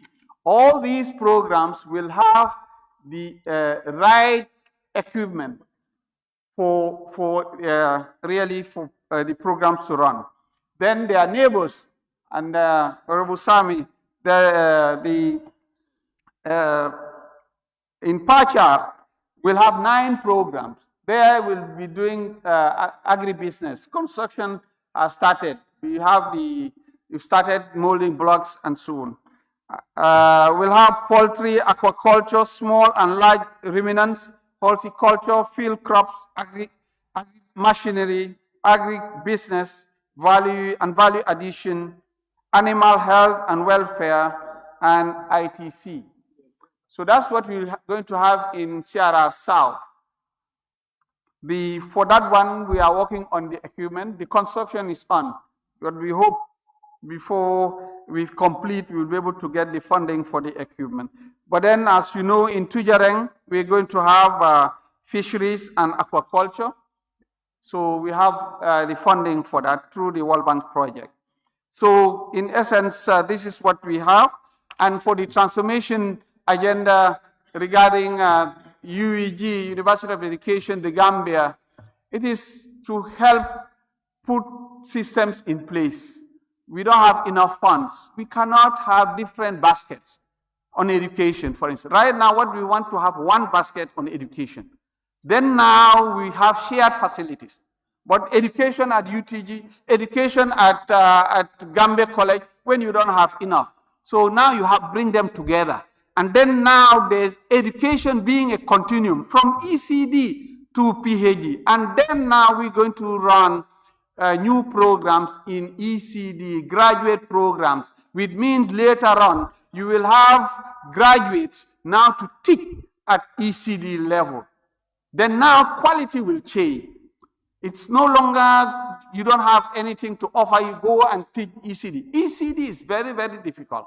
Not even a professor sometimes cannot handle those classes. You need certain skill sets. So we will need later to expand, as per the transformation agenda, different programs within the University of Education, the Gambia, formerly Gambia College. And last but not the least, we will move, as we explained earlier on, the programs, agriculture, School of Agriculture, into the University of the Gambia School of Agriculture. As you are aware, come September, that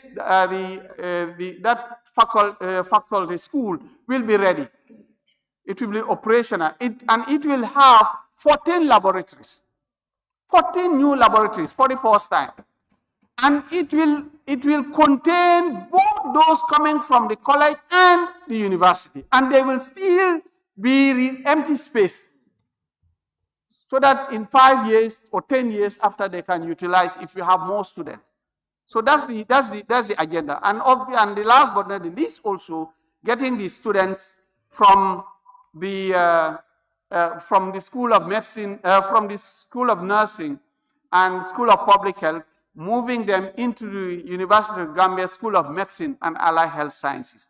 As you know, come December, all roads lead to Faraba, where we'll inaugurate the School of Agriculture and Environmental Sciences and the Faculty of Law and the Chancery Building, that's the admin block, 7 stories, 27th of December.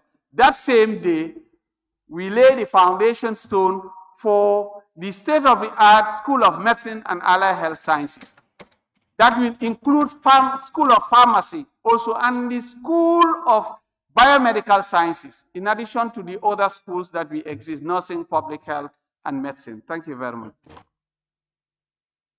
Thank you very much, Honorable Minister for Higher Education, Research, Science and Technology. I now invite the Honorable Minister for Communication and Digital Economy.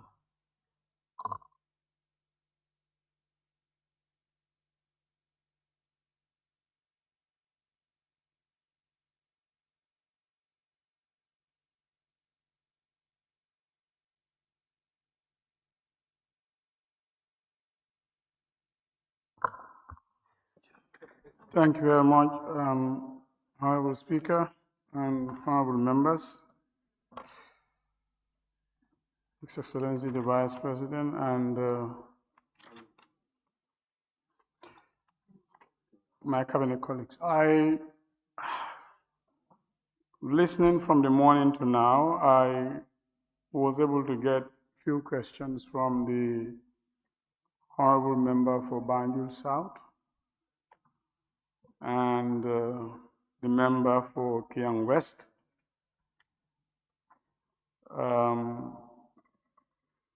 The question that came from the honorable member for Banjul South. Central, not South. Oh, it's Banjul Central, I'm sorry. Actually centers on resource mobilization, digitization, tax payments, and some of the existing gaps that we are having as a country, especially with regards to tax collection. What a coincidence, because on the 13th of June, for records, this year, 2025, I was able to visit the central bank and had a very long meeting with my team and the core management of the central bank. And the very purport of our meeting was to center on the critical issue of integration and payment systems, means the GAM switch, the payment gateway, and what are some of the challenges we are having in the country. You may agree with me, you can use your Wave to actually transfer money from your bank, possibly to Wave, maybe one of the banks only. Some of the microfinance institutions in the country, if you are using APS application, it's only going to be APS based. If you are using maybe the UNA application, it's only UNA based. If you are using Q Money or Afri Money, it's all based. So we need a full integration so that it's easier. So when we went to the central bank, because if you want to start that process, you really have to look at the infrastructure, you have to look at the service layers, you have to look at the existing applications, but more importantly, the policy and the regulations. So we realized that a few things need to be done. Those areas that we have identified, we set up a subcommittee, senior management, my team and their team, will be working on that. Hopefully by next week, we would be starting to work on some of those issues. But among the issues, one is the current existing licensing framework. Things have changed. Today, you expect the central bank and the Public Utilities Regulatory Authority to have a very specific relationship, because one looks at the technology, the other one looks at the financial services. There is a serious fusion here. And we thought it's important to have a revisit of that licensing framework. Infrastructure-wise as well, it is important we understand what infrastructure is being used for actually as carriage for these financial services in this country. What do we own? These transactions, who controls them? The applications we are using today, who owns them, who controls them, where is the data? Those are some of the core issues we are looking at. Even the usage of WIF. What implications are there? So we're looking at quite a number of issues, so we have outlined them. And I believe that those issues would address partly this very important question of how do we actually promote e-commerce in the country and address those gaps. So hopefully the details are too many, but I think I just summarized that. Now, the question from the honorable member from Kiang West, that's on tax liability of the 789 million Gambian dollars that Gamtel, Gamcel jointly is owing, and would want a segregation of the taxes. And how long has this tax been there without being paid? For segregation, I would have to specifically go back to look at the record so that I provide this Honorable Assembly that particular answer. But for how long it's been there? Well, almost from 2 to 3 years ago. These are taxes. Some of them are in the forms of what they are owing, let's say the regulatory fees. Some of them are really payments to maybe some duties, payments to the GRA and the like. I have that breakdown is there. I'll be able to provide it. But it's very important that these issues are addressed if we want to really go ahead with the process of the privatization we talked about. And I do understand the question came as, for how long do we have to go through this? For the information of this August Assembly, let me start by saying when I was sworn in, I found a few issues on the higher table there in the cabinet. And those things were addressed. We have started, based on the World Bank's validated document that we have, we call the social plan. And that social plan is looking at how can we really go ahead with this privatization process that is for Gamtel and for Gamcel. For Gamtel, we will be bringing on board a private partner that will be investing into the company, and then we will be investing into the infrastructure of the company. That is the PPP. It's important we inform you that Gamtel as a company has not been going through some serious network upgrades. You can't be operating a network for almost 10 years, you have not upgraded it seriously. And I mean a serious network upgrade. That is something that we envisage to really push through, and hopefully within the next 1 month or so, possibly that contract would be signed. Obviously, notification would be given.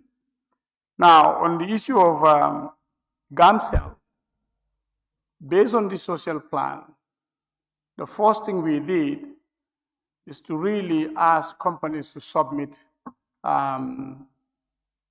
expression of interest. We went public. Almost about 8 companies submitted some interest as to what we want for Gamcel. Out of the 8, we looked at them. Some are international, some are local. But like one of my colleagues said here, I think it is important we empower our local companies in this country. And that was the basis, because you ask yourself today, those companies that are licensed and operating in this country, they are all Gambian companies, and they are all licensed as Gambian companies. By that I may say they are in fact all citizens of the Gambia in court. But then sometimes you have to lift the veil and look at who owns that company. Then you advise yourself, what do I do if I really have to go through a very tangible and sustainable digital transformation? So the conclusion was we should encourage local companies. As a result, we looked at those interests that were expressed, two of them that were really ready to invest into GAMCEL. GAMCEL's problem today is not about the personnel, it's about the infrastructure. You can't be working on 2G and you expect to really compete with those companies that are working with 4G, 5G, or 4G LTE. It's not possible. So the key issue is infrastructure upgrades. And these two companies that are local, they have expressed interest that they can do it. Out of the 8, the 2 were a little bit better. We could actually go ahead with them. So we thought the best thing is, let us now ask them to submit something, a detailed RFP. And we prepared those details. And as I speak to you, we expect by the end of July that RFP would be submitted. But the good news is this. Somebody may ask the question, yes, even after that, what next? Based on that social plan as well, because the World Bank has actually put aside about $6.4 million, not dollars, it's $6.4 million for the implementation of the social plan. We have it in 3 categories: voluntary, those who want to go on voluntary retirement. Those we can now ask them to go, that is the second phase, and the last phase is to tell them, those that we don't want, they have to go. Conditions have been outlined. Now for this voluntary retirement, we were expecting fewer people, but for your information, almost 487 GAMCEL staff, because the total staff is about 1,007 staff.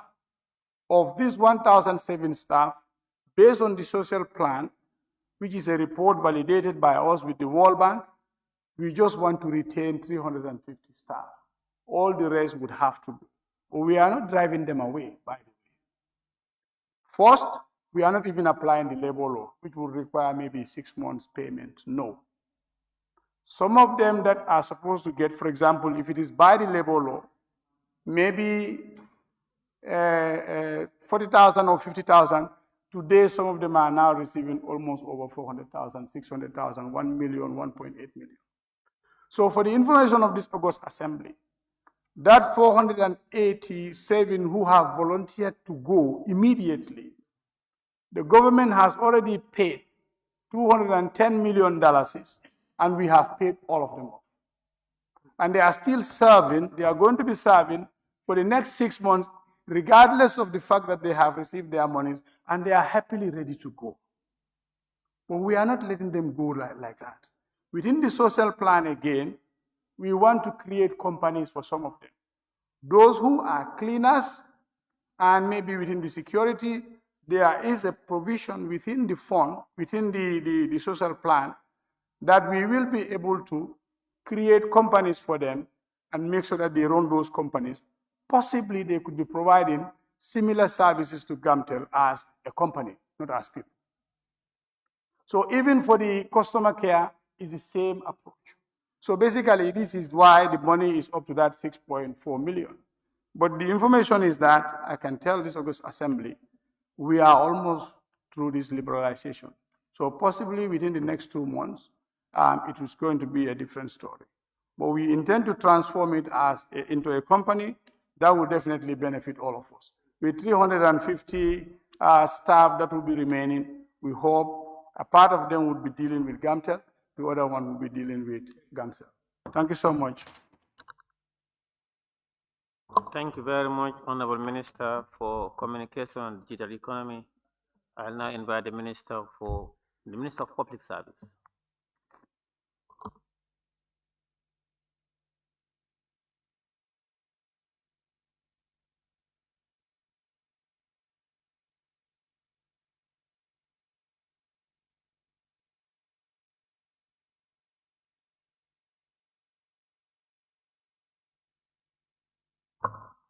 Thank you, Honorable Speaker. Actually, for the Ministry of Public Service, I guess the only issue that I took note of came from the Honorable Member for Banjul Central. And the issue was about reconciling the salary increase and the, inflation. What I want to say, Honorable Speaker, is that when we proposed the increment figures, we took note of what would it take for every employee in the different grades to be able to earn what would make the individual afford the basic minimum. And that's why the grades, if you look at the increases per grade, we had the highest increases from the lower grades. And as you move to the higher grades, it was, actually, reducing. And I can tell you that it was done in such a way that we took note of how it would affect, people's ability to be able to deal with inflationary issues. In fact, it may interest you to note that what we were trying to do, which people felt that it may cause inflation, we really believe that we were engaged in some catching up exercise, because you induce inflation if you have excess money. But what people had was not sufficient to be able to buy certain things. What we provided was just enough for them to be able to buy a bag of rice, pay transport fares, and maybe pay rent. So there wasn't enough, excess money to induce inflation. Thank you very much. Thank you, Honorable Minister for Public Service. I'll now invite the Minister for Energy and Petroleum.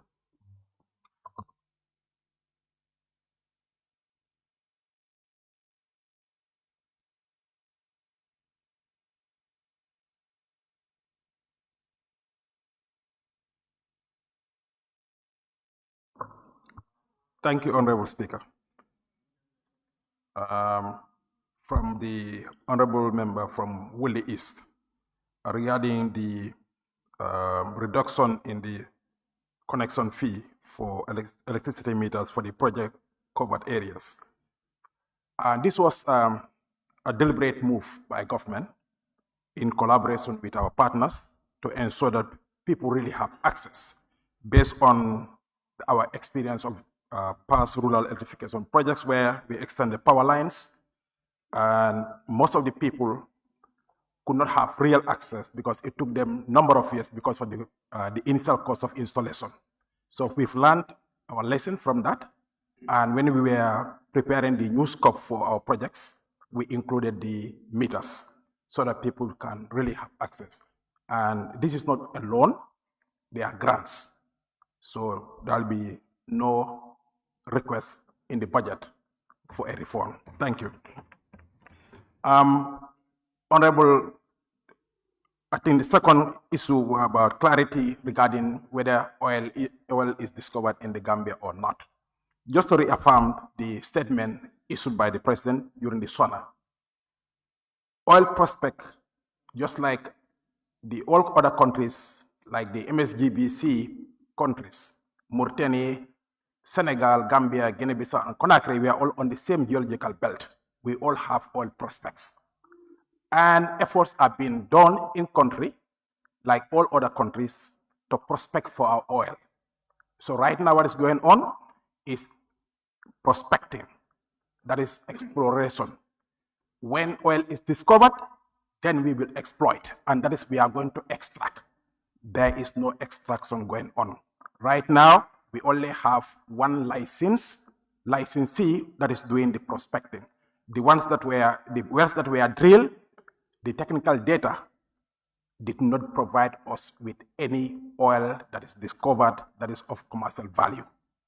And that's why if you look at the SoNA statement from the president, it's saying it is positive in the sense that it is saying the technical data has given us some good indications that there are oil prospects in the Gambia, but nothing has been discovered so far. Just to confirm that. The honorable member from Joshua, thank you for that observation as well. That's why we've decided to separate the two services. This is well thought through, and the reason is to bring efficiency in the service delivery for water as well as electricity.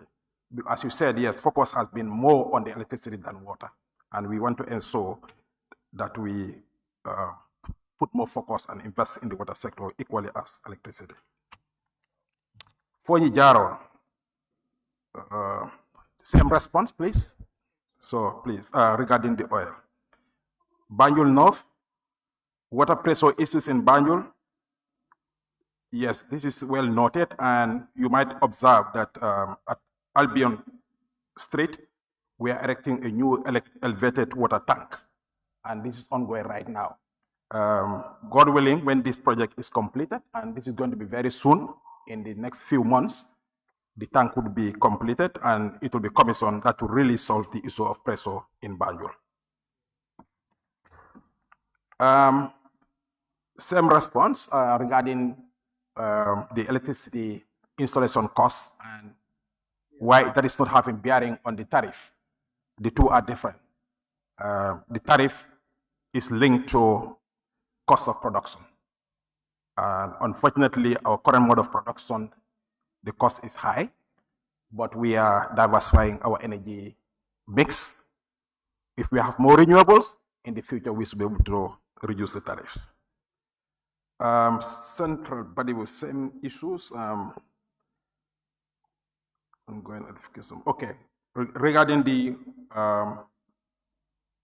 communities that are yet to be ratified in their in that constituency. Well, I'll give a general answer too, because I have similar, so for all those asking that question, we can reassure you again that all efforts are being done. We are trying to mobilize the necessary resources to make sure that everyone in this country have access to electricity. That is the target that we have set for ourselves. Initially, the target was for 2025, end of 2025, but we still have some gaps, and these gaps needs to be done. And by 2026 December, we are very optimistic that we will be able to achieve the universal access. So rest assured that efforts have been made to make sure we secure the necessary funding through our partners. Currently, we have already signed a new contract for additional 103 communities. And that's going to cover some of the communities that the honorable member from Fonyi Binta talked about. Is it Jakoy? Yes, Jakoy will be covered. You'll still see work going on there. Inshallah, the contract has already been signed. And we have received additional funding also from the World Bank, where we'll be able to electrify additional 130-something communities. And this has already been approved. Similar response to the other members from, is it Nyomi? Lower Nyomi. Yes, we've had your cries. You have been crying for this, and your cries, we really had your cries, and something will be done. Inshallah, it's work in progress. And the good news is a lot has been done in this area. If members are now counting in the reverse order, instead of counting the number of communities that are already electrified, they count the numbers that are not electrified. That's a positive sign. That means we have less number of communities to be electrified than the numbers that have been electrified. So, Latri Kunda Sabiji, honorable member, just to assure you that there's a reason why we are called honorable members, and we can assure you that the figure that is given by the president is the truth. By end of December 2025, the electrification in this country is expected to be up to 90%. We wish we could have 100% this year, but some of the projects will not be completed before the end of 2026. That's why 90% is assured. Thank you.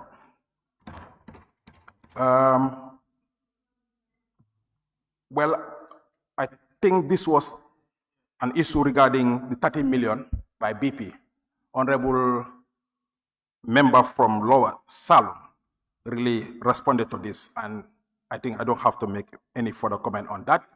The money was received, and this assembly appropriated that on behalf of government. So, no further comment on that. Fonyi Bintang, I've already responded to your issue. Lower Salem, high tariff, we are diversifying our energy mix, and when all goes well, in the future, we are hoping that cost of energy will also go down in the country. So, thank you.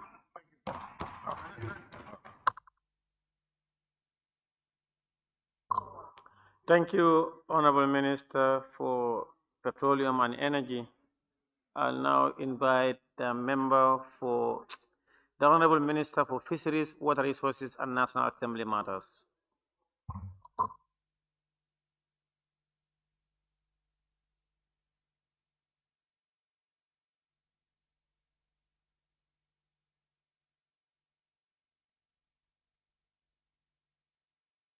Thank you, Mr. Speaker, for calling me last before the mover of the motion. And I think, according to our culture, preferential treatments are given to all age. Next time I come, I'll be sitting at the edge of the row so that I can come in first. Having said that, Mr. Speaker, I want to make some clarifications on certain concerns that were raised here. One of such is coming from the Central Badibu, member for Central Badibu, concerning the fishing boat and accessories that were provided for the Central Badibu, clearly the Salikenya landing site. I wish he was here. I don't know whether he's just outside. I just want to make this clarification in the presence of everybody. We have had discussions on this issue several times, even as late as this morning, during around the corridors of this National Assembly. And I did make it clear to him that in order to avoid politicizing the handling of these votes, we did not involve any politician. Rather, like he said, these are being provided by the state and their public funds.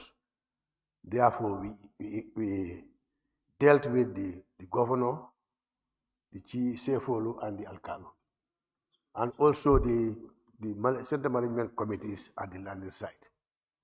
Maybe he thinks we are trying to politicize, but I believe he is the one who actually wanted to politicize it. And when he didn't have his way, he kept raising this issue on the floor of the House.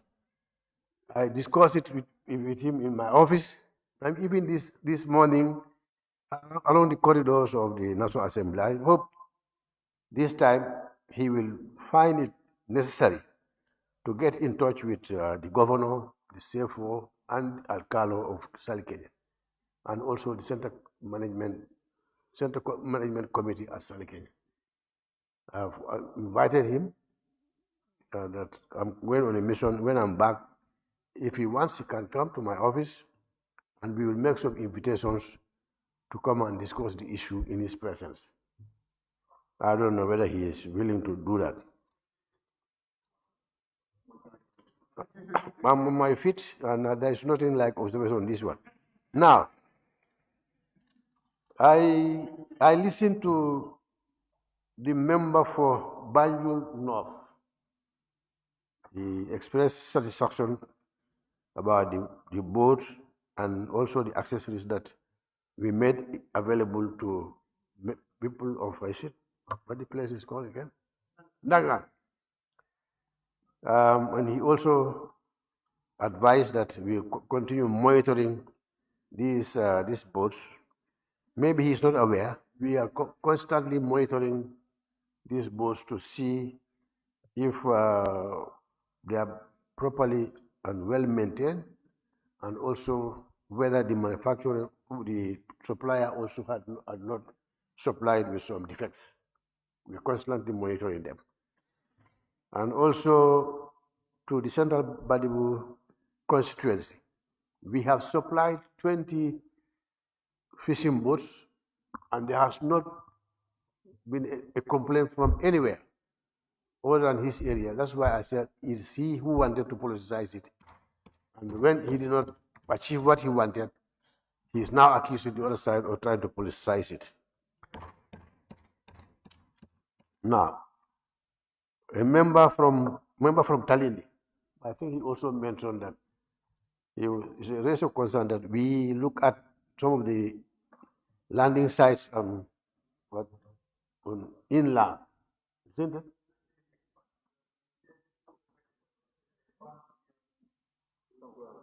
Okay. Yeah, we have, I can inform the House that we have sent an assessment team to see what's on inland, and thereby we are working on the procurement process, buying motorcycles for all our inspectors throughout the country, particularly in inland sites.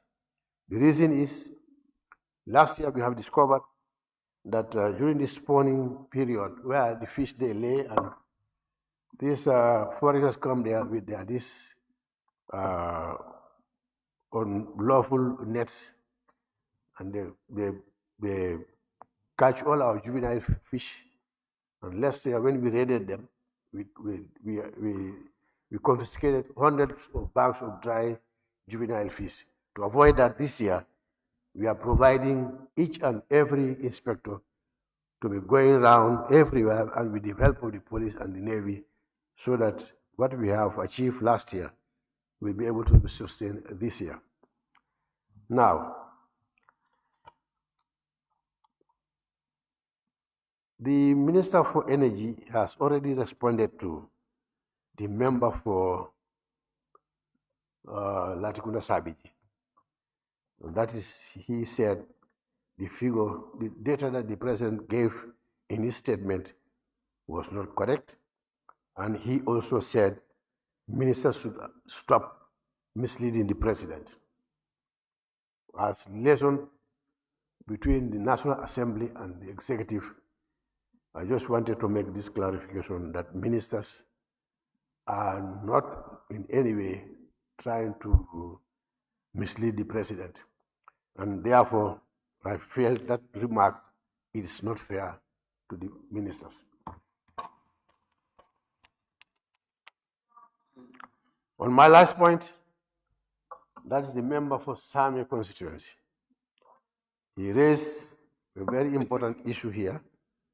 He did mention that the statement which President read about the ministry and the satellite institutions under it was inadequate.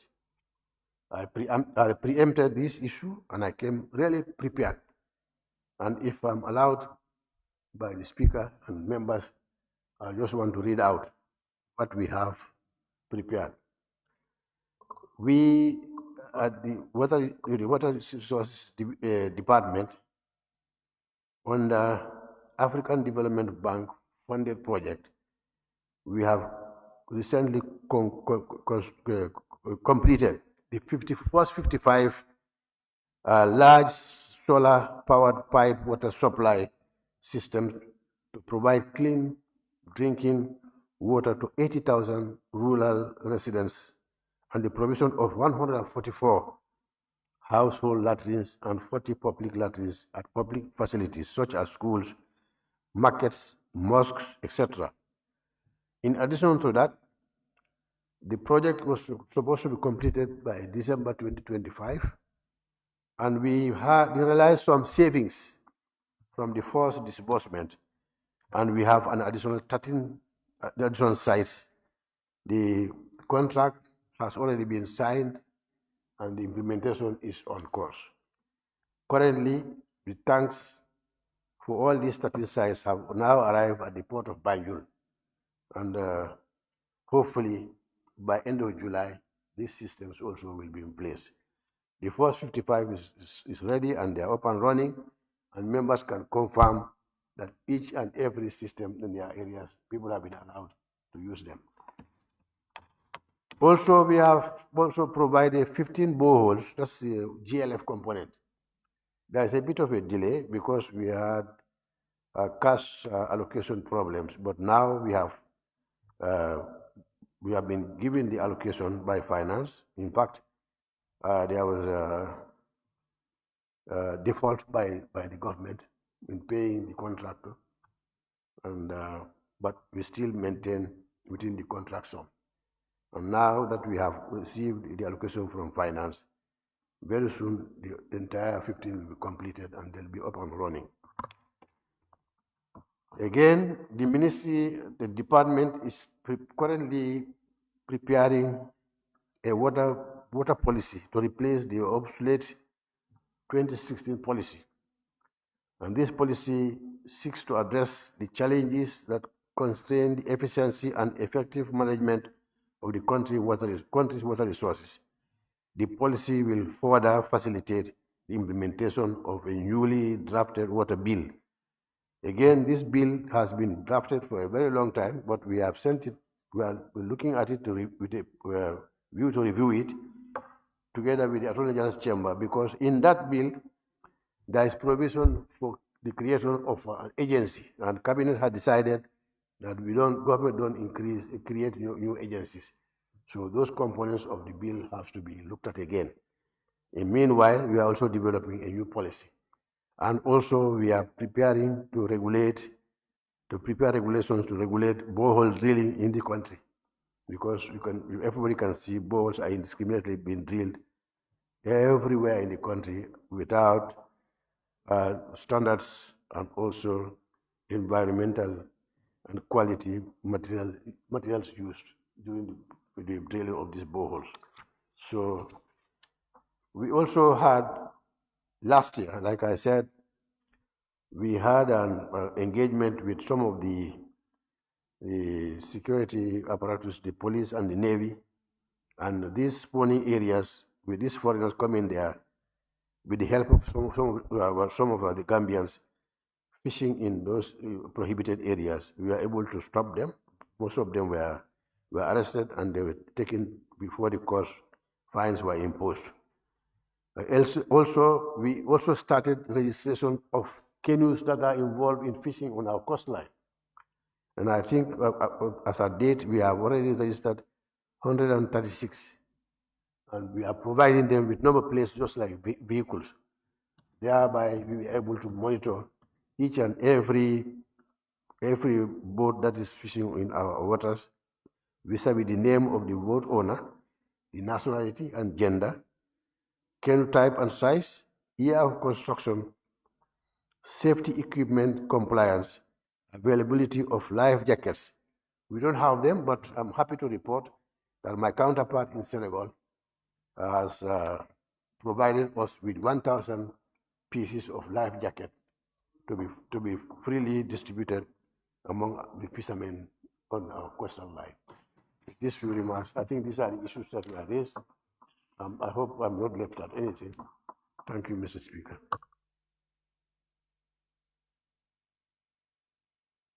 Thank you, Honorable Minister for Fisheries, Water Resources and National Assembly Matters.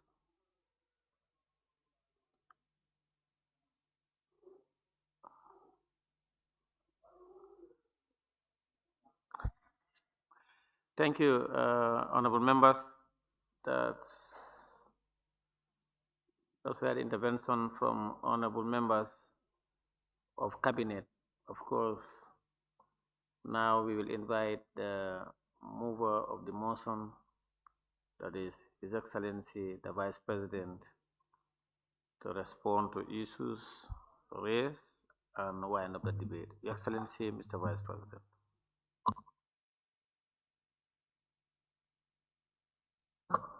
Thank you very much, Honorable Speaker. So thank honorable members also for the debate and their contribution. Honorable Speaker, I think my first statement be I know that a lot of contributions touch on the fact that they were asking for more details. They expected more details from the SoNA. But my comment is that I think if all of those details are given, then the document would have been huge and it was going to take a longer time. And I think I also appreciate some also have appreciated the brevity of the document. And I want to say that maybe if you want more details, you can always liaise with the various sectors to give you the details. But the idea is really to summarize, to concentrate on policy issues rather than detailed implementation issues. But anyway, the comments are noted. Honorable Speaker, I know people have been sitting here for a very long time, so I'll just maybe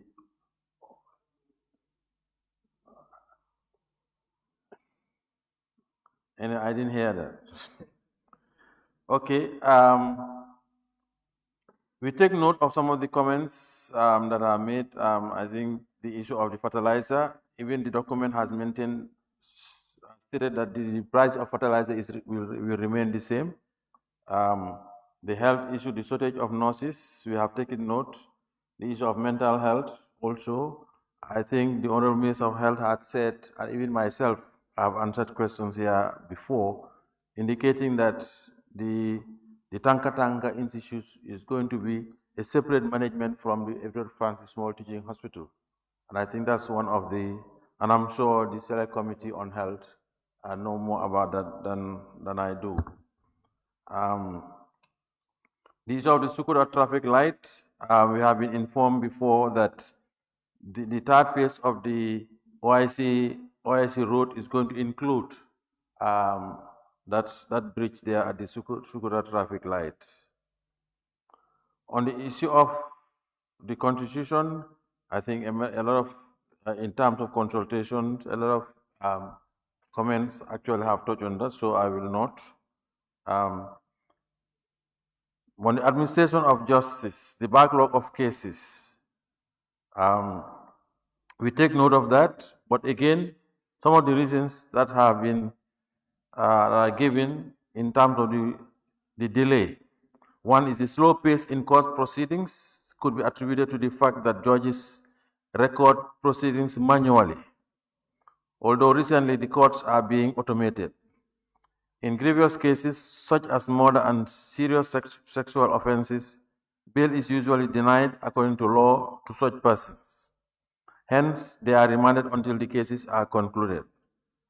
Interim application by lawyers, for example, just today, the murder case of Usainu Bojang was adjourned because the lawyer for the accused requested for a record of a radio program or interview to be produced to the court. The courts go for vacation 3 times a year. Administration of justice is a complex process involving several key players such as the police who investigate, the state prosecutors, and the judiciary. For capital offenses, trial cannot proceed without a lawyer. This is in response to some of the questions about the delay and the many people that are in remand. On the issue of land cases, there are currently 53 cases being handled across all superior courts by the Ministry of Justice. Despite dependence of several land cases, certain innovations have been introduced to reduce the time spent in court, among which are the introduction of the Court-Connected Dispute Resolution Center, which mandates all civil cases, that is land disputes, to go inclusive, to first go through the Center for Mediation.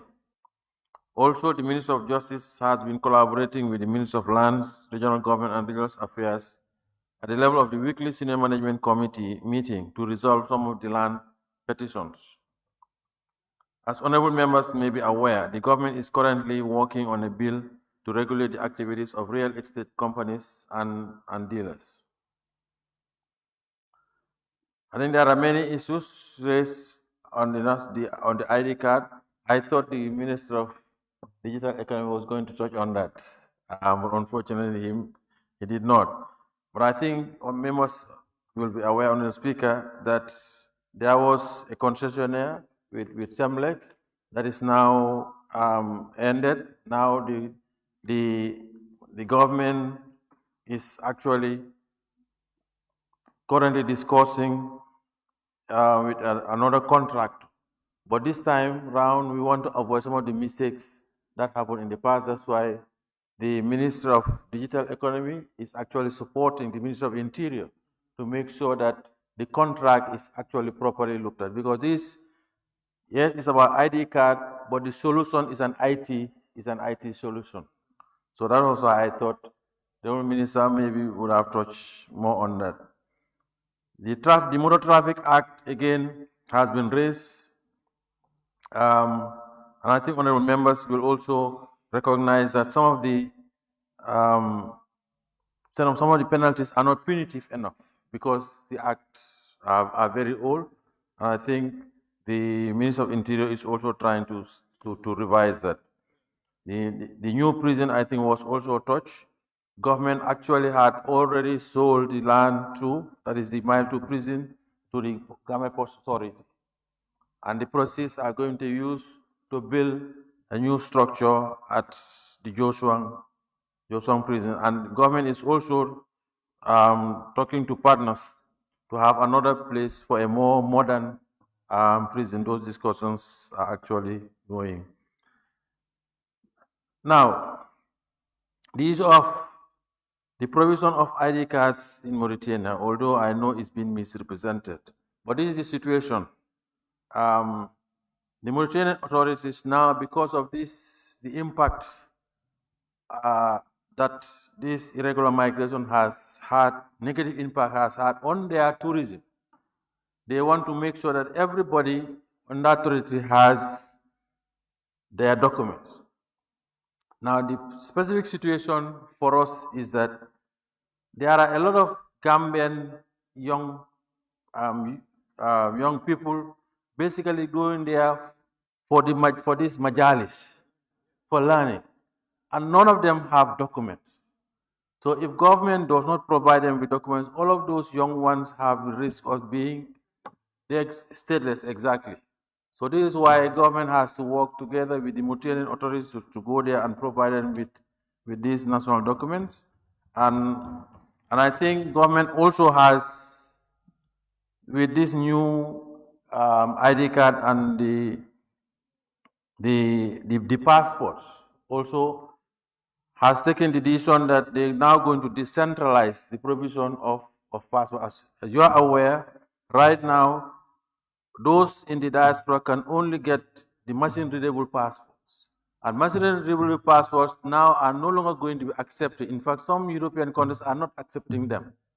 So that will mean that those people are going to have problems. So that's why government is actually trying to decentralize the provision of those the biometric passports. So it's not about politics. It's about making sure that Gambians have the opportunity to get the right documents as and when needed.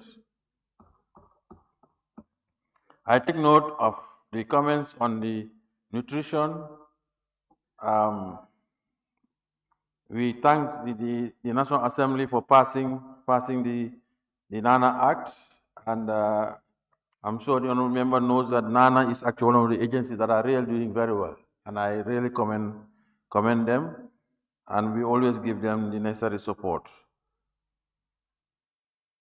The forestry issue was mentioned, and I know that when the Ministry of Environment actually appointed a soldier to head the forestry department, there was a lot of noise. But the reality is that, and as the honourable member has mentioned, there's a lot of abuse, including the forestry officers themselves.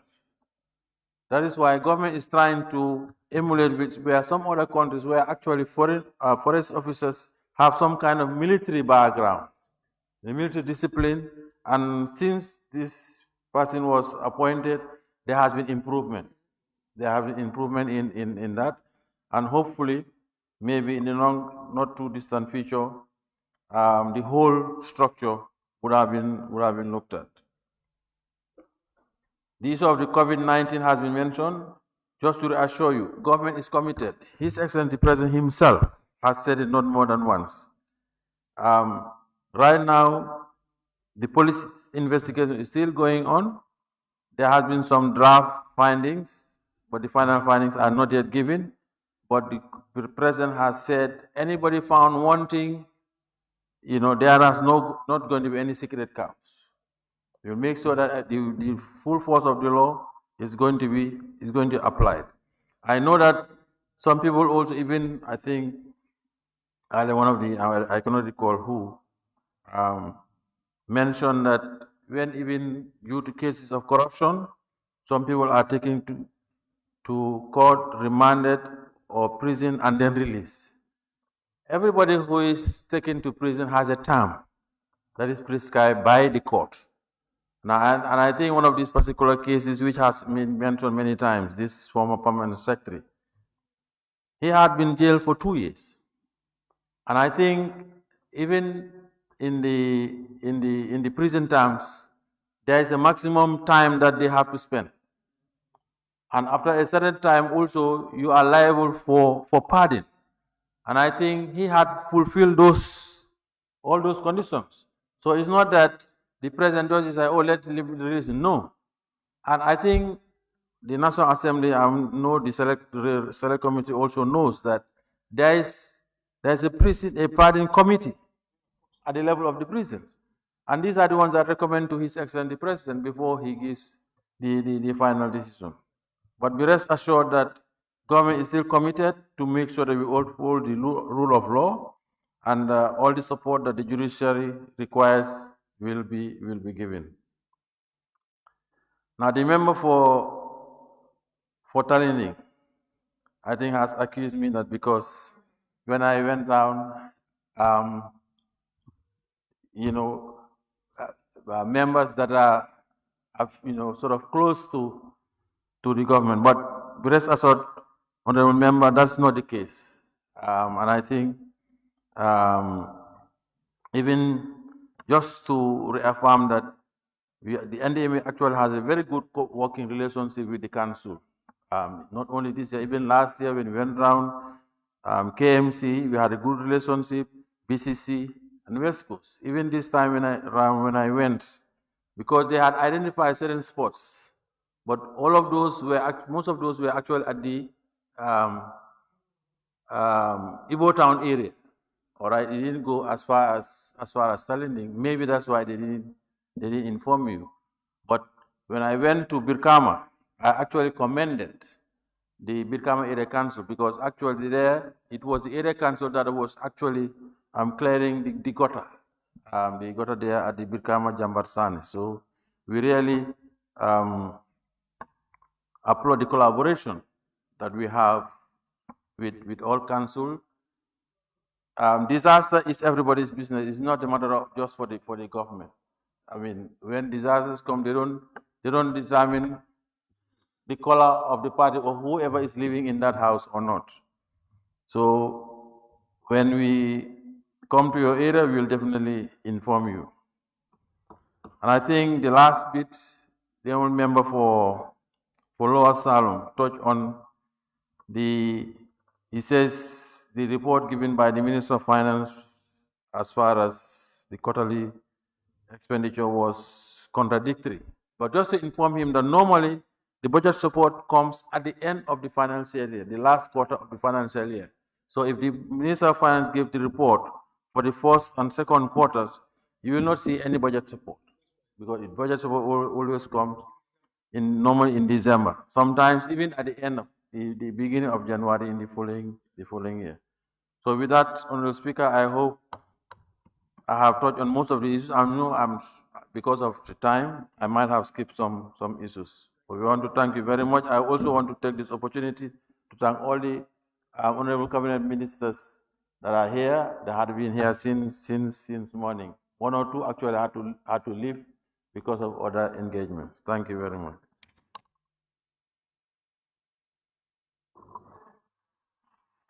Thank you very much, Your Excellency, Mr. Vice President, for responding to issues and rounding up the debate. I want to thank you and thank all honorable cabinet ministers who joined you here and also taking time to respond to issues as they relate to their portfolios. Honorable members, thank you very much for staying up at this time and for your invaluable contribution to the motion delivered by His Excellency the President, and of course represented ably by His Excellency the Vice President. We want to thank them and assure them of our partnership, the administrations of the state, and our commitment to national development. On that note, honorable members, let me now put the question. Be it resolved that this August Assembly do be it resolved that this August Assembly do adopt the motion on the state of the nation addressed in the 2025 legislative year by His Excellency the President of the Republic. Those in favor, please say aye. Those not in favor, please say no. The ayes have it. Honorable members, I will now put the final question. Be it resolved that this August Assembly do stand adjourned until Wednesday, 25th June 2025. Those in favor, please say aye. Those not in favor, please say no. The ayes have it. This Assembly now stand adjourned until Wednesday, 24th June 2025 at 10 a.m. prompt.